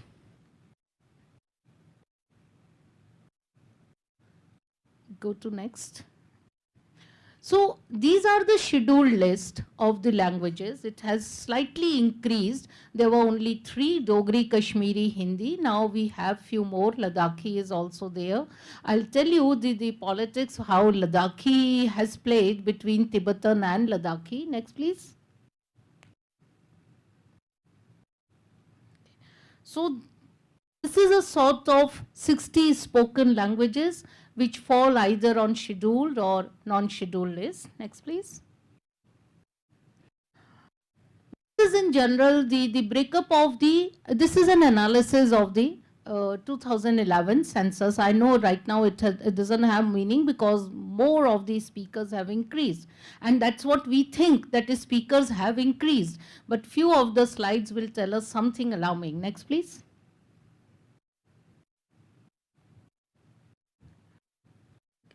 This is district-wise analysis. Next, please. Next, please. Next. This was Jammu, Kashmir and Ladakh. Okay, next. Now, Grierson very smartly has divided the entire language into Indo-Iranian, into European and all, where actually there was nothing called Iranian or European. It was all Sanskrit based. Even today we find 63% words in Sanskrit. There's hardly any Iranian, or of course now during the time we get Pashto and Arabic words, but not at the time when Grierson was doing these studies. Next, please. Okay.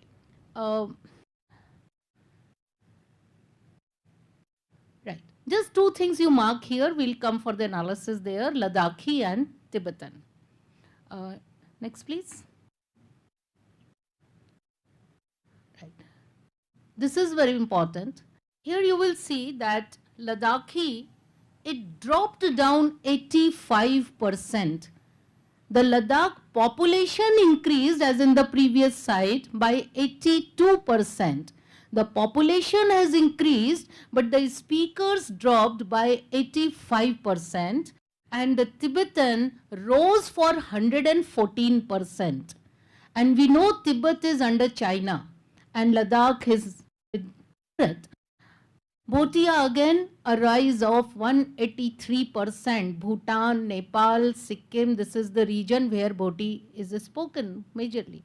Now what is the plan? The plan is that from the census form only, they removed the word called Tibetan. And there was only one category, that is, sorry, they removed the word called Ladakhi, and there was only one field, that is Tibetan. So people living in Ladakh were also, because that was the nearest, so they were putting a tick on Tibetan. That is how very cunningly, tomorrow China may claim that it's all entire region speaks my language. How can you claim, linguistically we may lose out the region. So this study showed all those minute, we could trace out these things and could show to the government. By the way, this report was placed in the parliament when abrogation speeches were going on, and I'm really happy this made some use. Next, please. Now, apart from Jammu and Kashmir, an entire country, these languages are spoken. Next. And this is a language-wise analysis now. Balti is the first one. You will ask, how did we analyze that, how much JK is speaking, how much the world is speaking? If you see, we have taken the entire world.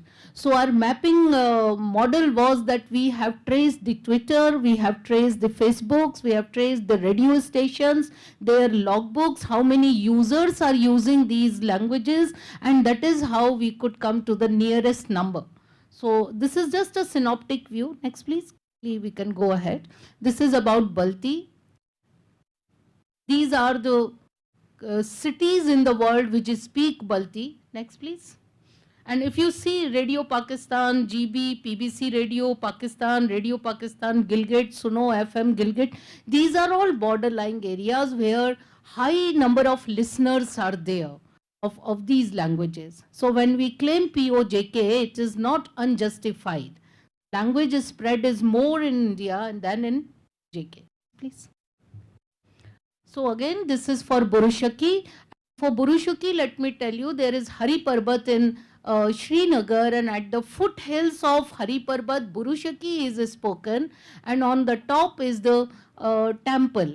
So you have to cross over that region and then go to the Shiva temple.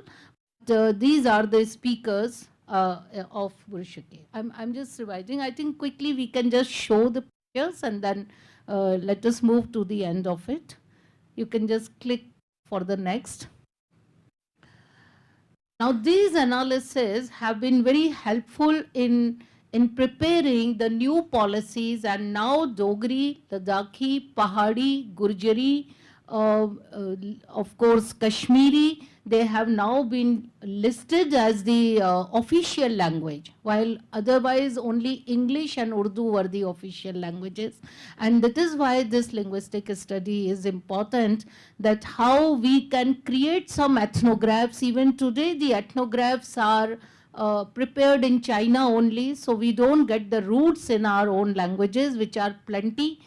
If the need be, we have to prepare ourselves for the ethnographs. Thank you so much. Thank you so much, Neerja. Very interesting study combining science, astronomy, geography, culture, society, specific Jammu and Kashmir, which is of interest to us, and also referring to seasons and language. Thank you very much.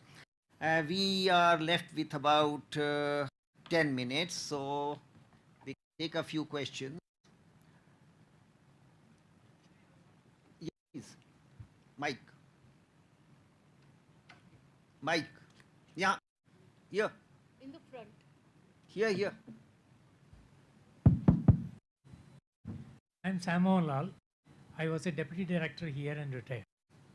Deputy director in Central Institute of Languages. See, the architecture, sir, when you were mentioning about architecture, as I could visualize, you have taken the basic structure, parallel and vertical, this thing. Don't you think the Indian native architecture is highly complicated?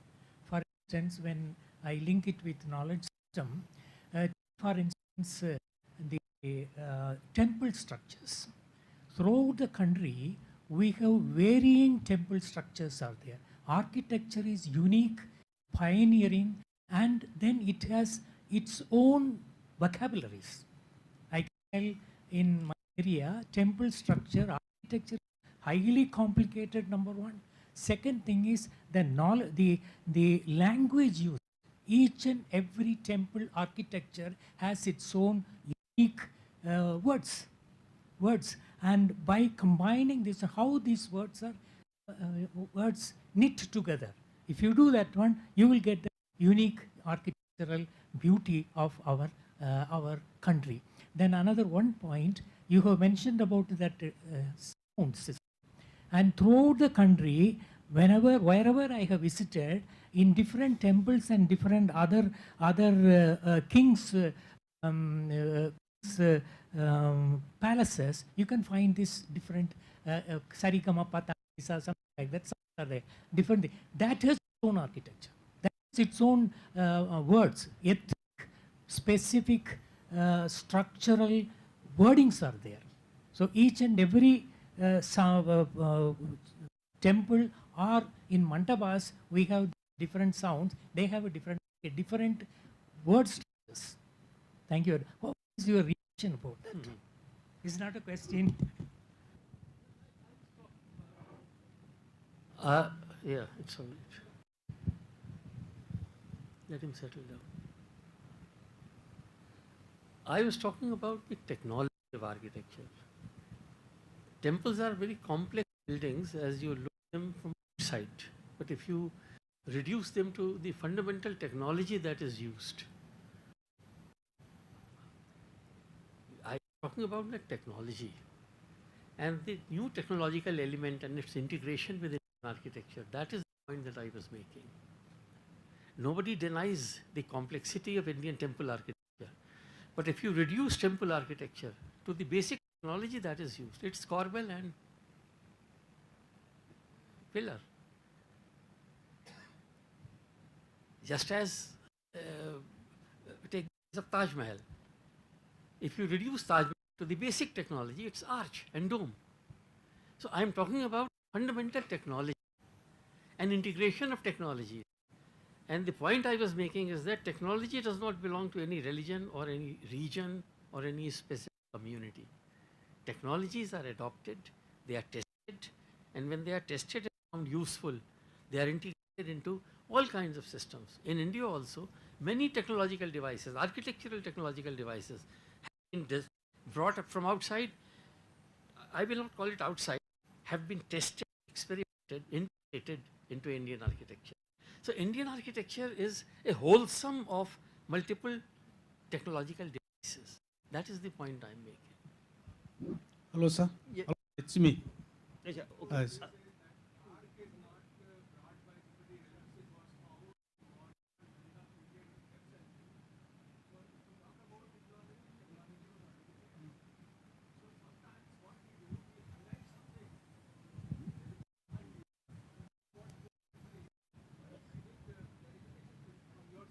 Sir, can you repeat on the mic so that it's on record as well? Yeah, please, sir. My take was that arc was not new to India. It was used in 5th century by Maurya, Nanda, and many of the remains of arc before that is available, and if I remember correctly, Jaiswal has documented all that. So if you say that this is a technology which was brought by somebody and it integrated, it needs correction. Yeah, just quickly, very quickly. Of course, first of all, there's a difference between architecture and sthapatya. The architecture term, as we all know, comes much later from the arch. That alone is not, as Sir just said, is much more complex. Technology is very, very ancient. But my question is of a very psychological kind, in terms of how, because as I ask you a question, it's not a new question. I'm in my mind quoting Shatapatha Brahman, where a sage is making a Vedika to perform yajna. And I'm not going to quote the entire Sanskrit, there's no point, I'll just give you a summary of that. And at one point, the sage says, "Oh Lord, I'm very tired of making the bricks of different sizes," remarkable text that is there, and then destroying them because I do not find them fitting into the architecture. And then you are shocked when you read the next sentence that I am doing that in my mind. So my question is, what is the relationship between the form of that technology and the proper arrangement of those elements to create an sthapatya kala, an art? Very interesting. Answer. ठीक है.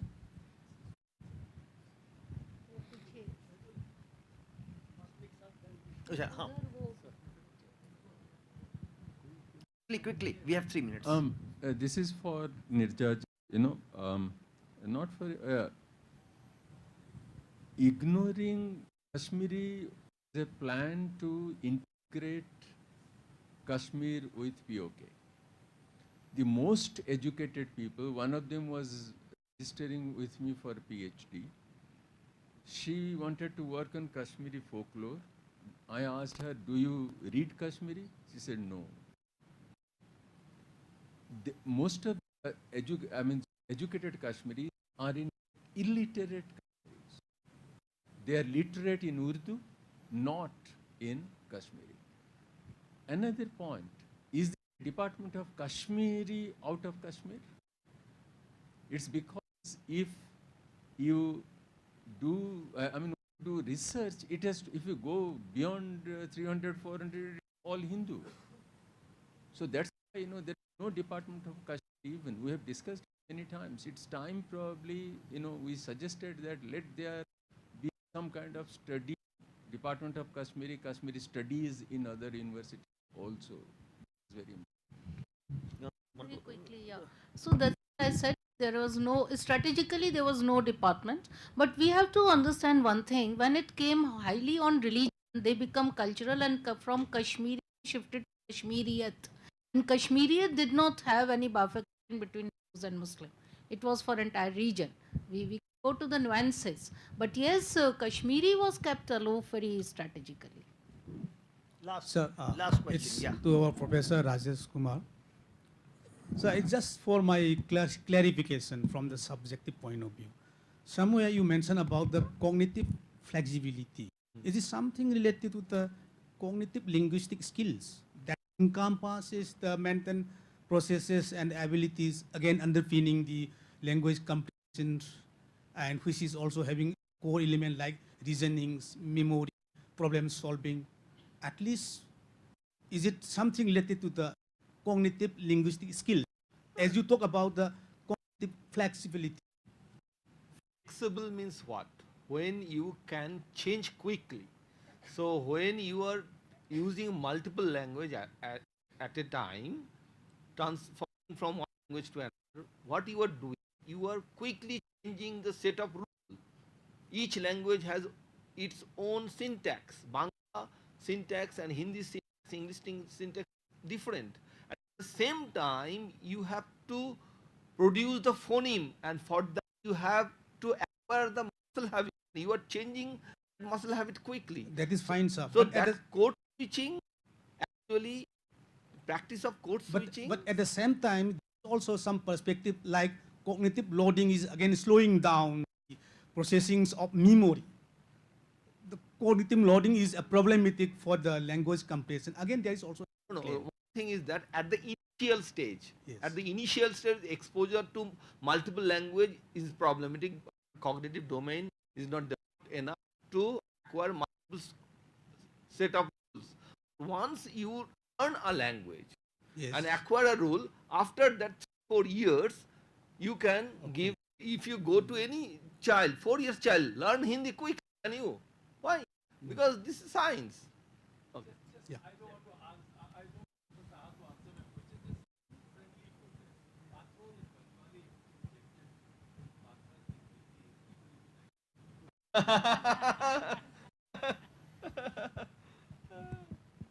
Thank you so much. I think we are So one last completing question. we are.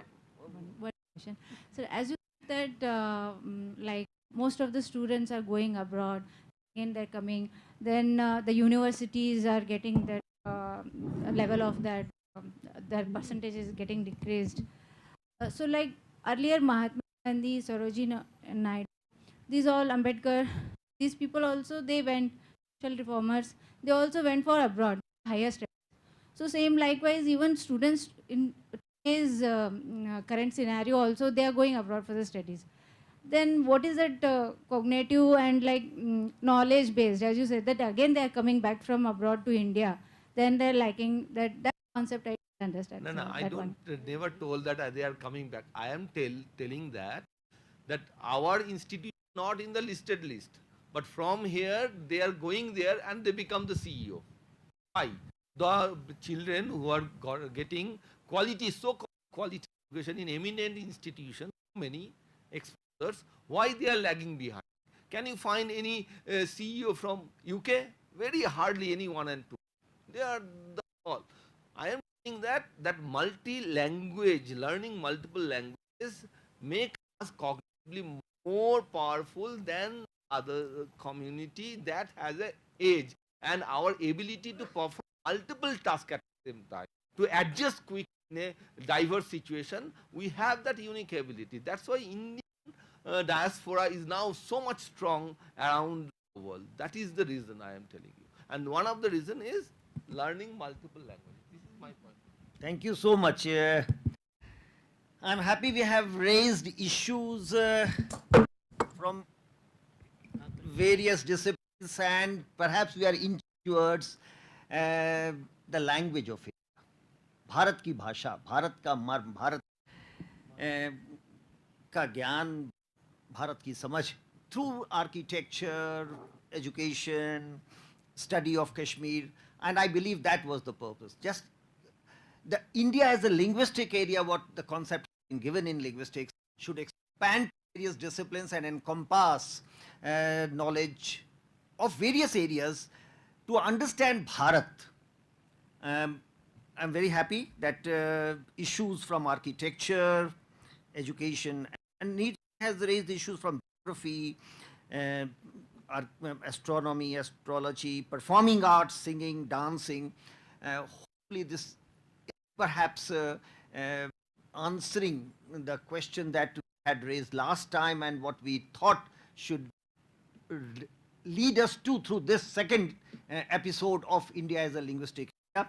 Thank you so much, all my panelists, for such enlightened and informed presentations.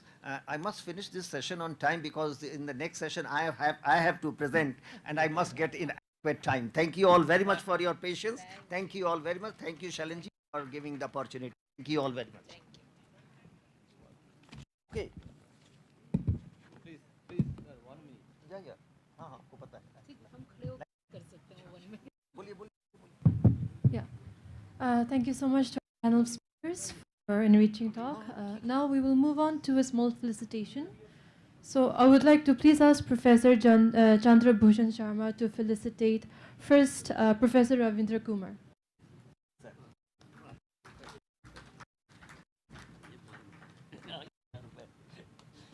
Next, Professor Rajesh Kumar Sahab.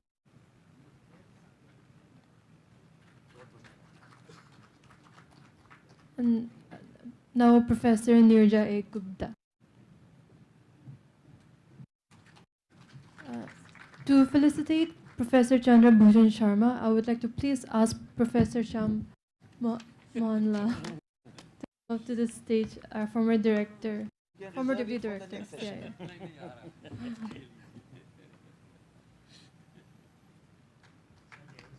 Thank you so much, sir. Thank you. Thank you, everyone. We will now break for tea, 15 minutes, and we'll come back for the next session. And don't forget to remind they must come on time. Yes, please come on time.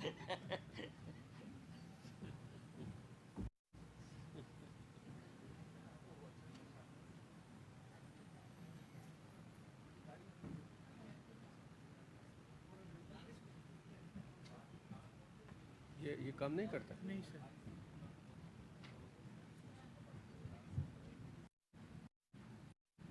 नहीं होगा, आपको control दे रहा हूँ. Pen drive करें उसको अभी copy करके वापस कॉपी नहीं करना है. कॉपी नहीं करना है तो डिलीट करना है. कॉपी डायरेक्ट पेन ड्राइव से लाइए. तो कैसे दिखाएं कौन सा इसमें मैं शुरू करके बाकी फोल्डर छोड़ दीजिएगा. लगा के आता हूँ आप चेक. हाँ.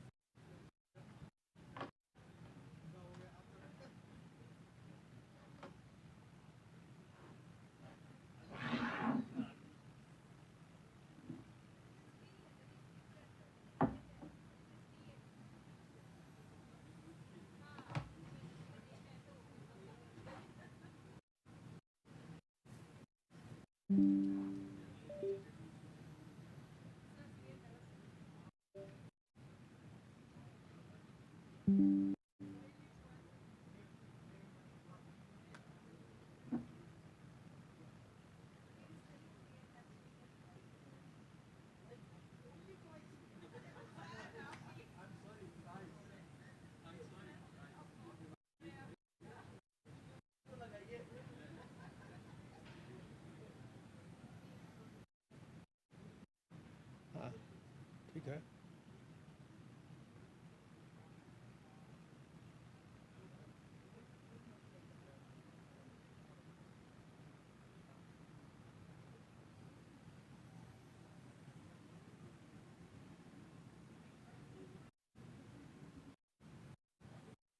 ये वहाँ पे लगा देना अपने.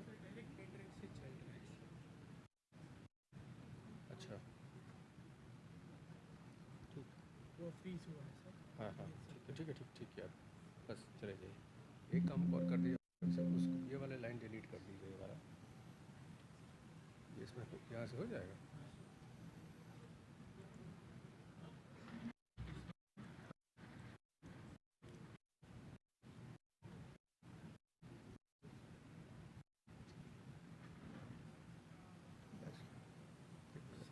एक बार हाथ में सेव कर दें, इसको जरा एक मिनट इसको बढ़ा कर दें, स्पेस ले लेगा ये।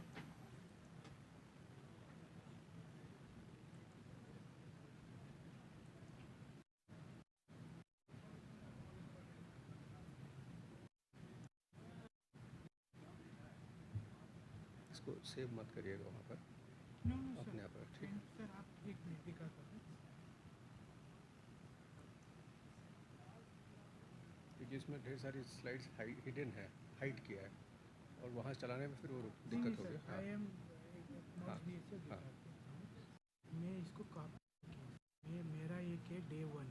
अच्छा ठीक, इसमें सिर्फ जो दिया है इसमें आपका कॉपी है, ये आपका मोटिवेशन, यहाँ से डायरेक्ट पे हुआ, ये आपको क्लोज भी कर दिया, डायरेक्ट ये क्लोज हुआ तो क्लोज, सेफ रिजेक्ट करके ठीक। तो इसमें यहाँ पर वो इसको डाउन कर दीजिए, फिर बाद में सेकंड टॉक है हमारी, तो यही सब ले लें। वो कैमरा में ना ठीक, सेकंड टाइम के बाद ठीक, ये अभी तब तक ये मिनिमाइज कर।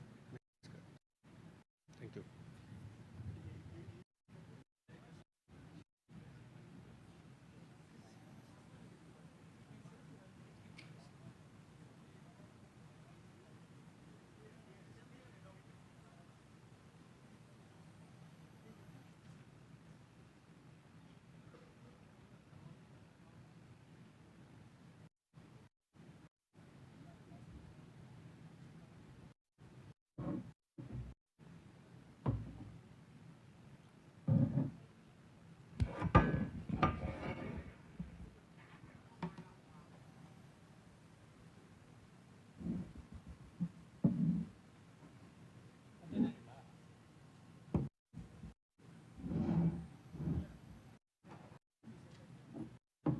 ಇದು ಸೆಂಟ್ರಲ್ ಇರಬೇಕು, ಸೆಂಟ್ರಿಗೆ ಇರಬೇಕು. ಹೌದು ಇಲ್ಲ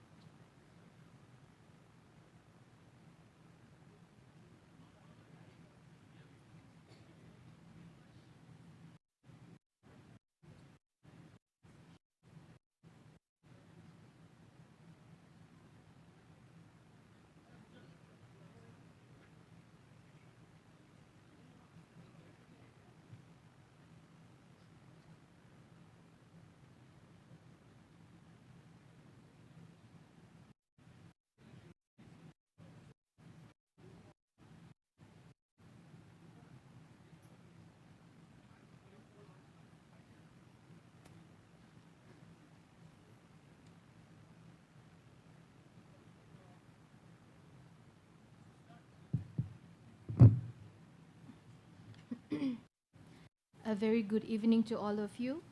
I welcome all of you to the session 3 of the Conference on India as One Linguistic Area.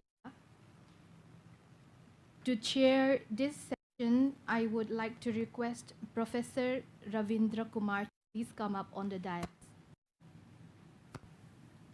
And the speakers for this session are Professor Chandra Bhushan Sharma and Professor Avinash Chandra Pandey. First, I would like to request Professor Chandra Bhushan Sharma to please come up on the dais. And also Professor Avinash Chandra Pandey to please come up on the dais. Professor Avinash Chandra Pandey is the Director and Inter-University Accelerator Center, New Delhi. He is a distinguished academic and researcher with expertise spanning physics, nanotechnology, beam physics, and the Indian knowledge system. He has over 30 years of teaching and research experience, including at the University of Allahabad. He has led major international collaborations and served on high-level committees such as NAS and the Indian Institute of Astrophysics. He has authored 300 publications and holds 19 patents. Professor Pandey has mentored 30 PhD scholars and pioneered advanced research facilities, including India's first indigenous whole-body MRI scanner and tabletop cyclotron. He has key leadership roles as director of IUAC and IUCYS and as Vice Chancellor of Bundelkhand University, continuing to drive innovation in interdisciplinary science and education. Welcome, sir. Yes, sir. Professor Ravindra Kumar, so the stage is yours, sir.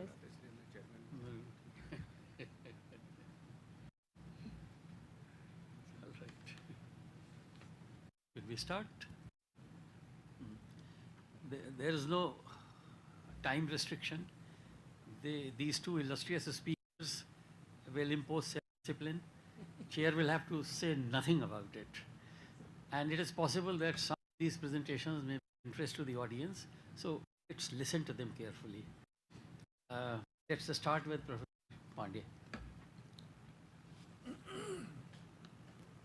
Thank you, sir, for the opportunity. And I'm grateful to Honorable Director and also Professor Sharma, who made me come here. I found myself out because I am from natural sciences, but after listening to the talks, I find myself at intersection of many of the disciplines. I have purposely brought this particular view graph to emphasize. In the morning we were talking about Jagatyam Jagat, Isha Upanishad ka first. So when I say that I am present everywhere, so it is the atom, the radioactive isotope, which is available everywhere and it records. We came here from Delhi, so we brought some particles with us in our shoes. It is there. If I want to date, I can tell you that from I came, what was the date on which I was here. That is the capability what we have. And this is a small introduction of the center from where I come. I'm serving there.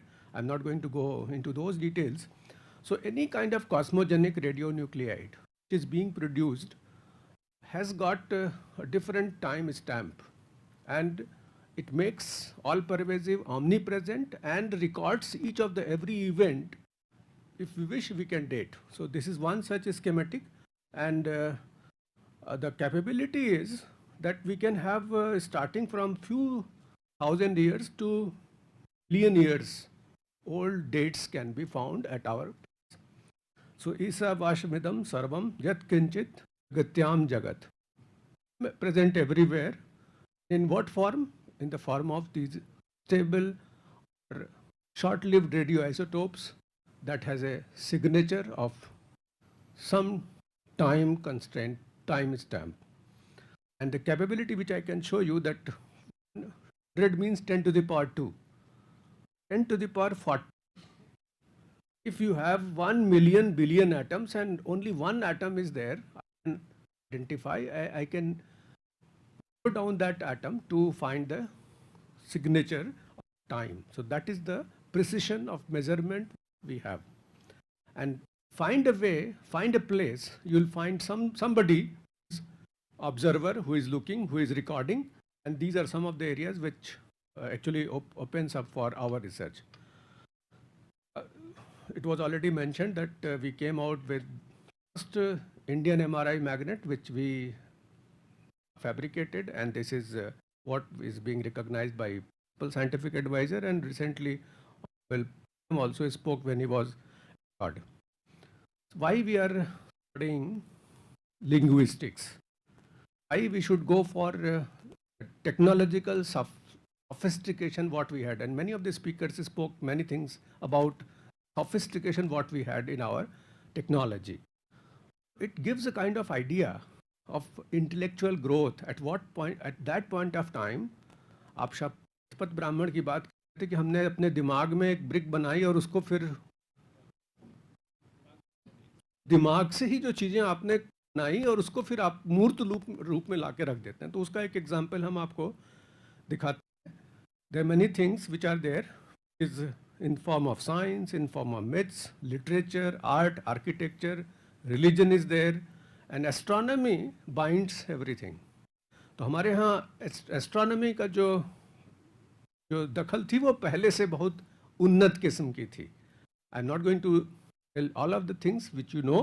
केवल इतनी बात बताना चाहते हैं कि 19वीं सदी में एक धारणा आई कि भारत में प्रेक्षण संबंधी खगोल विज्ञान एस्ट्रोनॉमी था ही नहीं. ये एक मिथ है जो आया इस मिथ के बारे में, और ये मिथ को अगर हम लोग बस्ट नहीं करेंगे, और 30 साल बाद 1971 में Roger Billard he found that whatever we had at that point of time, even Aryabhata that he gave pi's 4 times point तक, that number is correct which was given by him. ये नहीं कहा जाए कि बेबीलोनिया से उन्नत है, बल्कि बेबीलोनिया से नहीं हो सकता. ये कॉन्सेप्ट हमारे दिमाग में कहीं ना कहीं आना चाहिए. और रही सही कसर, भाई साहब बैठे हीरामणि तिवारी जी, इन लोगों ने, हिस्टोरियन ने इसका सब कुछ किया. सॉरी इतनी थियरीज आई, आर्यन, सेंट्रल एशियन, यूरोपियन, हाँ, लेकिन इंडियन थियरी क्या है? आर्यंस को आप कहते हैं कि बाहर से आए, उन्होंने एजुकेट किया, आपको बताया. This are all, this should not be believed. And why? Because we have also come out with genetic variations, genetic evidences. Bharatvarsh में जितने लोग हैं सबका जेनेटिक एक है. This has been proved, and ये हमारे यहाँ इंडिया में नहीं छपा है, ये बाहर के साइंस के मैगजीन में छपा हुआ है. Laljeet Singh, who was former vice chancellor of BHU, he led that group working in CCMB, CSIR laboratory. He did a very systematic study of all the people coming from all walks of life from across the country. And he came out with this kind of study. And other important thing is, आया तो आप ही के यहाँ से object हुआ, हम इसमें लिखा हुआ हम पढ़ेंगे नहीं, कहा गया कि ये बताइए कि जेनेटिक्स थ्योरी से कैसे पता चलेगा कि जातियों में विभक्त हैं, तो जातियों का जेनेटिक कैसे आप करेंगे? Was all refuted. अगर हमने किसी कार्य करना शुरू किया या हमने अपनी जाति या कहीं पर, that does not change my genetic code, but that has also been subjected to some kind of question mark. So these are some of the things. And today in the morning, Dr. Sanyal was talking about Saraswati. Saraswati has got mention in Rig Veda. Not only that, we have recreated Saraswati board in Haryana, and we have found paleo channel. I have skipped that slide which he showed, the satellite imagery. Paleo channel is there. हम लोग वहाँ से वहाँ के बालू मिट्टी को ला करके उसको डेट कर रहे हैं, और वो क्रिएट कर रहे हैं. कहीं कहीं नदी चैनल ज़मीन के अंदर बह रही है, कहीं पर वहाँ पर लोगों ने कब्जा करके अपना बसा लिया है, लेकिन रिवर इज़ देयर. अब उसके साथ 2 मिथ जुड़ गए. द्विरूपा सरस्वती, एक सरस्वती वो जो कि नदी के रूप में लापता हो गई, और दूसरी सरस्वती आपकी मेधा, वो लापता हो गई. It is what we were being criticised, we were looked at. So these are some of the things. और इम्पॉर्टेंट पार्ट है जो सील के फॉर्म में आपके पास मिलता है, शिव का एक रूप है. शिव का आप जो रूप है वो एक सिंबल सातत्यता को बताता है, कल्चरल कंटिन्यूटी को। कब? जबकि हम लोग नोमैडिक थे, तब जबकि हमने डोमेस्टिकेट किया, जब हमारे पास हम लोग बैल रखते थे, हमारे गण, जितने भी उनके सिंबल्स हैं, that gives a cultural continuity of all the civilizations that thronged. So that is one important thing. And if you look at the site, इस पर भी लोगों ने विवाद किया कि ये आपका मोहनजोदाड़ो, हड़प्पा की जो सभ्यता थी वो आर्यन नहीं है, ये वैदिक नहीं है, उसके साथ भी नहीं है. And very recently, few years ago, another site was found near Madurai, Killadi.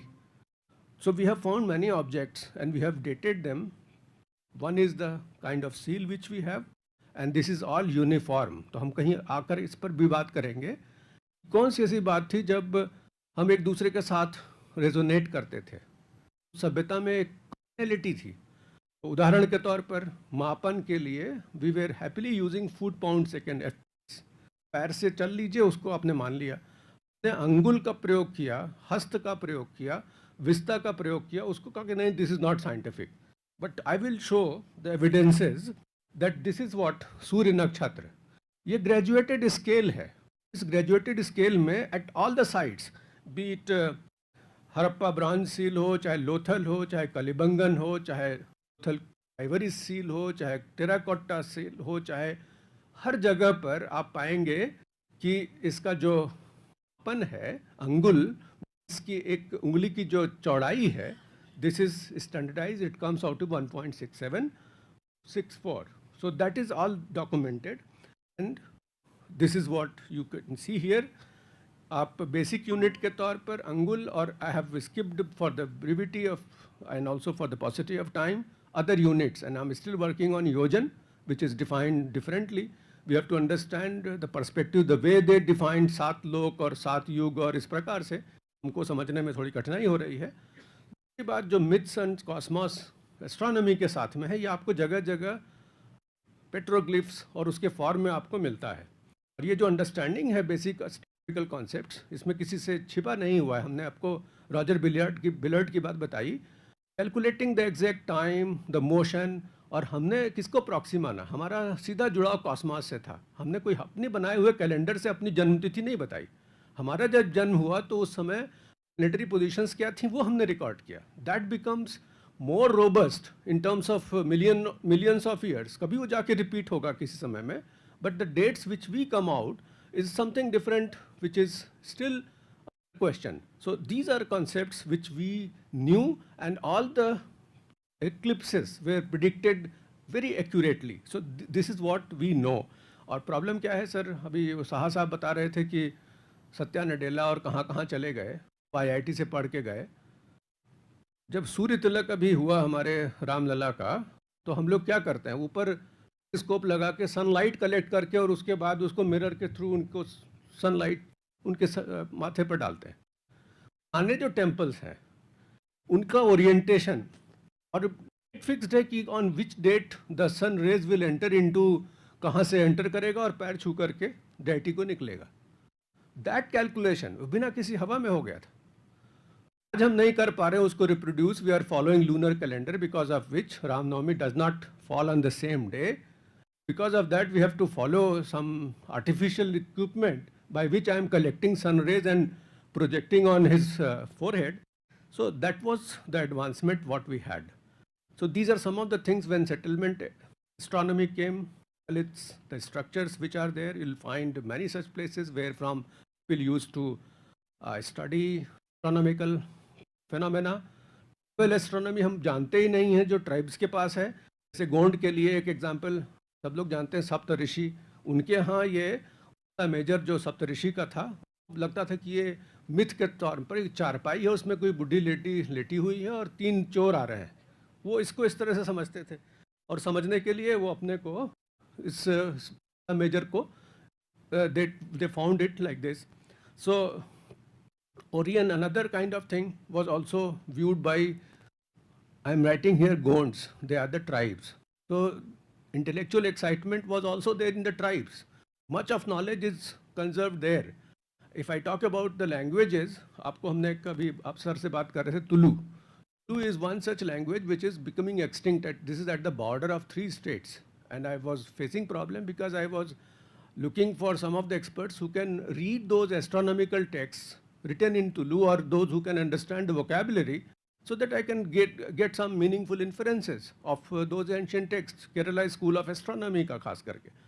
और आज बहुत बात हो गई है हिंदू टेम्पल का, ये हम आपको केवल दिखा दे रहे हैं. इसके जो इम्पोर्टेंट पार्ट की बात करते हैं, there many things are there which are thoroughly documented. और केवल यही नहीं कि अपने देश में इनका जो प्रचार प्रसार और इनका जो वास्तुमंडल के अनुसार इनकी संरचना, similarities are also found 5,000 kilometers away, which is in Azerbaijan, Cambodia, in Vietnam, in Indonesia. अब इसको हम कैसे माने कि हमारे पास लिंग्विस्टिक्स का मतलब कोई भी चीज़ आप जॉट डाउन करके आपको नहीं बताएंगे कि ऐसे रेशियोज ये होने चाहिए, इस प्रकार से आपने स्ट्रक्चर को खड़ा करना है. तो communication was one of the important thing by which without any interference, if I can communicate to you, then my class is of some value. Otherwise हमने कुछ ऐसे jargon का use किया और आप उसको कुछ का कुछ समझ गया, then it is different. So this is what we had at that point of time. और इसको हम जोड़ते हैं आज के समय में, जब 2022 में फिजिक्स का एक नोबेल प्राइज़ मिला क्वांटम एंटेंगलमेंट को लेकर के. क्वांटम एंटेंगलमेंट वो सरल भाषा में यह है कि एक कोई मशीन रखी है, मशीन में एक तरफ काली गेंद और दूसरी तरफ सफ़ेद गेंद निकलती हो, और आप जानते हैं कि एक जब काली निकल गई तो इस तरफ सफ़ेद निकलेगी. तो एक एंटेंगल्ड का मतलब कि दो घटनाएं दूसरे पर परस्पर जुड़ गई. यानी कि जब इधर काला निकल गया तो you can predict that this time this will come here, but this is local, आपके आँख के सामने घट रहा है. नॉन लोकल अगर हो, यहाँ आप बैठे हैं और अमेरिका में कोई घटना हो रही, आपके गाँव पर कोई घटना घट रही, वो दोनों एक दूसरे के साथ एंटेंगल्ड हों. That has been observed, for which Nobel Prize was given. Consciousness की बात हमने नहीं की थी. एक के रूप में एक एटम अपने अंदर एक चेतन मन का धारण करता है, जो रिकॉर्ड करता है, जो एक दूसरे के साथ में कम्युनिकेट करता है. That part can also be done on the line. आज हम इसके बारे में बात नहीं कर सकते, लेकिन बात है हमारे पास लार्ज लैंग्वेज मॉडल्स का, and how this Panini's language machine which was build by him. और आज सवेरे बात हो रही थी एच की, ह की बात, डॉक्टर सान्याल बात कर रहे थे. पाणिनी के सूत्र में अ ई उ अ ड़ ऋ करके जो 14 सूत्र हैं, 14 सूत्रों से मिनिमल दूसरा तरीका नहीं हो सकता. टाइम परमिट करेगा तो हम आपको ग्राफ थ्योरी तक दिखाएंगे कि कैसे आप इन्वर्टेड ट्री की अभिधारणा कर सकते हैं, कैसे आप दिखा सकते हैं कि इसके अलावा कोई दूसरा तरीका नहीं हो सकता. केवल एक प्रॉब्लम है कि वहाँ एच का 2 बार, ह का 2 बार प्रयोग हुआ है, which I do not know whether H से स के 3 फॉर्म है, श श स तालब्य श और खटकोण. उसी तरह से ह की 2 उच्चार ध्वनियाँ होंगी जो समाओ वैदिक उच्चारण के बाद लोग उसको मिस कर गए होंगे. But the German professor who has analyzed Wiebke Peterson, she says that H has been used twice, or has been used twice, because of which it has become minimal. If you don't use it twice, then it is not minimal. The solution of Maheshwar Sutra by Panini is not minimal. So if I talk about this ANN and also large language models, तो अभी sir GPT से आप बात करके madam को बता रहे थे, ये घटना देखिए, बहुत पहले किसी ने 2001 में एक स्पेस ओडिसी थी, इसमें एक लाल रंग का डॉट दिख रहा है. वो चुपचाप बात कर रहे थे, उनको नहीं पता था कि ये लिप रीड कर लेता है. ये उस समय के इमेजिनेशन था लिप रीड करने का. 1960s में आर्थर सी क्लार्क एक फिक्शन की मूवी बनाई, ये मानते हुए कि एक कंप्यूटर बैठा है जिसको आप रखा कि समझ नहीं पा रहा है, आप केवल लिप से बात करके उसने पकड़ लिया. तो इट हैज़ बिकम. और आपके घर में अगर ऐसा बैठी हो, आपका सीरी आपके साथ हो, को हो, वॉटसन हो, दे आर द टूल्स जो हम, why I am bringing all these things, सब लैंग्वेज के मॉडल्स हैं जो आपके घर में कॉमन कॉन्वर्सेशन सोशल मीडिया में चल रहा है उसको रिकॉर्ड कर रहे हैं. उनका डेटाबेस, बिग डेटा समृद्ध हो रहा है. हम लोग अगर संस्कृत में हिंदी में भी बात करते हैं तो हम लोग स्क्रिप्ट यूज़ करते हैं, अंग्रेजी में लिख के भेजते हैं कि चले आओ. अब चले आओ का मतलब CHALE, वो उसको क्या समझेगा और कैसे इसको हमारी भाषा को हेल्प करेगा AI. That is another question which we need to understand from this side. CIIL से इसके बारे में बात होनी चाहिए कि कैसे हम LLMs को ट्रेन करें और उसकी vocabulary, उसके syntax, उसके semantics. Many of the languages are getting extinct कि वो अच्छाइयाँ आप जोड़िए और साथ ही साथ biases हैं ढेर सारे. अमेरिका में अभी एक कंपास करके एक AI टूल आया जिससे कि हायरिंग होती थी, लोगों को आप सेलेक्ट करते थे. बायस क्या था कि वाइट मेल के बारे में उसको सारी जानकारी है लेकिन ब्लैक फीमेल के बारे में उसको कोई जानकारी नहीं. तो इसका मतलब कि model is not predicting correctly and that will happen with the many of the syntax, many of the vocabulary, many of the sentences what we speak in our day-to-day languages. So these are some of the bias problems which we have to understand and we have to take it. Then regional languages. अभी सवेरे madam आप बात कर अरुणाचल प्रदेश की बात हो रही थी कि मैडम चली गई माननीय भिड़े मैडम कि 15 किलोमीटर जाइए वहाँ पर भाषा चेंज हो गई, वहाँ की बोली बदल गई. इतनी वैविधता, डाइवर्सिटी हम कैसे कैप्चर करें? स्पोकन लैंग्वेज का वेरिएशन, रिटन लैंग्वेज का should be path forward. That is again an important activity and there are many issues, खास करके ग्लोबलाइजेशन और अभी भी हम लोग देश की सुपरमेसी में ही जी रहे हैं. Lack of data of many languages, lack of writing system और तमाम भाषाओं की तो स्क्रिप्ट ही नहीं है. Some of them are getting endangered or unscripted languages. These are some of the threats which we need to. Now coming to the neurobiological aspect of language.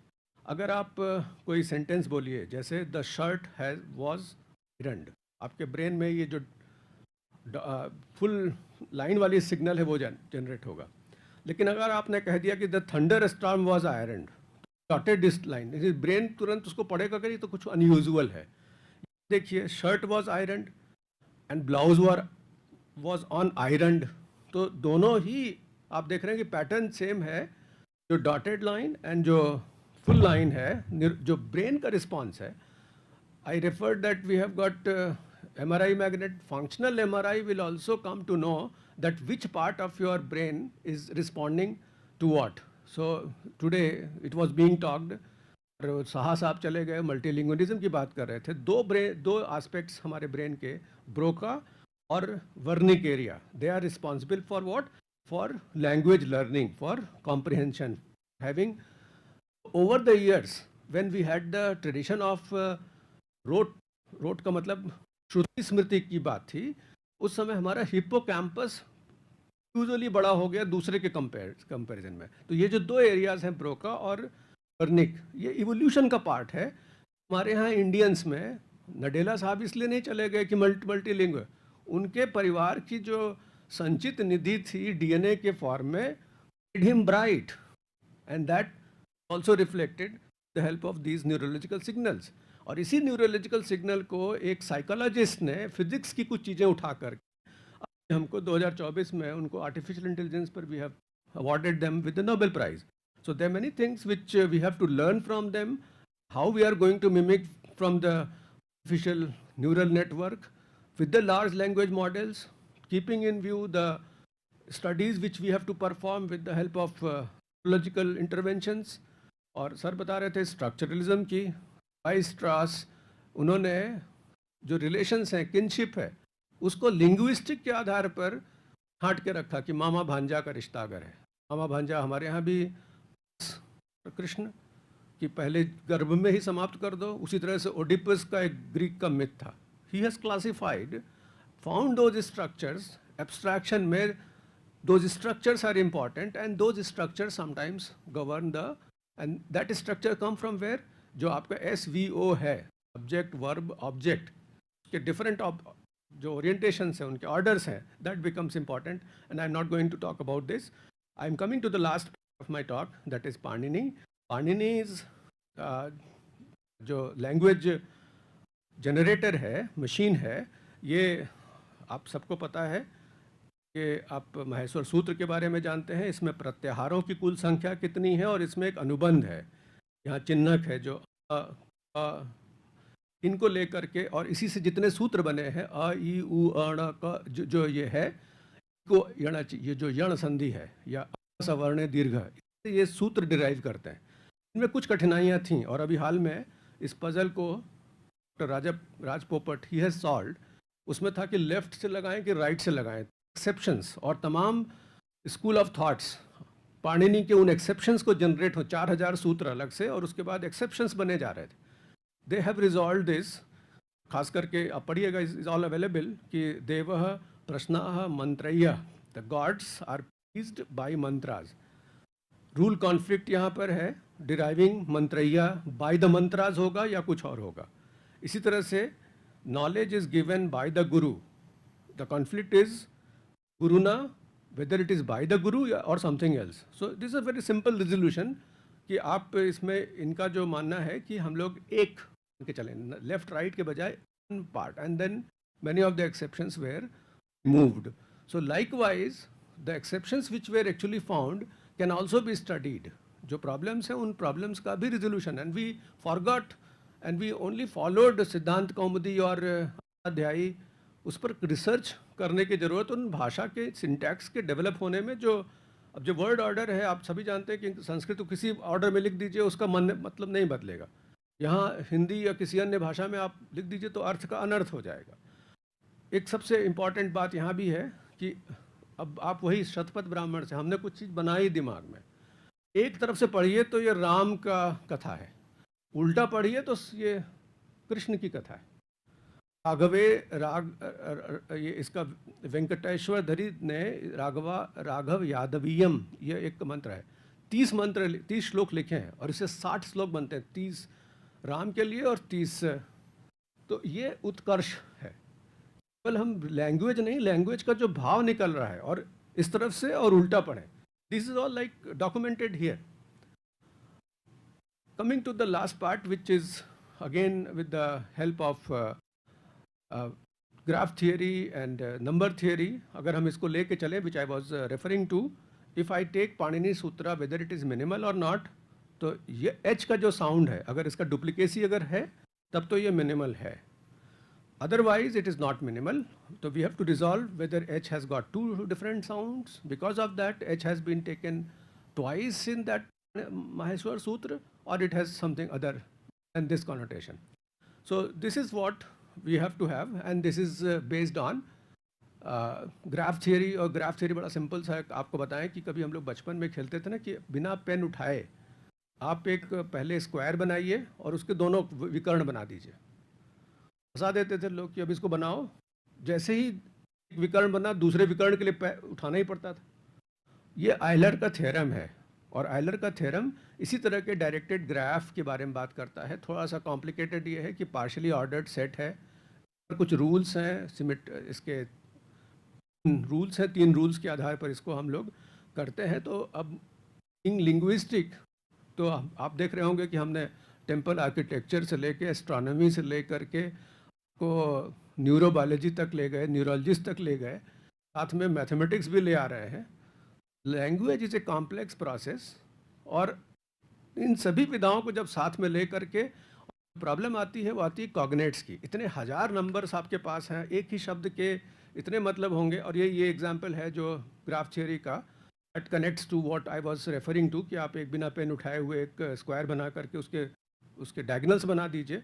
ये एक प्रॉब्लम थी जिसको सॉल्व करते करते आयलर ने इस प्रॉब्लम को resolve किया. तो that comes from, and then there are 2 laws, Grimm's Verner's law, कैसे प्रोनाउंसिएशन चेंज होता है शब्दों के जाल के साथ में, उसको भी समझना. और ये कॉग्नेट्स का जाल है. कभी कभी अर्थ किसी विशेष शब्द में कोई शब्द रूढ़ हो जाता है, कभी कभी वो हम समझ ही नहीं पाते कि किस संदर्भ में वो यूज़ हो रहा है. तो इसके बारे में भी, and that is to be train to whom? Language models. So these are some of the things which we need to understand, and that is again, and last again I'll be coming to this part. जिस प्रकार से genetic code है, उसी तरह से भाषाओं का भी अपना कोड है. उसको भी उसका कॉग्नेट्स में अगर आप जाइए तो पूछा जाएगा इसका रूट कहाँ है, ले जाओ रूट कहाँ से बना था. पीछे जाना शुरू करिए तो आपको लगेगा शायद हो सकता है कि वही जो भाषा जिसके बारे में बात करें वहीं पर आके रूट मिले, जो कहाँ कहाँ से घूम करके आपके दूसरी तरह से प्रस्तुत हो रहा है. That study is also to be done. This study, I can refer to the last इस पर नोबेल प्राइज भी मिला अबो सवांतो को, और इन्होंने निएंडरथल को ले जाके जोड़ दिया, तब जबकि कोई संभावना नहीं थी कि उनका डीएनए मिलेगा। माइटोकॉन्ड्रिया के डीएनए को सिंथेसिस कर उससे डेटिंग करने का जो तरीका इन्होंने ढूंढा, because of that could connect Homo sapiens, chimpanzee, Neanderthal को जोड़ के 7 मिलियन पहले लेके चले गए। तो अब संभावना है आर्टिफिशियल इंटेलिजेंस के द्वारा कि हम कॉग्नेट्स को क्लासीफाई करें, उनके रूट तक पहुँचें, सभी भाषाओं के जितने शब्द हैं उनका एक विलेज हो और उस पर मॉडल हो, जिससे कि हम लोग इस पर काम कर सकें। And that completes my talk.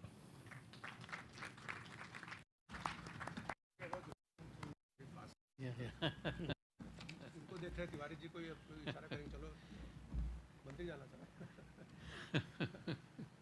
No, that was the reason. Self-discipline is sometimes ingrained in people. So that is the reason. Sharma ji.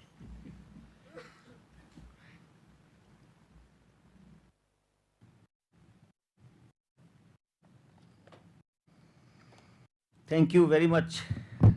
First of all, Central Institute of Indian Languages, Charan Mohanji, who has given this opportunity. Everybody is acknowledging, and I must acknowledge as well. I'm happy I'm the last speaker and I have less time. तो हम ये कह के निकल सकते हैं कि अब समय बहुत कम है, इसलिए हम क्या बोलें, अब हम बंद करते हैं. I will stop here, but actually I am very confused because this is the edition 2 of India as a linguistic area, and I believe those of us who attended last time would remember we have concluded it doesn't only stop at the verbal language. Linguists study as India as a linguistic area, which must expand and look at India as a cultural area. And I'm happy so many new dimensions have come. I don't think we are finding, or we have been able to find solutions or given concrete evidences which would at the moment presently be able to conclude as India as a cultural area. But I think we have raised a number of very pertinent issues. What was there in our minds and what I would please summarize, I won't say would really be making a very informed presentation. I'm a linguist by training, but deviated, and my concern more has been on who are we, our identity as Indians or Bharatiya, what the constitution says, India, that is Bharat. वो India क्या है और वो भारत क्या है? And that is why my topic, Sanatan Dharma, the essence of Bharat. I'll only like to explain these terms, why I have selected. What is Sanatan? What is Sanatan? Our job is made very difficult by those outside academia, because when they define, they are heard more than us, and we have sort of fall in line what they have defined, and we have to subscribe to that semantics or connotation, and we are not able to take the actual meaning of the terms that should be what is Sanatan. पहली चीज जो मैं केवल drop करना चाहूंगा, I don't think I will be able to conclude कि सनातन है क्या, जो शाश्वत है, इटर्नल है, जो ग्लोबली ट्रू है, टेम्पोरल नहीं है, बियॉन्ड टाइम ट्रू है, वो शाश्वत है.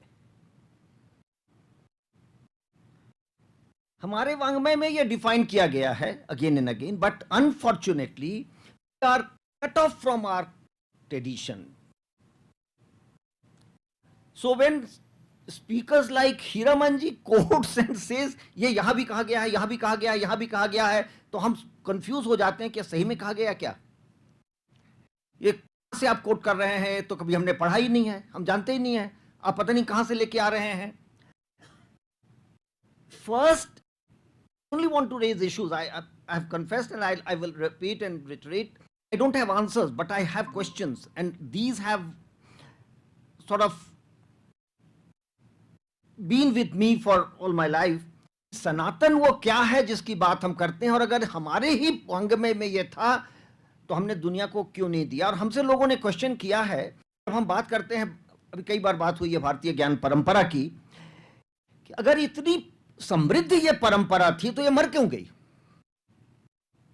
या ये ओब्लिवियन में क्यों चला गया। मर भी नहीं कर सकते हैं क्योंकि हम मानते नहीं है कि मरी है। Greek and Roman traditions of मरे हैं, भारतीय परंपरा नहीं मरी है, ये जिंदा रही है, कंटिन्यूटी में रही है। समहाउ ये ओब्लिवियन में चला गया। उसका जो इतिहास है वो चर्चा करेंगे और उस पर बात होगी। तो सबसे पहले वो सनातन क्या है, जो हमारा आइडेंटिटी है, ये हमारे ट्रेडिशन में है। Tradition is not the right word, आपको कहना ही पड़ेगा, हमारी परंपराओं में है। I'll take a couple of examples. Because I don't have a structured lecture, so whatever comes to my mind. I was reminded of a paper by Bhiku Parikh that I heard from him and read. The Indian concept of friendship. I'm deliberately raising this. The Indian concept of friendship. अभी हम बैठे हुए चाय पीते हुए चर्चा कर रहे थे कि हुक्का पीते हैं हम सब साथ बैठ के पीते हैं, लेकिन सबका अपना अपना टोटी होता है। जो हुक्का बढ़ाते हैं तो हम अपनी टोटी से पीते हैं। और भिक्खू पारिक के पेपर में भिक्खू पारिक ये कहते हैं, आपका कौन सा मित्र कितना क्लोज है, उसको आप कहां बैठा के खाना खिलाते हैं, ये तय करता है कि वो आपका कैसा मित्र। मुझे याद है, मैं आज से 20 साल मणिपुर गया था। हमारे एक मित्र थे, हम लोग फील्ड वर्क कर रहे थे मेतेई पर। उनके घर खाना खाने बुलाया तो हम लोगों को किचन में ले जा करके उनकी मां ने खाना खिलाया। और भिक्खू पारिक के पेपर में यह बात राइट हुआ जो वो प्रेजेंट किए कि आपका कितना क्लोज फ्रेंड है, उसको आप कितने अंदर तक घर लाते हैं, वो कौन खाना खिलाता है। I'm trying to relate the language of society और सनातन या धर्म। आप किसको किचन तक लाते हैं। यशवंत के घर हम लोग गए और अभी हीरामन जी ने बताया कि धो करके ही खाना खाना पड़ता था। उनको पहले हाथ पांव धुलाया गया, फिर उनके किचन में ले गए और उनकी मां ने खाना खिलाया। अपने अपने लाइफ से रिलेट करिए कि आपके घर कौन आता है, आप कहां तक लाते हैं। बरामदे में ही बैठा के खिलाते हैं, या ड्राइंग रूम में लाते हैं, या डाइनिंग रूम में लाते हैं। आज भी है और पूरे भारत में है। अभी हम गए थे ईटानगर, निवेदिता दीदी और कर रही थी। वहां एक टीचर थी, वो हमारा विजिट कोऑर्डिनेट कर रही थी। फिर वो बताने लगी कि हमारे यहाँ शादी की क्या परंपरा है, और जितनी बातें वो बताई कि हमारे यहाँ शादी में क्या क्या फॉलो किया जाता है, उसको हम सब पा रहे थे कि हम बिहार में वही करते हैं जो वहां हो रहा है। हर बार एक रेफरेंस आता है और I am very comfortable with this. यहां भी होता है और नॉर्थ ईस्ट में भी हमने देखा है। लगता है कि अफगानिस्तान से लेकर बर्मा तक हम एक ही थे। अगर आप डीप स्ट्रक्चर में जाके देखें वो सब आइडेंटिकल मिलेगा, सरफेस स्ट्रक्चर्स डिफरेंट हैं। इनफैक्ट यूज द चॉम्स्कियन टर्म कि डीप स्ट्रक्चर एक ही है, हम एक ही जैसा सोचते हैं। हमारा धर्म भी एक है, हमारा धर्म भी एक है, मैनिफेस्टेशन अलग अलग है। Again repeat what I have said, and that's the core of my concern, not exactly presentation, core of my concern. Our job is made difficult by politicians and those who have vested interest in analysis. हम कितने कौन कौन अलग अलग हैं ये सब बताते हैं, हम कितने सिमिलर हैं ये कोई नहीं बताता। हम सब सिमिलर हैं, हम सब वेरियस पंथ फॉलो करें। हम धर्म की बात कर रहे हैं और जानबूझ के आई am raising these two terms, धर्म और पंथ। हम अलग अलग पंथ भले फॉलो करते हैं, हमारा सबका धर्म एक जैसा है। What makes us happy and unhappy? Travel from north to south, east to west. Ask people from various communities, religions. I am using in the modern term, the पंथ के concept में सब एक जैसा खुश या दुखी होते हैं. What is the concept of dharma across India? I was recently listening to a presentation by an American professor. I was struck by that idea. I have not read, and I'll only drop so that friends, colleagues, researchers, and linguists would on it. हम अब western methodology में देखने के आदी हो गए हैं जो बाइनरी है. हम कभी बाइनरी में देखते ही नहीं थे, और इसीलिए यहां भी रेफर किया गया कि हमारे यहां तमाम जगहों से लोग आए, तमाम वेरियस बैकग्राउंड्स के लोग आए, कल्चर्स के लोग आए, और सब यहां हो गए. And that's why I was interested in Ravindra Kumar ji paper. जो सब लोग आए तो भारत का जो आर्किटेक्चर डेवलप हुआ वो भारतीय है. उसको कई बार लोग कई नाम से देते हैं. हमको लगता है कि वो भारतीय है, तो हम अलग अलग फिल्टर्स से देखने के आदी हो गए हैं, क्योंकि जो हमारा प्रोसेस ऑफ एनालिसिस जो हमको वेस्टर्न दिया, वेस्टर्न मॉडल्स दिए, वो हमको कंफ्यूज किया. अगर हम अपने मॉडल से देखें तो शायद ये पॉटपॉरी है. बड़ा बढ़िया आज एक टर्म पढ़ा कि हम लोग पहले कहते थे ये पुडिंग है, अब उसको हम सलाद कहते हैं. तो हमारी जो संस्कृति है, जो कल्चर है, सबका मेल है, बिल्कुल समाहित है. हम एक जैसा सोचते हैं. I'm interested in India not as a linguistic area only in terms of languages, but also in terms of all our social activities and way of thinking. Rabindranath Tagore was referred this morning, and exactly what Tagore said, we need to look at it from his perspective, that we may have different backgrounds, but now we are one, and we are so impressed by the traditional Sanatan Dharma, जो globally true है, जो eternally true है. कुछ चीजें जैसे अभी एक recently I was trying to study, एक आज रेफर भी किए पंकज जी यहां पर, संथाली एक फेस्टिवल है सोहराई. मैं इस बार बड़ा क्लोजली उसको देखने की कोशिश किया. सोहराई अभी I have referred to the political interference, I will mention this. Santhals एक मूवमेंट अभी चल रहा है. हम हिंदू नहीं हैं. जाकर के उनका पूरा प्रोसेस देखिए, पाएंगे कि वो सारे सिंबल्स वो यूज कर रहे हैं जो सनातन का सिंबल्स है. फ्लैग, पूजा, सोहराई पर्व जो है साल के पहले दिन शुरू होता है, जो हिंदू कैलेंडर भी शुरू करता रहा है. तो आप पैन इंडिया देखिए, कैलेंडर वैसा ही है सारी कम्युनिटीज का. चूंकि ये इम्पोज्ड डिवीजन है के कारण हम नाम अलग अलग दे रहे हैं, प्रोसेसेस एक हैं. सोहराई शुरू होता है पलास के पेड़ के नीचे से. पूजा शुरू होती है पलास के पेड़ के नीचे से, और ये सब फिर कलेक्ट होते हैं.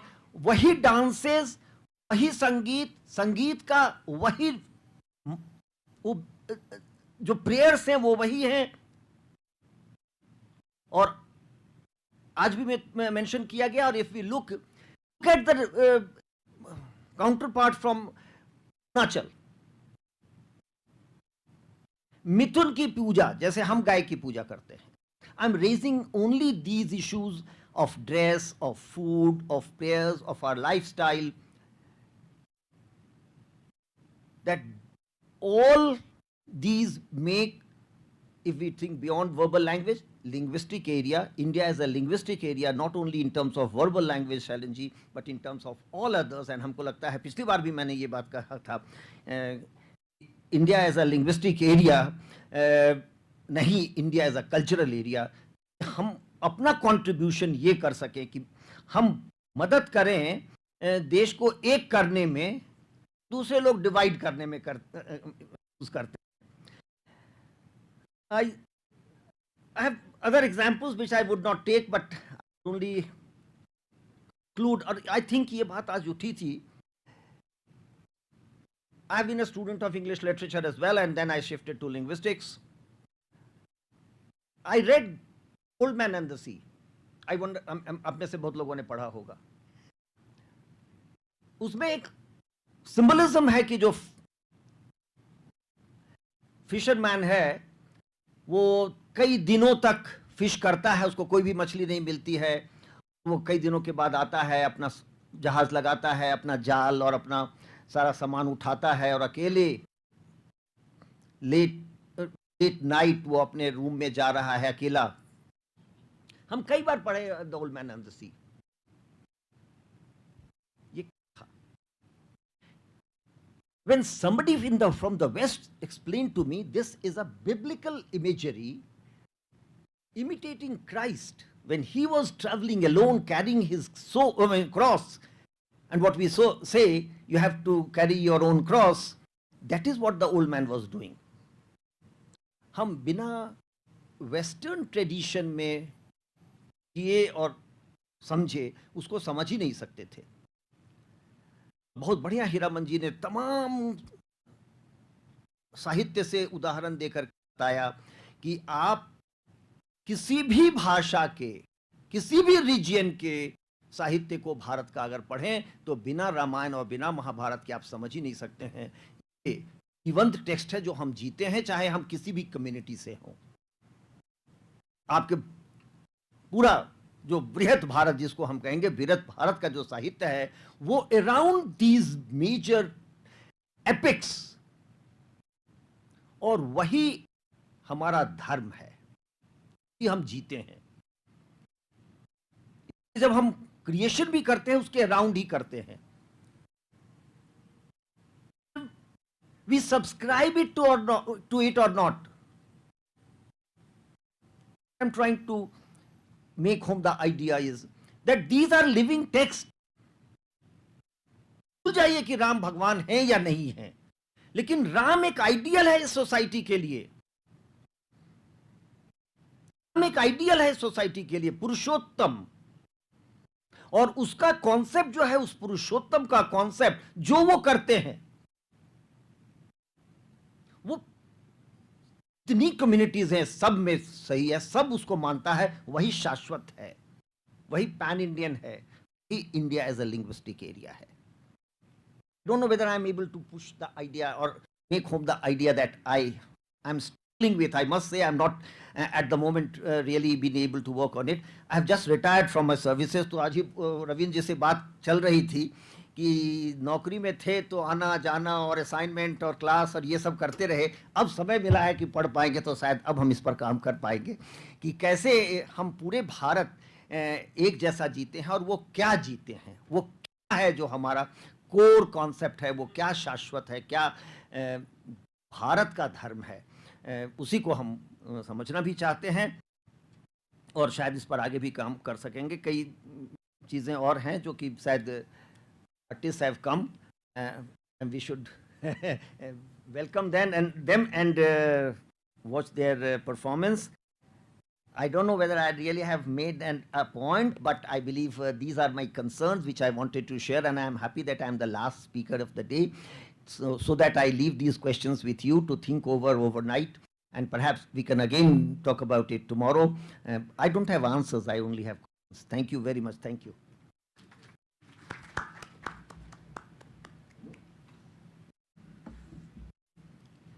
If there are formalities that we have to complete, kindly do that.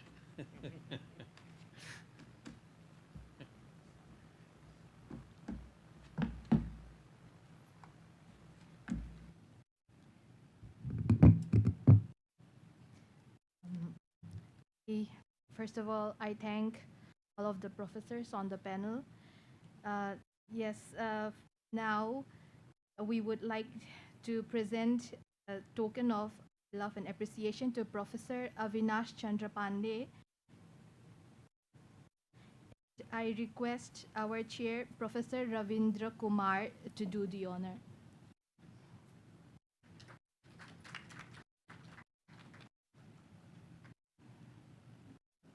Thank you so much. with this, we have come to the end of session 3 of first day. Now, this session will be followed by a cultural event. For this cultural event, I hand over the session to my colleague, Saravanan and Ayan.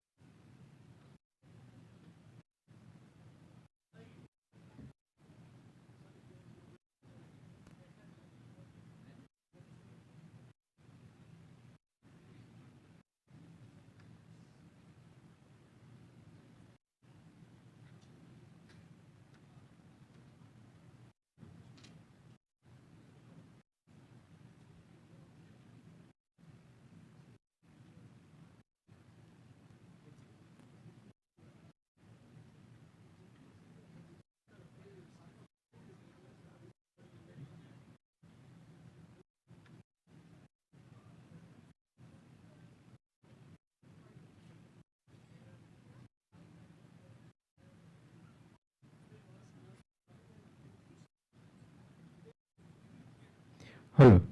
Hello, check.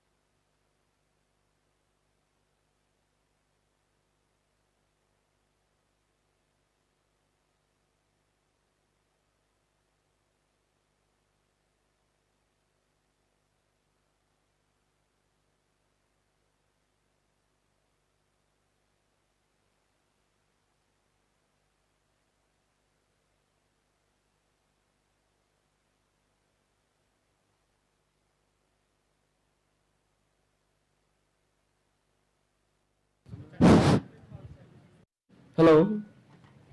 Sharvanan is there? Yeah. Jennifer? Okay. So shall we wait for 2 minutes? I have just asked the other people to join for the cultural program. What is the time? 10. So we'll take 5 minutes to settle down.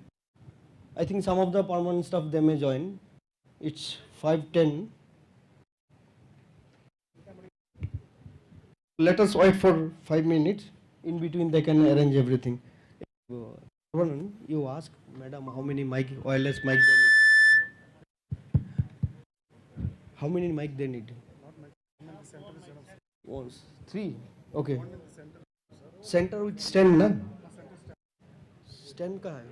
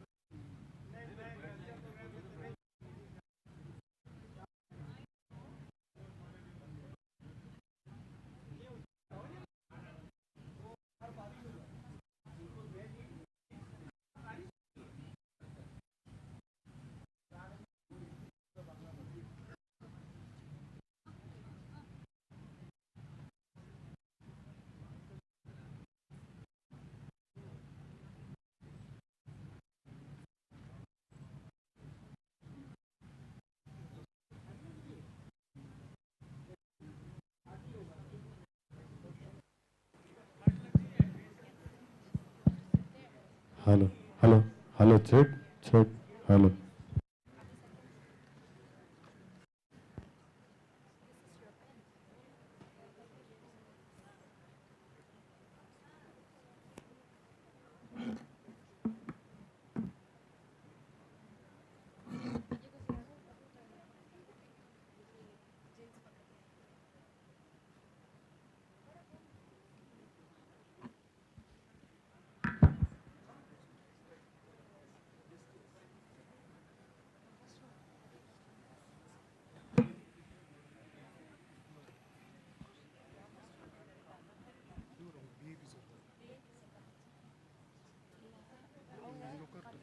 They will sit here. Let them sit properly.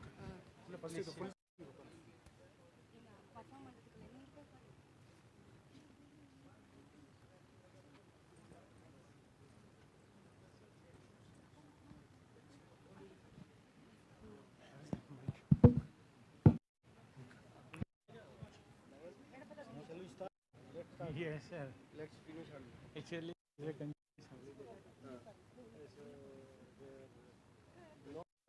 some people they will say, I'll check that all the video is here, na?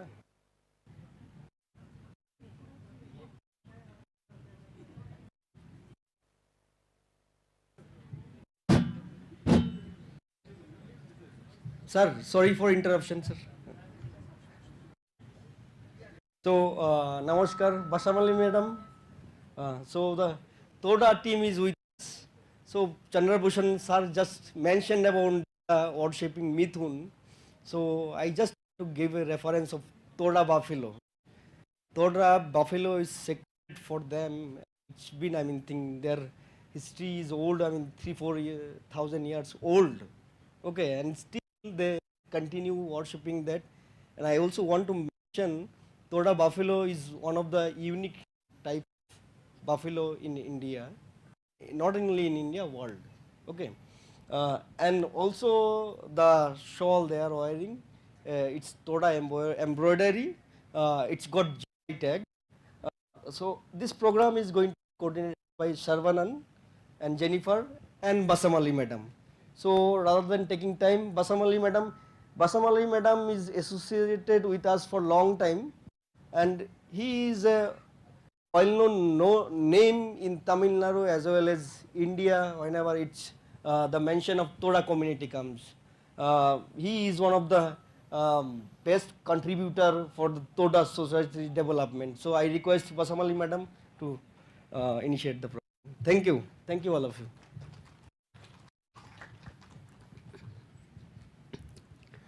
Good evening, everybody. Thank you very much for inviting us. We are a very few people, Nilgiris. We came here to give our language, dance, song, and about our culture, performance, etc. We are all from different villages. That's called Mund. Mund means, in our language, we call Mud. In small villages, we give, as our director telling, we give more importance to the semi-wild water buffaloes, Asiatic semi-wild water buffaloes. We believe our goddess created our buffaloes. Without our buffalo, we can't light lamp in the temple. We don't have idol worship. Lamp is our goddess. We believe our lamp will tell the message to the god. They all will assemble like that. And each mountain is very sacred mountain. I'm going to write mythology history of Nilgiri mountains. For others, it looks like a just mountain, but we have so many stories about the mountains. Which mountain is female mountain, which mountain is male mountain. Even though there is no ideal there, we know the story about the mountain, sholas, trees and all. So, may I start the program? So, maybe just I gave the introduction. Men are going to, please. Good evening all. Today we are delighted to have Toda community from Nilgiris. In Tamil Nadu, we call people as Todar or Todavar. The Nilgiris biosphere, rich fauna and flora, is also an habitat for many of the indigenous communities like Toda, Kota, Kurumba, Irula, and so on. The Toda community has a very less population, maybe around 2,000, and the language which they speak is called as Alwash, a Proto-Dravidian language. These Toda communities live in hamlets or settlements called as buns, surrounded by lush inlands. As they live in a serene environment, the beauty is reflected in the songs and their narratives. And here we have some 20 to 30 Toda members to perform in this stage. Called here the rainbow-shaped huts and temples, the intricate embroidery shawls, and buffalo-centered lifestyle makes them distinct in the Western Ghats. And now I would like to call Srija for elaborating on their culture.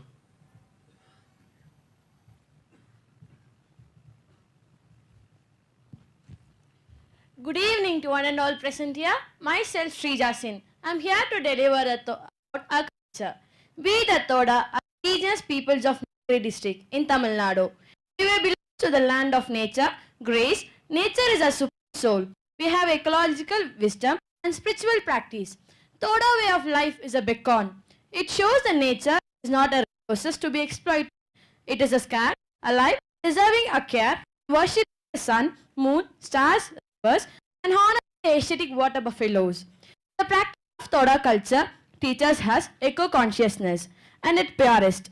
A temple represents the symbol of rainbow, Korgolpur.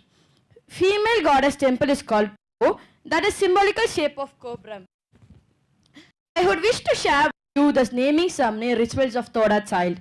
We take the Toda child out from the house in the early morning at the new moon day and make him or her to see the sky, morning star, and again make him or her to touch the earth and listening twittering of Kapil's bird. Then an elderly person will whisper the name into the Toda child here. The personal names for the male child will be related to the mountain, sun, stones, and trees. For female child will be related to the river, moon, ornament names, and flower names. Toda song, folk, stories, a dance plays a vital role in our life. The reflex of the Toda culture.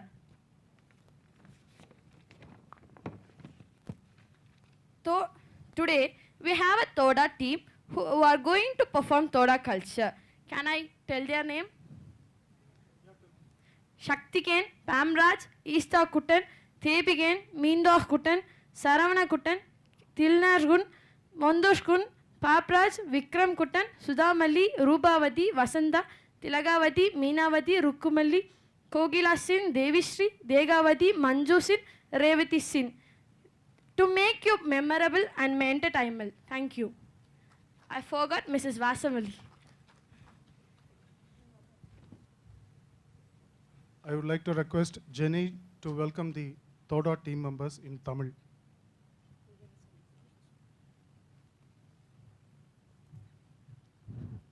அனைவருக்கும் என்னுடைய மாலை வணக்கத்தை தெரிவித்துக் கொள்கிறேன். Since they are from Tamil Nadu, I would like to welcome their people in Tamil. தமிழகத்திலிருந்து வருகை புரிந்திருக்கும் நீலகிரி மாவட்டத்தைச் சேர்ந்த தோடர் இன பழங்குடி மக்கள் அனைவரையும் இந்திய மொழிகளின் நடுவ நிறுவனத்தின் சார்பாகவும் நிறுவனத்தின் இயக்குனர் திரு சைலேந்திர மோகன் அவர்களின் சார்பாகவும் துணை இயக்குநர்கள் சார்பாகவும் ஒருங்கிணைப்பாளர் மற்றும் இளநிலை ஆய்வு அலுவலர் திரு சுஜாய் சர்க்கார் அவர்களின் சார்பாகவும் அனைத்து இளநிலை ஆய்வு அலுவலர்கள் சார்பாகவும் வருக வருக என வரவேற்பதில் பெருமகிழ்ச்சி அடைகிறேன். தங்களுடைய வருகையும் கலை நிகழ்ச்சியும் எங்களை மகிழ்விக்கும் என்பதில் சந்தேகமில்லாமல் இந்த கலை நிகழ்ச்சியை சிறப்போடு நடத்தி கொடுக்கும்படி உங்களை கேட்டுக்கொள்கிறேன். நன்றி.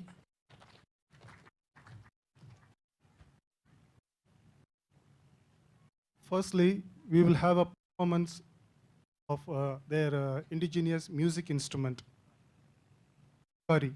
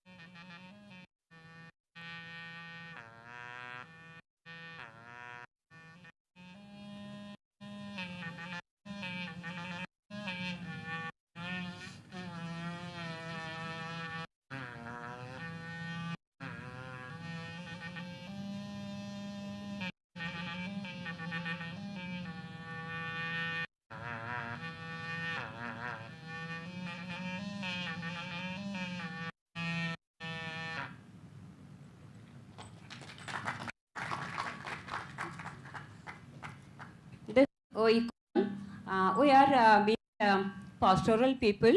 We have only one instrument. It's called puhori. In this puhori, today what he played is, it is the music of the bird flying, multiple talk. Those days they used to sit in the pastoral land. They used to play the musics like birds flying down and river running music. Whatever all the natural sounds they used to play. We are very lucky to have him, Tilnar Kutan. We have to honor him. He learned from his grandfathers. He is the only man playing the puhori. I was talked about in many places, but nobody was willing to come and play the music. I brought him here in this institution.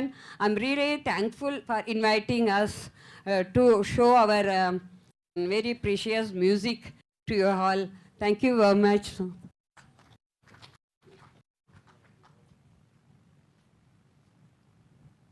Thanks for playing the musical instruments, sir. Next, I would like to call the men team to perform on the stage.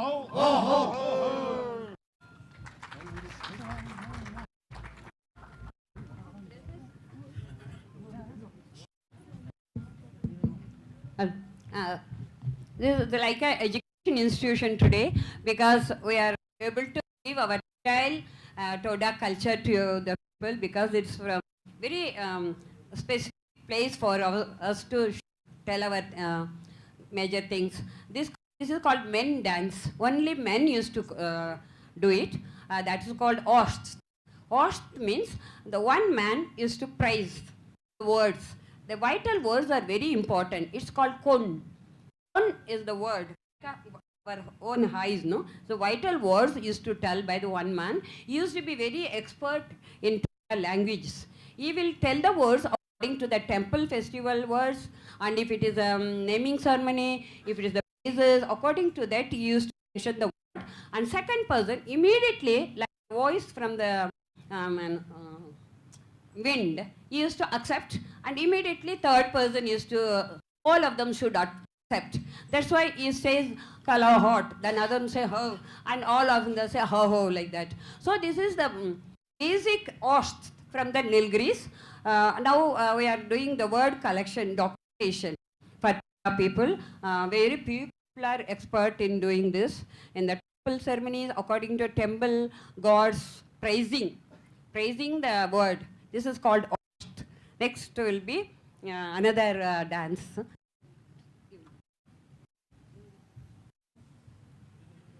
We thank the team for their praising dance. Now, the woman from Toyota team will sing a song for us.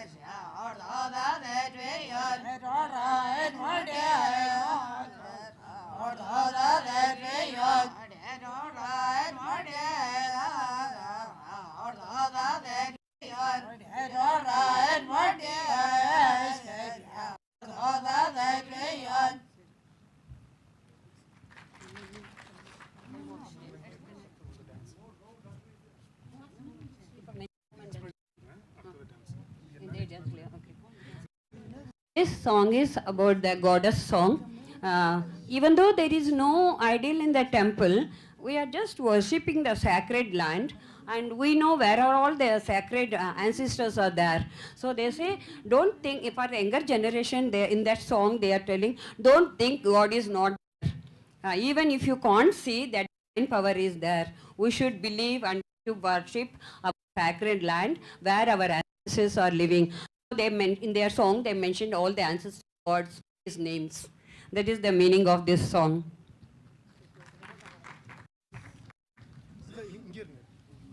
Now the team will dance for us.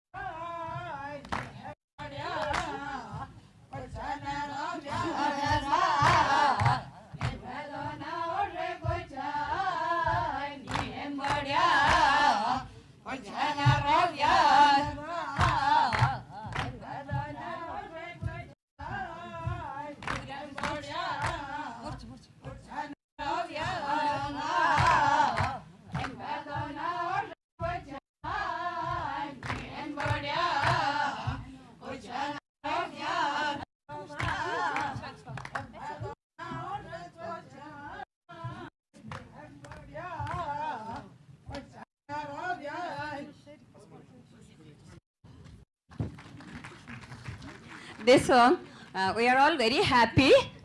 Carpet's bird is the morning bird.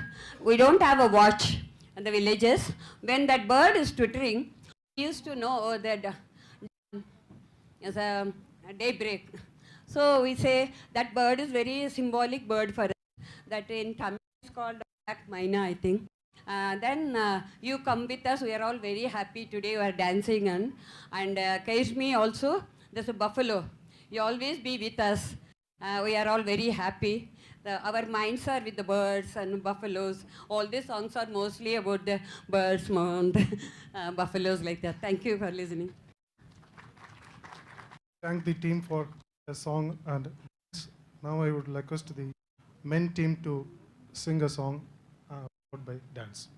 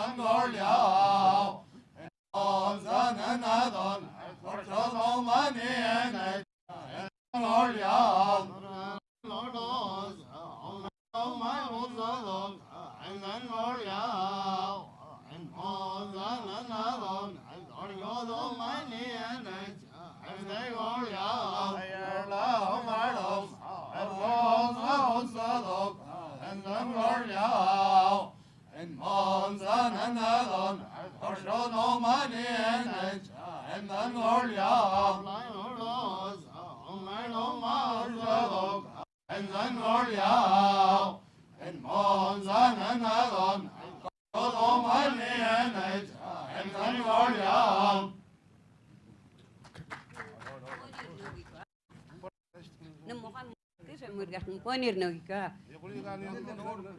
Paneer nogika.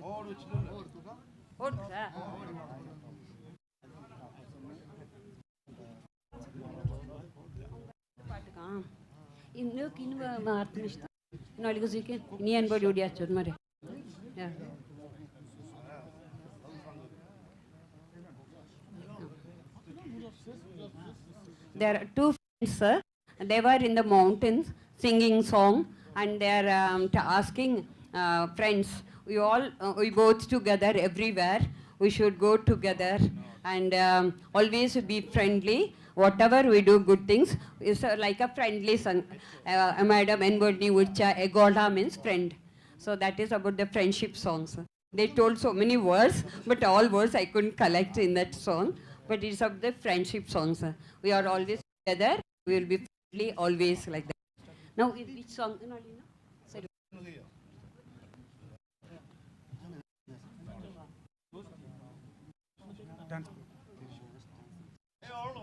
This is another dance by men.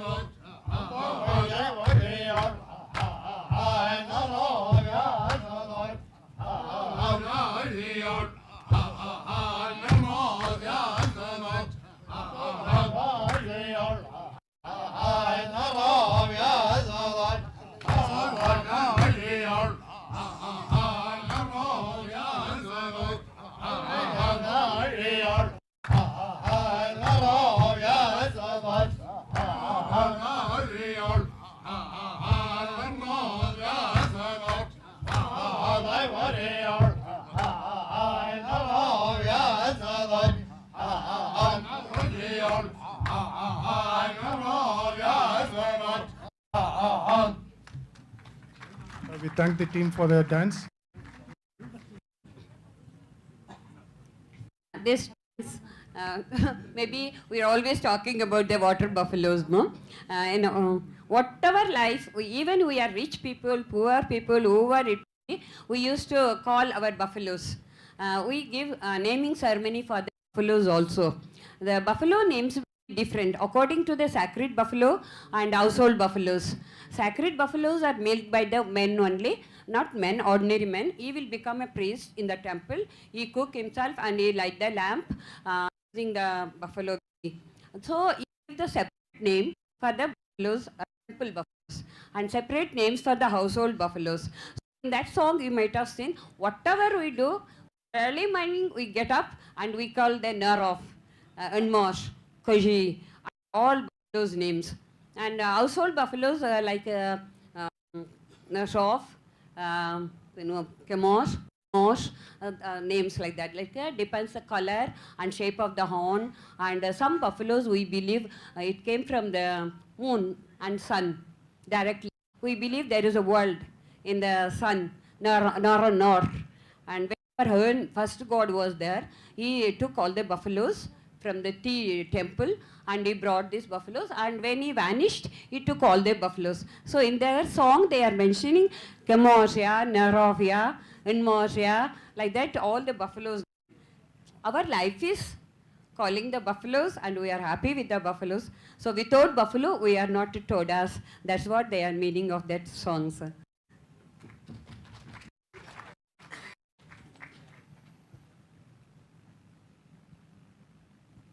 As there are numerous songs in Toda language sung during ceremonies and ritual, Asamali Madam will sing a buffalo song for us.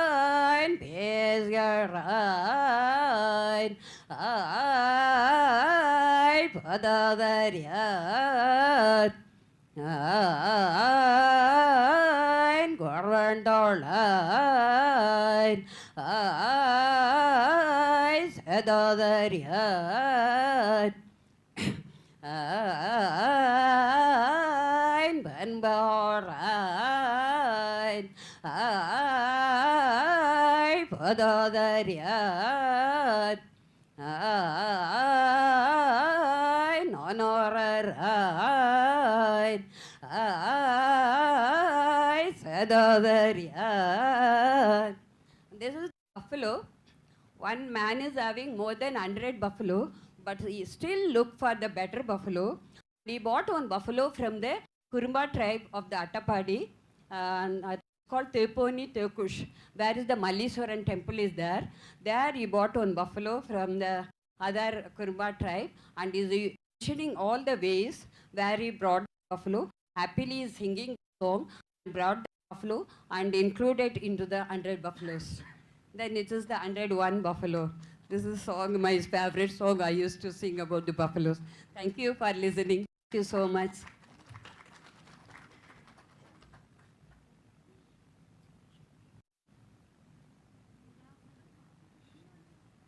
We thank Toda team for coming here to CIIL from Nivedita and give a performance of about their culture. And now I would like to request sir to talk few words about this performance. Thank you, Basamali Madam and team. Thank you on behalf of the institute and directors who has some important work to attend. I thank all of you for your wonderful performance. and I hope, I mean, your stay is going to be comfortable for, I think, one night. And I also want to mention, recently we have developed the alphabet book for Todas, which is going to be the first, and we have developed the script.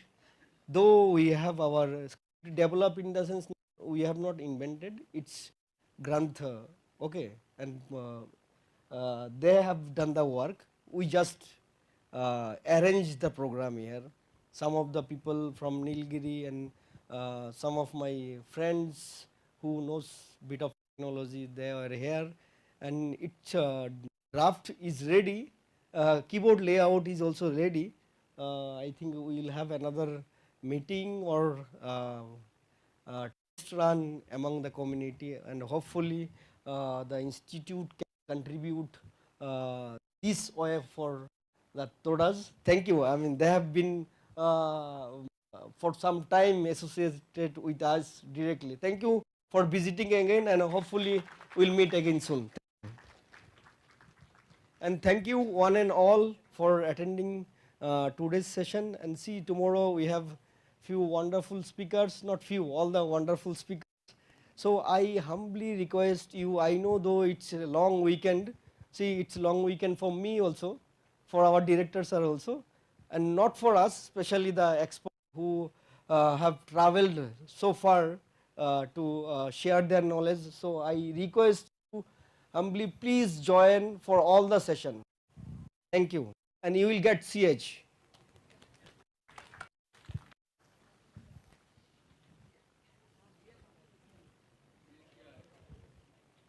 Thank you for CIIL director and coordinator and team members. Thank you for giving a wonderful opportunity. Thank you.